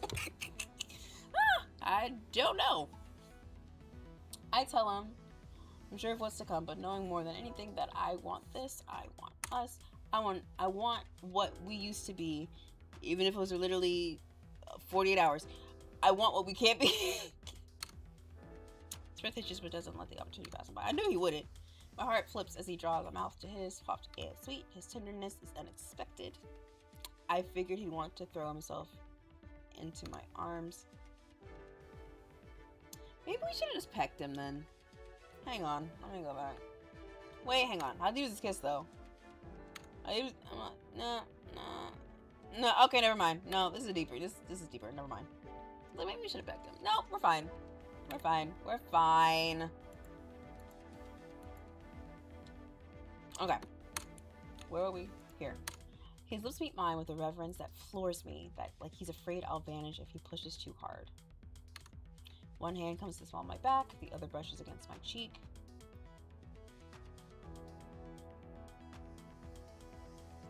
You know, I've always found that position hand a little odd.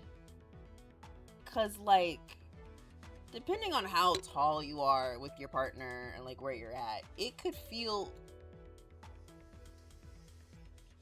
It depends on how big their hands are too. Sometimes it's weird. Sometimes it's not. Like, I feel like if your head fits perfectly in their hand, then it's fine. But like, I don't know. I have long ass fingers. So usually when I kiss a guy and I have my hands up there, I'm just like touching down here or something. Like, I don't want to do that. That's weird. That was a weird thing for me to explain and stop. That was my bad. I melt into him before I can stop myself. My fingers curling into the fabric of his jacket. The world narrows until it's just this. Are there cameras in here? His mouth on mine and the unspoken forgiveness in the space between our bodies. Girl, are there cameras in this room? Are there cameras in this room? Are there cameras in this room? We're not thinking about the cameras? Okay. That's fine. He deepens the kiss just slightly, like he's asking a question, and I answer by pulling him closer, pressing my heart into his and hoping he feels everything I can't say yet. This is the kind of kiss that sparks fireworks. It's the kind that buries past grievances and resurrects something better.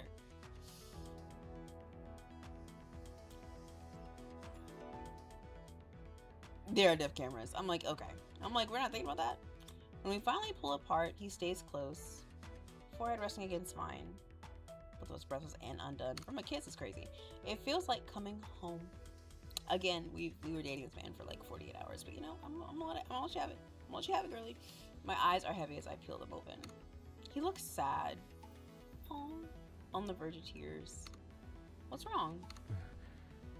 Does this mean we're back together? I don't know, Nick. Goddamn. Oh, okay. I nod slowly. Well, I don't know how Mom's gonna feel about this, but you know, we'll go with it. Kissing him once more to seal the deal. It does. Outside a breath that must have caused him pain to hold in. 23. Alright. If this will be the last chapter, then we'll probably go to bed. The sun's barely up, but I've already been awake for hours. So on the edge of my bed, staring at nothing. The city's quiet, but it won't be long before it changes. Nick texted me before sunrise. morning ready to start training. Finally going on that gym date I suggested, though not exactly how I originally planned. I'm taking this slow and steady, I promise. It seems like he's trying to convince himself as much as he's convincing me. There's a smiley face after his message. I ignore it and set my phone down. Not because I'm upset. I'm not. Yesterday was a lot. A kiss, a choice, and a step towards something I thought I'd buried for good. And oddly enough, I don't regret it. Not even a little. But I'm nervous. Not about Nick or even Kronos, but about Thesis. Yeah. Also, we should be worried about our mom. We should be worried about that, I think. Our mother.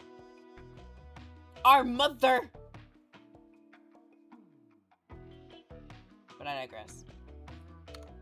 Training under a legend is pressure enough. Thesis doesn't waste time, doesn't make exceptions, and sure as hell doesn't tolerate poor judgment. And I'm getting back together with the former supervillain who's been causing Olympus trouble for the last 2 years. So, yeah, it's going to go over great. Nick and Thesis already don't get along. Thesis calls him a reformed liability. Nick calls him a sanctimonious brick wall with no sense of humor. Neither are wrong to think so. Yeah.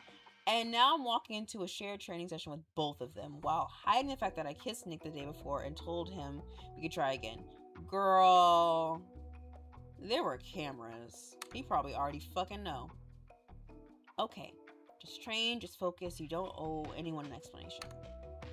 Except I know Thesis. He notices things. Body language, eye contact, one glance at me and Nick standing too close, and I'll be lucky if he doesn't bench us both. My phone buzzes, loud enough to startle me, even though I'm wide awake. I blink, taking my phone off the nightstand and squint to read the time. 5:37 a.m. Ill. Unknown number. Normally I would ignore it, but the area code is the same, so something tells me I should pick it up. I groan and swipe to answer. Yeah. My voice is rough, thick with sleep, or rather lack thereof. Did I wake you? As I suspected. Thesis. I didn't expect him to call for another couple hours at least. You didn't wake me. I've been up for a while. Couldn't sleep. It could be my tired brain, but it almost sounds like he's concerned. It's nothing new, just been dealing with a lot. Well, I don't want to add to your plate, but I already told you I'd be training him today. And I'm sure if you don't come, it's going to make everything worse. He's not wrong. Make sure he gets here on time. I'll deduct points for tardiness. I don't have time for this. Might help things go more smoothly. I understand. I'll bring him. Personally, I feel like you shouldn't be involved with this at all. If he wants to be a hero so bad, why does he need you to hold his hand the entire way? I'm surprised he says so. He only wants to be a hero for me. Because I asked him to. Shit. Probably shouldn't have said that. Watch. I'll end up being the reason Kronos is denied his hero certification now. That's a poor reason to be a hero. There's another moment of silence, something left unsaid that never comes, then a deep sigh. I'll see you within the hour. Click. I shouldn't be surprised that even the way... Okay, first of all, bitch, you can't say that because he did say he had the same idea. He already had thought about that. That's not fair. Well, that's gonna cause a problem later. I shouldn't be surprised that even the way he speaks on the phone is unnatural and stiff. This guy seems totally capable of having a casual conversation. I know he isn't optimistic about this, but if there's one thing I know about Kronos, about Nick, it's that he was going to get what he wanted. If he wanted me, and being a hero was the only way to do it, he'd be a hero, no matter how unpleasant the training. I roll into my back, staring up at the ceiling, trying not to anticipate what the day will consist of anymore. I stare at the phone in my hand for a few moments, longer than I should, sending a basic text to Nick's number. We need to be at Forge Steel at 6 a.m. This is insistent we be on time. Not a big deal, Nick is always on time. I get no response though. Must be showering or something. I toss my phone aside. It takes me a few minutes to get off the bed, my body heavy with reluctance. Dragging myself through the motions, shower, brush, teeth, throw on some workout clothes. I know I should be more focused, more driven. My mind keeps drifting back to Nick. For the first, did I miss one? For the first time, what is this? Stop. For the first time in a good while, I'm excited to see him. And that excitement settles in my chest again. The one that makes me question everything I thought I knew about myself. It's a nice gym, goddamn. The gym, Forged in Steel, is a few blocks away, and even though it's early enough that the streets are still quiet, the walk feels longer than it should. When I finally arrive, I expect the place to be empty. The door is propped open. I step inside. The gym is dim, lit only by the soft glow of the overhead lights. It's still too early for most people to be here. The air smells like rubber mats and sweat, but there's movement. I hear the rhythmic clink of metal, the slow, controlled exhale of someone working out. Then I see him. See, you only have a 6-pack, Wes. Kronos has an 8-pack. Kronos has an 8-pack. Are your nipples pierced? Someone had an emo phase. Jesus. Does that not hurt in your hero costume? Your hero costume looks really tight, my dude. What if that snags? You're gonna get your shit ripped out of your nipple. That's gotta be painful. That's gotta be painful. He cute though. Or more accurately, Wes. He's in the center of the gym, standing by a bench, lifting weights, and he's shirtless. I freeze, my gaze locking on him before I can stop. There's no denying that he's breathtaking. Yeah, I think or you take of my breath, because this man has nipple piercings. His muscles flex, shift as he lifts, the definition of his arms sharp and purposeful. His arms are much larger than I remember them being. I guess the sweater has more for... I told you this man has a fucking sleeper build. I told you he had a sleeper build. I told you he did. He moves deliberately. For a moment, I can't pull my eyes away. I'm not proud of it, but I can't help myself. I don't know what it is, how he looks when he's focused, or how his skin catches the light, or maybe the fact that this hero, this ultra serious professor level strict trainer, has a pair of nipple piercings. Before I can stop myself, my gaze lingers for a moment, or 5 too long. I should look away. I should focus on anything else. But there's a magnetism to him that pulls me in. A strange sense of gravity I can't escape. And then, as I should have predicted, he catches me staring. His eyes meet mine, and for a split second, something shifts in his expression. His lips press together, and the tiniest of smiles. Oh, he knows how to do that? But it's almost like he's satisfied that he caught me in the act. Okay. I'm sick of both of you, actually. I feel my face flush, even though I know it's ridiculous. I start, but the words die in my throat. He doesn't say anything. Just raises an eyebrow, and that way he does, his gaze flickers over me like he's evaluating everything about me in an instant. Late. Bitch! What do you mean? He says, his voice calm as ever, though there's a quiet edge beneath it. I thought you'd be here sooner. Oh, he's teasing me? It's honestly pretty hard to tell if I wasn't looking at that smirk. I clear my throat. I'm not late. The words come out weaker than I'd like. He doesn't respond, just goes back to lifting the weights. His body moves again with that same fluidity. Each motion controlled, almost hypnotic. I attempt to take a breather, walk over to the bench where he's been working. After another small set, he makes his way over to wipe at his face with the towel hanging above my head. I pull my phone out and surprisingly there's still no response. Maybe I should call him? I attempt to do so, and I'm stunned when that doesn't work either. Before, I couldn't go anywhere without seeing him. Now I can't get a simple response? What is it with him that when I make my feelings clear, he seems to just switch his tactics from smothering me to keeping his distance? Does he just love the chase or something? I work up the courage to address Wes directly. What's the plan? I say, trying to sound casual. Wes's eyes are steady, unwavering, like he's considering something. There's a pause, just long enough for me to wonder if he's even going to answer at all. Then his lips twitch, ever so slightly. You'll see. Well, fuck you too, I guess. He says, his voice lowering to a murmur. It almost sounds like he's amused, but there's something else behind it. A challenge? Or maybe it's just how he talks when he's not sure if I'm ready to hear the truth. He rises smoothly to his feet. While we wait for Golden Boy, warm-ups, partner drills. I feel like you're just trying to touch me. I feel like you're just trying to have an excuse to touch me, sir. Right. I guess I should use this as an opportunity to work off some stress. I nod and step onto the mat. We start with basics. Shoulder rolls, dynamic stretches, but it's clearly early on that these doesn't do basic. Before long, he transitions into precision drills, limb control, mirrored stance switching, close contact balance shifts. Then we move into grappling flow. But he's sweaty.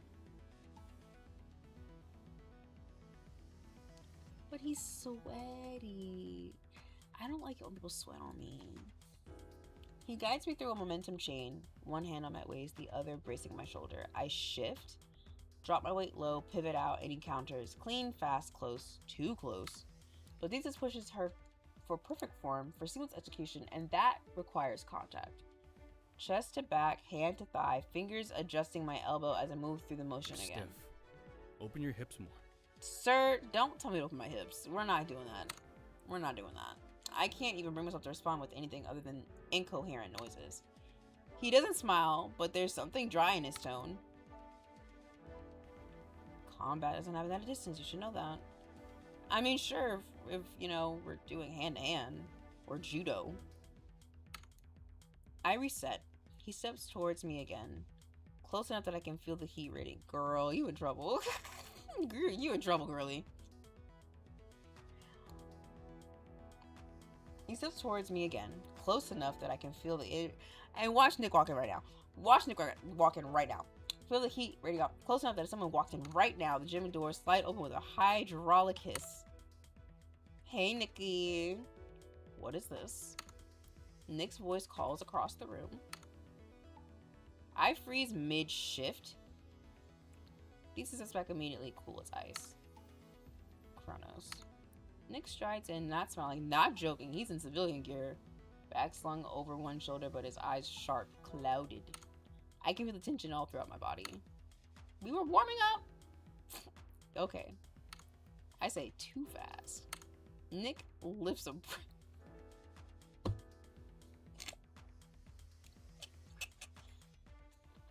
Like, bitch, are you... I'm not stupid. Yeah, I saw. Looked real warm. He says to me while eyeing down Thesis. Thesis walks to the side of the room and starts pulling up the sparring protocols like nothing happened.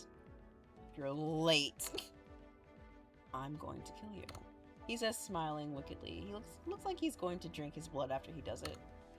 Thesis lifts his head slowly to meet Nick's wild eyes. What was that? Thesis asked, slow to anger this time. God, can we play nice, please? Can we play nice? Can we play nice? Why are we doing this? But it's clear he's nearing his limit. Another threat? You really want me to do that again? And I thought I wanted you floating face down in a river yesterday. He chuckles humorlessly. Was your goal to get me riled up? Because it's working. I step between them before this spirals into something worse. This is supposed to be your way to settle things. No one is killing anyone. No killing, but I'll make you wish I did. That'll have to do. Thesis nods, expression unreadable, boldly turning his attention to me. Nick's eyes follow him, like if he makes one wrong move out, he'll strike. We'll spar, and you observe. Feedback and evaluation after. Something tells me he just made up a way to involve me. This is purely a way for the two to get back at each other. Nothing will progress if they don't fight this out. I nod in agreement. There was no avoiding it. Their minds were made up. Jesus. Let's just get started. Jesus. And just like that, the temperature drops. Across from me, Kronos and Thesis circle each other on the mat. Okay. No holograms, no simulations, just padded mats and gloves. Gloves I had to talk them into using in the first place. Nick's different. Messier, sure, but there's rhythm. Improvisation, like he's rewriting the fight as he goes. He's not showboating, not smirking like he used to when someone underestimated him. He's focused. Thesis, meanwhile, moves like a machine, efficient, brutal. No wasted energy, no flourish. He's taller. Is he?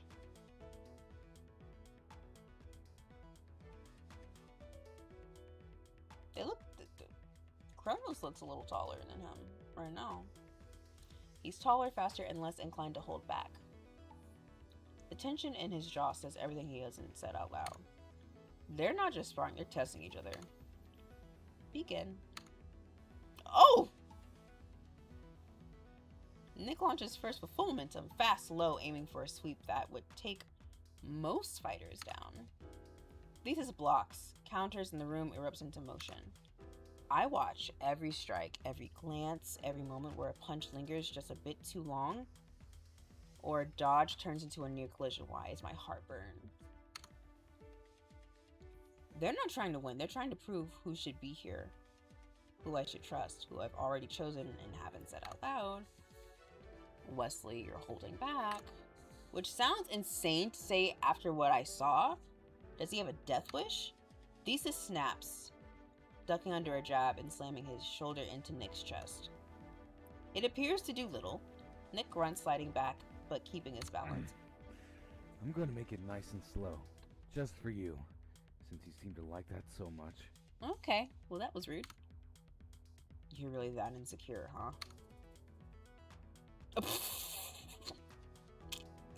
The shifting is hilarious. Their fists collide midair. The sound reverberates and makes me jump in my seat. Ow. I shift in my seat, trying to breathe evenly. I think Thesis knows, or at least suspects that there's something between us.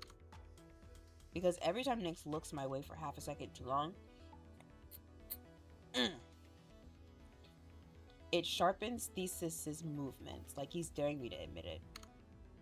Nick feints left, rolls under a hook, and lands a clean shot to Thesis's ribs. Not hard enough to injure, but enough to make a point. Thesis responds with a brutal counter elbow that would have floored someone less prepared. Nick stumbles, barely catching himself. Watch it. I say, hastily getting up from my seat a little before catching myself. Both of them freeze. You worried your boy can't keep up? Oh, babe. You're worried about... Oh. Yeah, a little bit. Oh. Oh, babe. You're worried about me. Are you blushing right now? It's the most calm and normal he's been today. Thesis steps back, breathing steadily, finally looking my way. If that's true, you should choose a new sparring partner.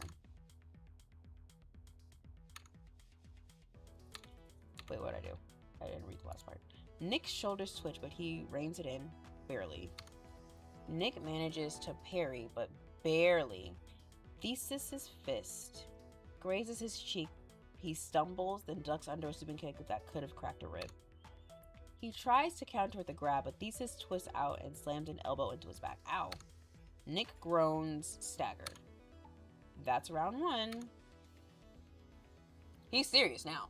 Nick shakes off the loss and his shock shortly after. You're slow. The close-ups. I can't with the close-up of Nick.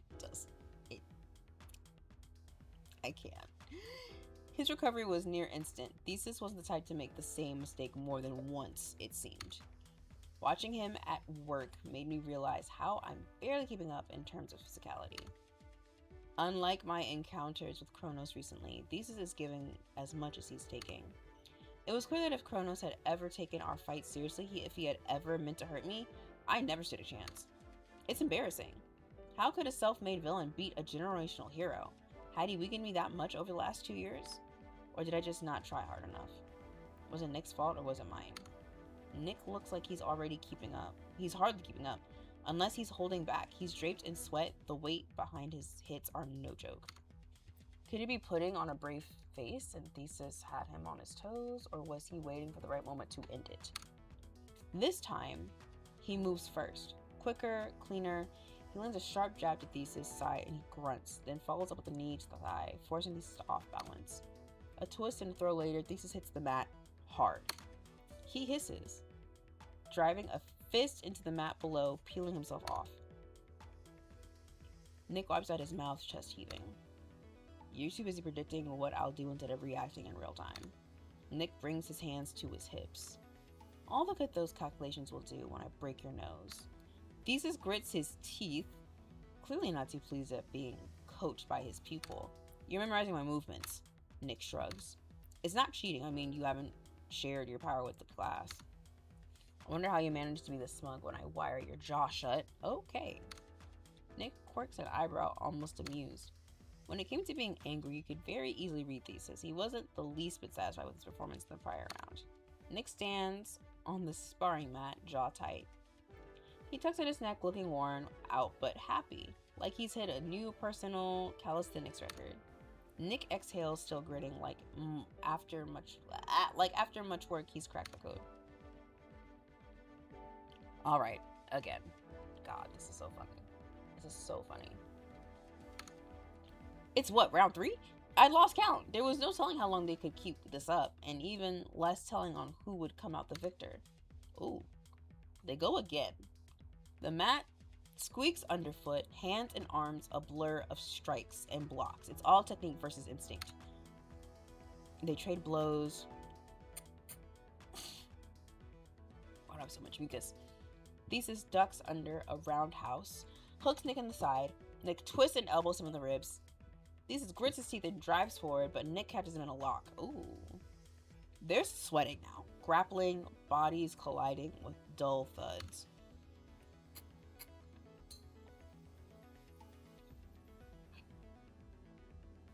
Thesis breaks free, staggers back. Nick charges. Too aggressive. Thesis feints, ducks, and lands a sweep that flips Nick onto his back. Oh! I cringed before I could stop myself. Nick doesn't stay down, however. He rolls, pops back up, glaring now. Round 3 of Thesis. Oh my god, how long are they going? How long are they fighting for? Your stance is trash. You fought like a street punk with a fancy watch. Nick grins through a bloody lip. And your trash talk sucks. They clash again. Round 4?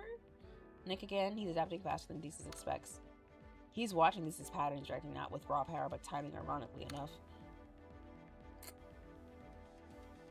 2 hours in now. It's got to be round 8 at least. It's tied 4-4. Why? Both of them are bruised and breathing hard.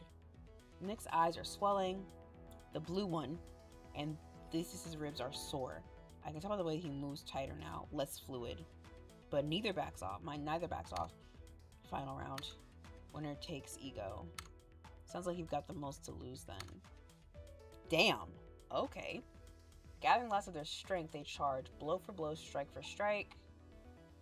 Oh my god. Thesis tries to press... Oh, wait. Thesis tries to press him into the corner.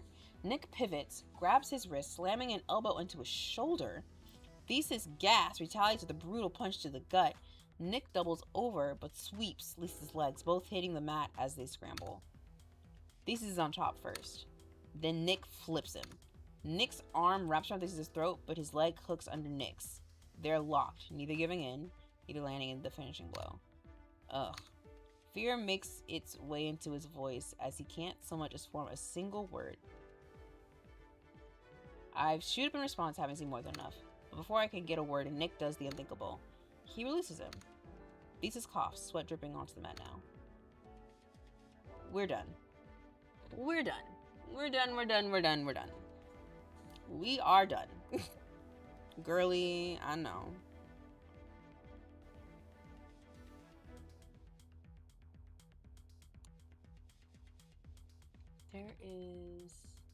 There is a, hang on. There's a comment. Oh, it's just the spam one, no one cares. Neither looks satisfied. Both are breathing hard, even so they step back.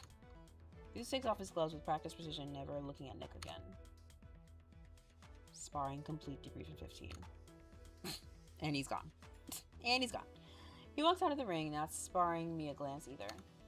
Nick peels off his gloves and sits on the edge of the mat, rubbing the back of his neck. I sit beside him, careful not to touch. He helps a tired laugh. I much prefer our fights. I think they barely qualify as that. We sit there in silence for a moment. The gym feels too big around us. Shit hurts. But I feel better. Do you? Even though he doesn't smile, something on his shoulders eases. Next time, remind me to dodge faster. I'll try. I doubt many villains will be half as strong as him, though. Yeah, you're not wrong, fucker. I always knew having someone like you as my partner meant I'd have to fight. I just didn't think any of your admirers would be heroes. You don't have to fight him. He's here to help you, to help us. Yeah, somehow I doubt that. I think he's trying to protect you from me. I don't tell him he's right. He glances over at Thesis, who's still standing in the center of the mat, arms crossed, watching. I can feel the tension from here. Like, Thesis wants to finish this with a real fight, not sparring rules, but he doesn't move. I think he hates me. He does. Nick says, grinning. He does. And can you blame him? Oh, no. He wouldn't be the first. There's something he's not saying. But as long as you don't hate me, that's all that matters. I never hated you. His eyes softened, tugging a piece of hair behind my ear. I'm tracing my temple in slow, pleasurable strokes. You've always been too good for me. And don't you ever fucking forget it, Nikolaus. He removes his hand, standing and taking a deep breath. Love you. I'm gonna get a shower in before we go. Maybe get some ice for your fucking eye. I nod, then he walks past me before I can respond, heading toward the showers.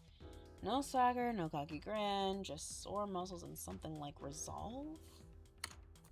I'm surprised he hadn't invited me. I might have said yes.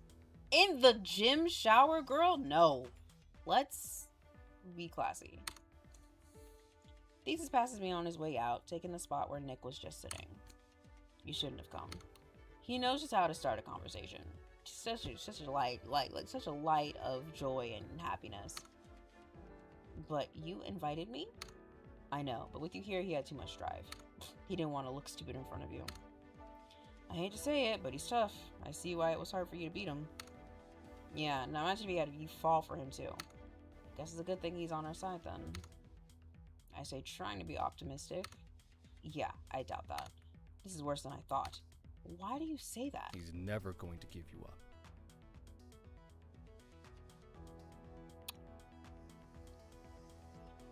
Now, if my eyes and ears do deceive me, that sounds like you're upset that I'm not single, sir. That sounds like you wish I was a single person at the moment. Okay. That sounds like you're a little cranky that I am taken. And that's a little,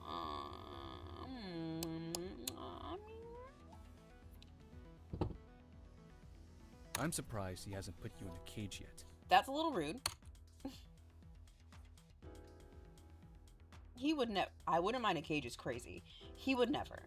Look, I know how he seems, but he's never hurt me, and he never will, at least not like that. Your funeral. Okay, thanks, Wes. I roll my eyes. He doesn't get it. I never expected him to.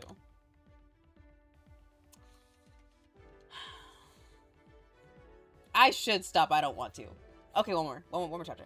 Our conversation stalls at the ping of a text message coming through for Wes. It's my sister. She brought lunch. Oh. And yet you look skinny with your suit on, sir. You shouldn't have. He turns and glares in Nick's direction, now freshly showered. Oh, shit, that's your sister? A woman steps through the door, a woman I know all too well. Whitney? Oracle! Oh, shit. Probably shouldn't call you that. No one's here other than us. Perks of running your own gym, I guess. Whitney's your sister? Yeah? You didn't know? He asked as if it should have been obvious, or at least surprised Whitney hadn't told me. No, though looking at them now side by side, I don't know how I managed to not notice before. In all fairness, Thesis and Wes are very different people in my mind. Whitney being related to Wes made sense. To Thesis, though? Of course she doesn't know. I don't go around telling your identity, believe it or not. Even if it is to the Oracle. He concedes, nodding as she hands a stack of lunchbox containers to him. What's this? Your lunch. The one you asked me to bring you. I know that. I only asked for salt and pepper rice with some hard-boiled eggs. I smell kimchi. Oh, God forbid you have all the food groups. I had some leftover soy braised beef and eggs. I figured you wouldn't mind the extra protein. I packed some baby carrots and celery, yogurt, your favorite, and berries. Aww. I was even kind enough to give you a little toothpick to make it easier for you to eat them with. Oh, I made sure none of the food's touched, and I also washed my hands between cutting and portioning so you don't have to worry. Wow, he's such a baby. His stern look dies there. Thanks. Is all he can muster, though coming from him it's more than nothing. Whitney rolls her eyes. Yeah, you're welcome. Spent my lunch doing this shit. You offered. Only because I knew if I didn't, you would forget and get all shaky and shit. I usually eat when that happens. Just eat now, bitch. I love Whitney. She turns away from him, huffing as she does. Who's this? She asks, eyes settling on Nick. He attempts to give her a handshake. Kronos. Before they can make contact, Wes shoots out of his seat. Relax, I'm taken. And I don't even like men. None of that does much to ease Wes's nerves, but he doesn't move any closer. You're Oracle's lawyer, aren't you? Big fan. Surprise, surprise, he knows her too. Whitney takes his hand, hesitantly looking at Wes, and eye waiting for the punchline. But when one never comes. Whitney Fong of Fong and Fong. I'm surprised she was willing to reveal that information. Maybe she felt safe enough to do so with Wes and I being here. Whitney's firm works exclusively with superheroes. Maybe she's made just as many supervillains enemies as Wes and I have. One moment, I'm watching them shake hands. The next, I see a train derailing. Two figures stand atop of it. Their silhouettes symmetrical. One raises a hand and the steel beneath the train lifts with it, glistening ice cracking across the metal from heavy chains. I see the train puttering towards the station, the lives of the people with the train cars, and within the station, no doubt, in terrible danger. There's no sound, just the image, the horror, and then my hand shoots out for nothing and no one. I gasp for air for a moment, unable to catch my breath. Hey, are you okay?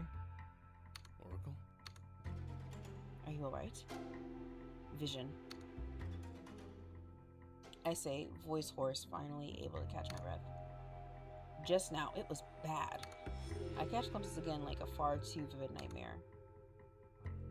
I saw a train on the red line. I think it derailed. It was already dark outside. Two people with powers, identical twins. One had some kind of ability that was either telekinesis or the ability to manipulate metal. The other was hard to tell, but maybe some gravitational force or air manipulation? He sent the train nearly off the tracks. Could be a lot of things, honestly. Unless approaches me. That sounds like Phobos and Deimos. Faces his head, whips toward him. You think we're just going to take your word for it? Kronos doesn't flinch. Usually because I'm not guessing, I know them. Whitney's eyes narrow. Is that supposed to make us feel better? He ignores her. He's eyes finding mine. They operate like one mind in two bodies. I've seen them take down an armored truck without touching it. If they're after the red line, there's going to be casualties. I let out a slow breath and check Lisa's expression. What he says nearly steals my breath away again. We don't have time to argue. He knows them. That gives them an edge. And you trust him now? Not fully, but I don't need to trust him. I just need him to be right. Kronos steps closer, speaking only to me now. I need to be out there on the field. I can tell you what they'll do before they do it. That's not nothing. You don't have to convince me, I believe you. His eyes light up, instantly relaxing, having obtained all the people he's sought for. I could do one even better. I have information at my place that could give us even more of a hard start. It's more than Olympus has access to, that's for sure. I brush my lips together. Flip suspicious, dare I say hopeful? Are you just trying to get me to come to your apartment? That's what I was thinking. I was like, I think he's just trying to get you to come to your apartment. He's all too pleased with me saying so. No doubt memories of the last time I was over come to mind. The parts leading up to his fumble, at least. I'm always trying to, but I know the mission comes first. Maybe we can get pizza again as a way to celebrate. That confident we'll win? I walk up on the side of it. Anything's possible. I steady my breath, trying and failing to not let those words make me lose touch with reality. He's always believed in me. He's always empowered me. Even when I was at my lowest and felt like a complete and utter failure, even when he was responsible for half of it. Thesis stiffens. I can't quite pinpoint just what he's thinking. It could be a great many things. Whitney, meanwhile, like a book, looks like she's ready to sue Kronos for breathing too hard. Nick turns to them, shoulders back and chest puffed out in newfound confidence. I won't screw up. He tells the siblings. Both look doubtful but unable to say anything in objection. Then pivots back to me. We should get to my place as soon as possible. Gather that intel. I nod. This isn't a date. I have to come with. We're still on the look. We're still on the clock. You can come with. I don't mind if you watch.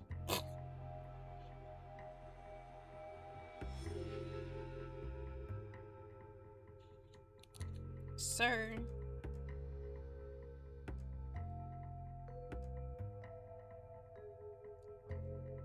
Sir. I don't mind if you watch is a crazy sentence. It's a crazy sentence. Wessels like he wants to take a bite of Nick's neck and tear his head clean off his shoulders. I feel myself becoming immune to Kronos' incessant flirting. It's music to my ears though. Not long after, we find ourselves at Nick's apartment complex. I'm a little surprised he didn't have another location for this. He's just leading Thesis and Whitney Fong, attorney at law, right back to his house with potentially heaps of incriminating evidence. Looking as if he's just bringing some friends up for drinks. If I didn't know this was his place already, I might have speculated otherwise. It's clear Thesis seems skeptical, but when isn't he? Nick unlocks the door and lets us all file in one after the other. Despite Whitney's apprehensiveness before, some part of her can't suppress how impressed she is by the interior design. Wes, on the other hand, looks worried that if he locks over a vase, he'll be millions of dollars in debt to Nick. I hate that I miss aspects of this place. I miss when things were simpler. Nick makes his way over to his mini bookshelves. It's not quite a library, but it's clear he's well read. Or at least appears to be. I watch as he pulls one from the shelf, a thick one, and when I see it, I can't help but chuckle. Plato? The bookshelf opens like a sliding door. Is that a lair? It's a lair. It's so cliche. It's almost genius. Of course he'd go through the trouble of having something like this installed. Whitney clutches her briefcase to her chest like a shield. Thesis is not far behind her, looking at it like he's on a hidden camera prank show. We follow inside like stepping into his old life. Holographic blueprints hover mid-air, mapping every major transit system in the city. A weapon rack on one wall, next to it a shelf of preserved organs floating in some blue fluid. Supercomputers hum throughout the room, and on the computer a list of names. I squint to make them out. Thana, Mara, Gorgon, Carver. Are those names? They are all crossed out. Is this some sort of hit list? Kronos walks straight to a console blocking my view, taps a few keys, and up comes the security footage. Phobos and Deimos caught in grainy footage, loading crates into a disguised maintenance train. It's like Oreo said, they're getting ready to board. He taps a couple more keys, searching for something. There's a departure at around 8. It would match with the vision. Wes glares at the screen, then at Nick. Do you have any idea what kind of legal suicide it is to reveal this? She just as wildly at the lab. With a government-licensed hero watching?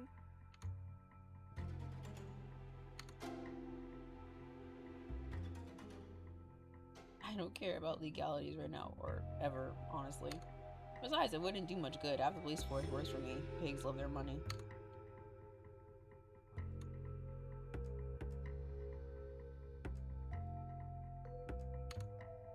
I stepped forward, letting my eyes reach to the footage. I saw that train in my vision. This is it. It has to be it.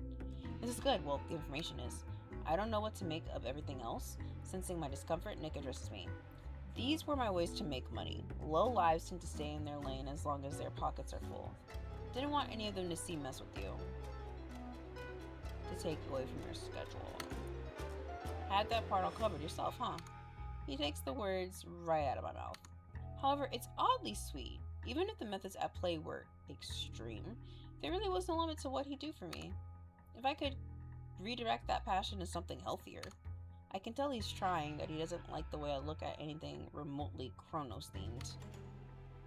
He's trying to rebrand, pave a new path by my side. He can't erase what he did, but he could correct it. It wasn't too late. He didn't create a project yet. Could Oracle go as far as to save her arch-nemesis from themselves? I have to let him try. I have to see if he's even capable of it. He just needs one last chance to change, or damage everything we've built beyond repair. I need some air. I'm going to suffocate in here. I'm right behind you. Let's meet back up outside the station at sunset. We don't know exactly when they'll make their move, but we'll be ready when they do. Don't keep me waiting. It doesn't sound like he's just speaking to Kronos anymore. I can sense that there will be some talk needed when this is all dealt with. Honestly, I prefer to face any foe over Thesis when he's in a bad mood. Whitney gives us a once-over before speaking. Be safe, Oracle. It sounds like some mix between don't die and don't let him hurt you again. I nod, assuring her I know what I'm doing, no matter how it may look. Nick's hands finds my own, squeezing before leading me out of the lab and into the far more spacious and welcoming living room. I made a promise to you and your mother, remember? He says, leading me to the couch. I take a seat, watching as he kneels on one knee, still holding my hand as he does so. There's a comfort in his tone you'd find in an old Hollywood movie. Though my methods weren't always what you would have chosen, I wanted to protect you both no matter what. You can do that as a hero too. We don't always have to play by the rules either. My mother sure didn't. Though I can't really blame her after being kidnapped. How was I ever going to bring this man home again and ask her for her approval? I'll be honest. It's hard for me to stomach anyone who hurts you just living their life. I think that's been the hardest thing for me to get over. He's equal parts repulsed himself and antagonized by the thought. Even if they're in jail, that hardly counts as living their life. I don't have much faith in the powers that be, Jay. Enough power, influence, and money can make anyone a villain. It's why I never pretended I wasn't one. My parents have all that and more. It's no surprise I followed suit. You're your own person, Nick. You can be anything you want to be. You're not determined to be evil because you grew up wealthy. You've lived the average civilian life, at least in part. You don't think you can be better? I can be anything you want me to be. I can be better, but just for my own sake? For New Lysha? For the greater good? No, I don't think so, honestly. I kill because I know how easy it would be for a villain to find a way to escape, and it's a chance I'm not willing to take. I'm not helpless, though. I don't need you to fight my battles for me. Before you, I'd taken down every villain I ever faced. I know that. I just wanted to make your job, your life, easier. You've barely paid a livable wage. You work tirelessly. You have no room for much joy in your life at all. I have the power to make every problem in your life disappear. If you ask me to, it would be done. It might not feel good to ask me to, but just know I will. That I have, for the most part anyway. The way this man would get me. The way this man would get me. You have no idea how many enemies you have. I've spent the last 2 years just taking out all the trash. Then that was on his computer. That hit list in the laboratory. He realizes my own recollection, nodding to confirm. There was no doubt those photos and videos Kronos tried to show me of Carver were evidence of all the work he'd done to ensure none of them came back for vengeance on me. He'd gone so far. You can't do that anymore. Doing that for me. I won't. It wasn't your fault. The blood is on my hands. But he did it for me. And how was I not in some way responsible? Have you ever considered not being a hero? Yeah. Of course I have. It wasn't really my choice in the first place. I mean, sure, I could have said no, but how could I? After everything my mother did for New Lysha for me, it felt like the world lost her too early. And I was in the right place to take her spot. If I didn't, I felt like I would have been a villain, or at least perpetuating evil in some way. No, living life yourself isn't evil. And sacrificing life for others isn't inherently good either. I support whatever it is you want, but if you don't want to be a hero, you shouldn't be. It's that simple. Don't you love me because I'm Oracle? That seemed to be why most people did. My mother was proud of me, why when he worked for me, why Wes was so much as tolerated me. What? No, no. I mean, sure, I took on Kronos for you, but not you, Oracle. You. I'm completely stunned by that. I hadn't even considered anything else. Oracle had become everything to me. Sometimes I was more Oracle than I was Tay. What is there to love about just me? Not the music. I find myself asking before I so much as process what he said. Nick's hands finds my face, upping my cheek, shaking his head as if to stop the thoughts from poisoning my mind. Don't say that. Don't even think it. Why me? Why not you? Oh, it's not really an answer, but I feel that even if I was given one, I wouldn't fully believe it. I love you. I have the moment you entered my life.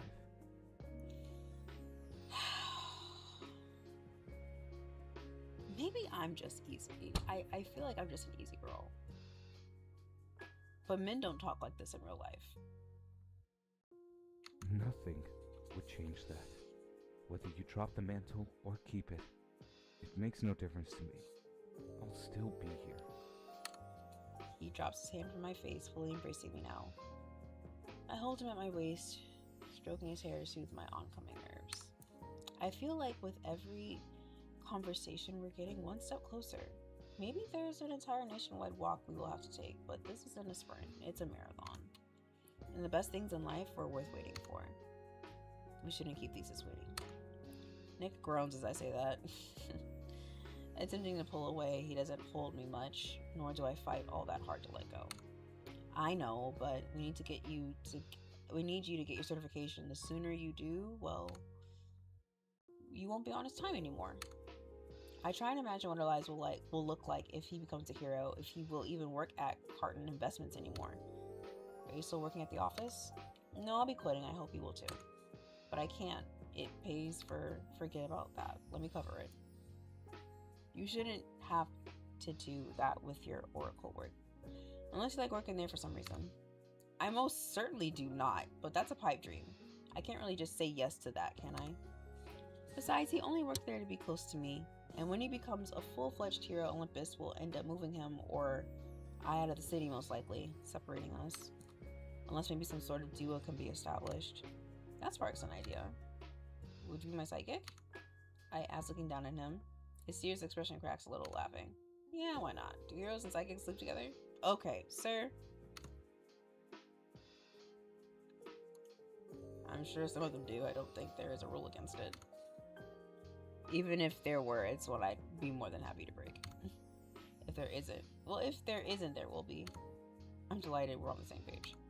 We're not sleeping together. We're supposed to be taking it slow, remember? I know, but just psychics look at heroes like I do you. I'll probably end up taking advantage of it. I grab him by the neck, pulling him into a sofa. He almost goes limp in that. It's not like he'd fall too far from his knees. But he recovers quickly, returning it with vigor. It was only meant to be a taste, though, so I release him a moment later. He gives me a confused look like I teased him. I don't want these bitching at us, come on. He shares the idea, but before he can retort. Be good for me. Let's meet up with them. The longer we keep him waiting, the worse it'll get. And the longer I keep Nick waiting, the better it'll get. There's a moment of struggle, his eyes dilating at my words, and his fists at his side clench and unclench, letting me know he's struggling, but ultimately does as I say. Eventually, we decided to leave and meet up with Thesis at the station.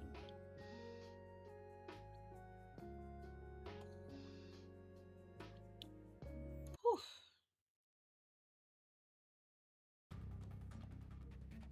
We're still in the chapter? Okay, you know what? Actually,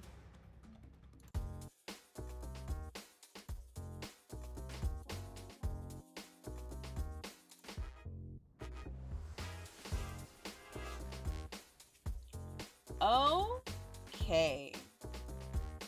let's talk about this game. As you can see, we played the game for like 3.5 hours. I love the game so much. I will say the only thing that's bad about the game is that sometimes it'll repeat things that have already been said, and I'm like, I get it. And the close-up of Nick's face, that, no. But I love playing this game so much. It still has a high rating for me. I think we rated it at 8.5 when we first played the game through. And I'm loving the addition of the love triangle. And Nick is just so sweet. I wish Nick lived. I mean, besides the the murdering part, if Nick existed in real life, I'd be all over that man. I'd be all over that man.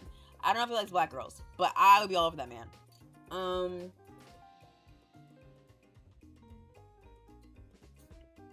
the music is so good. Music is so good. Jazz Lounge. Oh! These are all the musics. Yes. Okay. So, we're done for the day at least.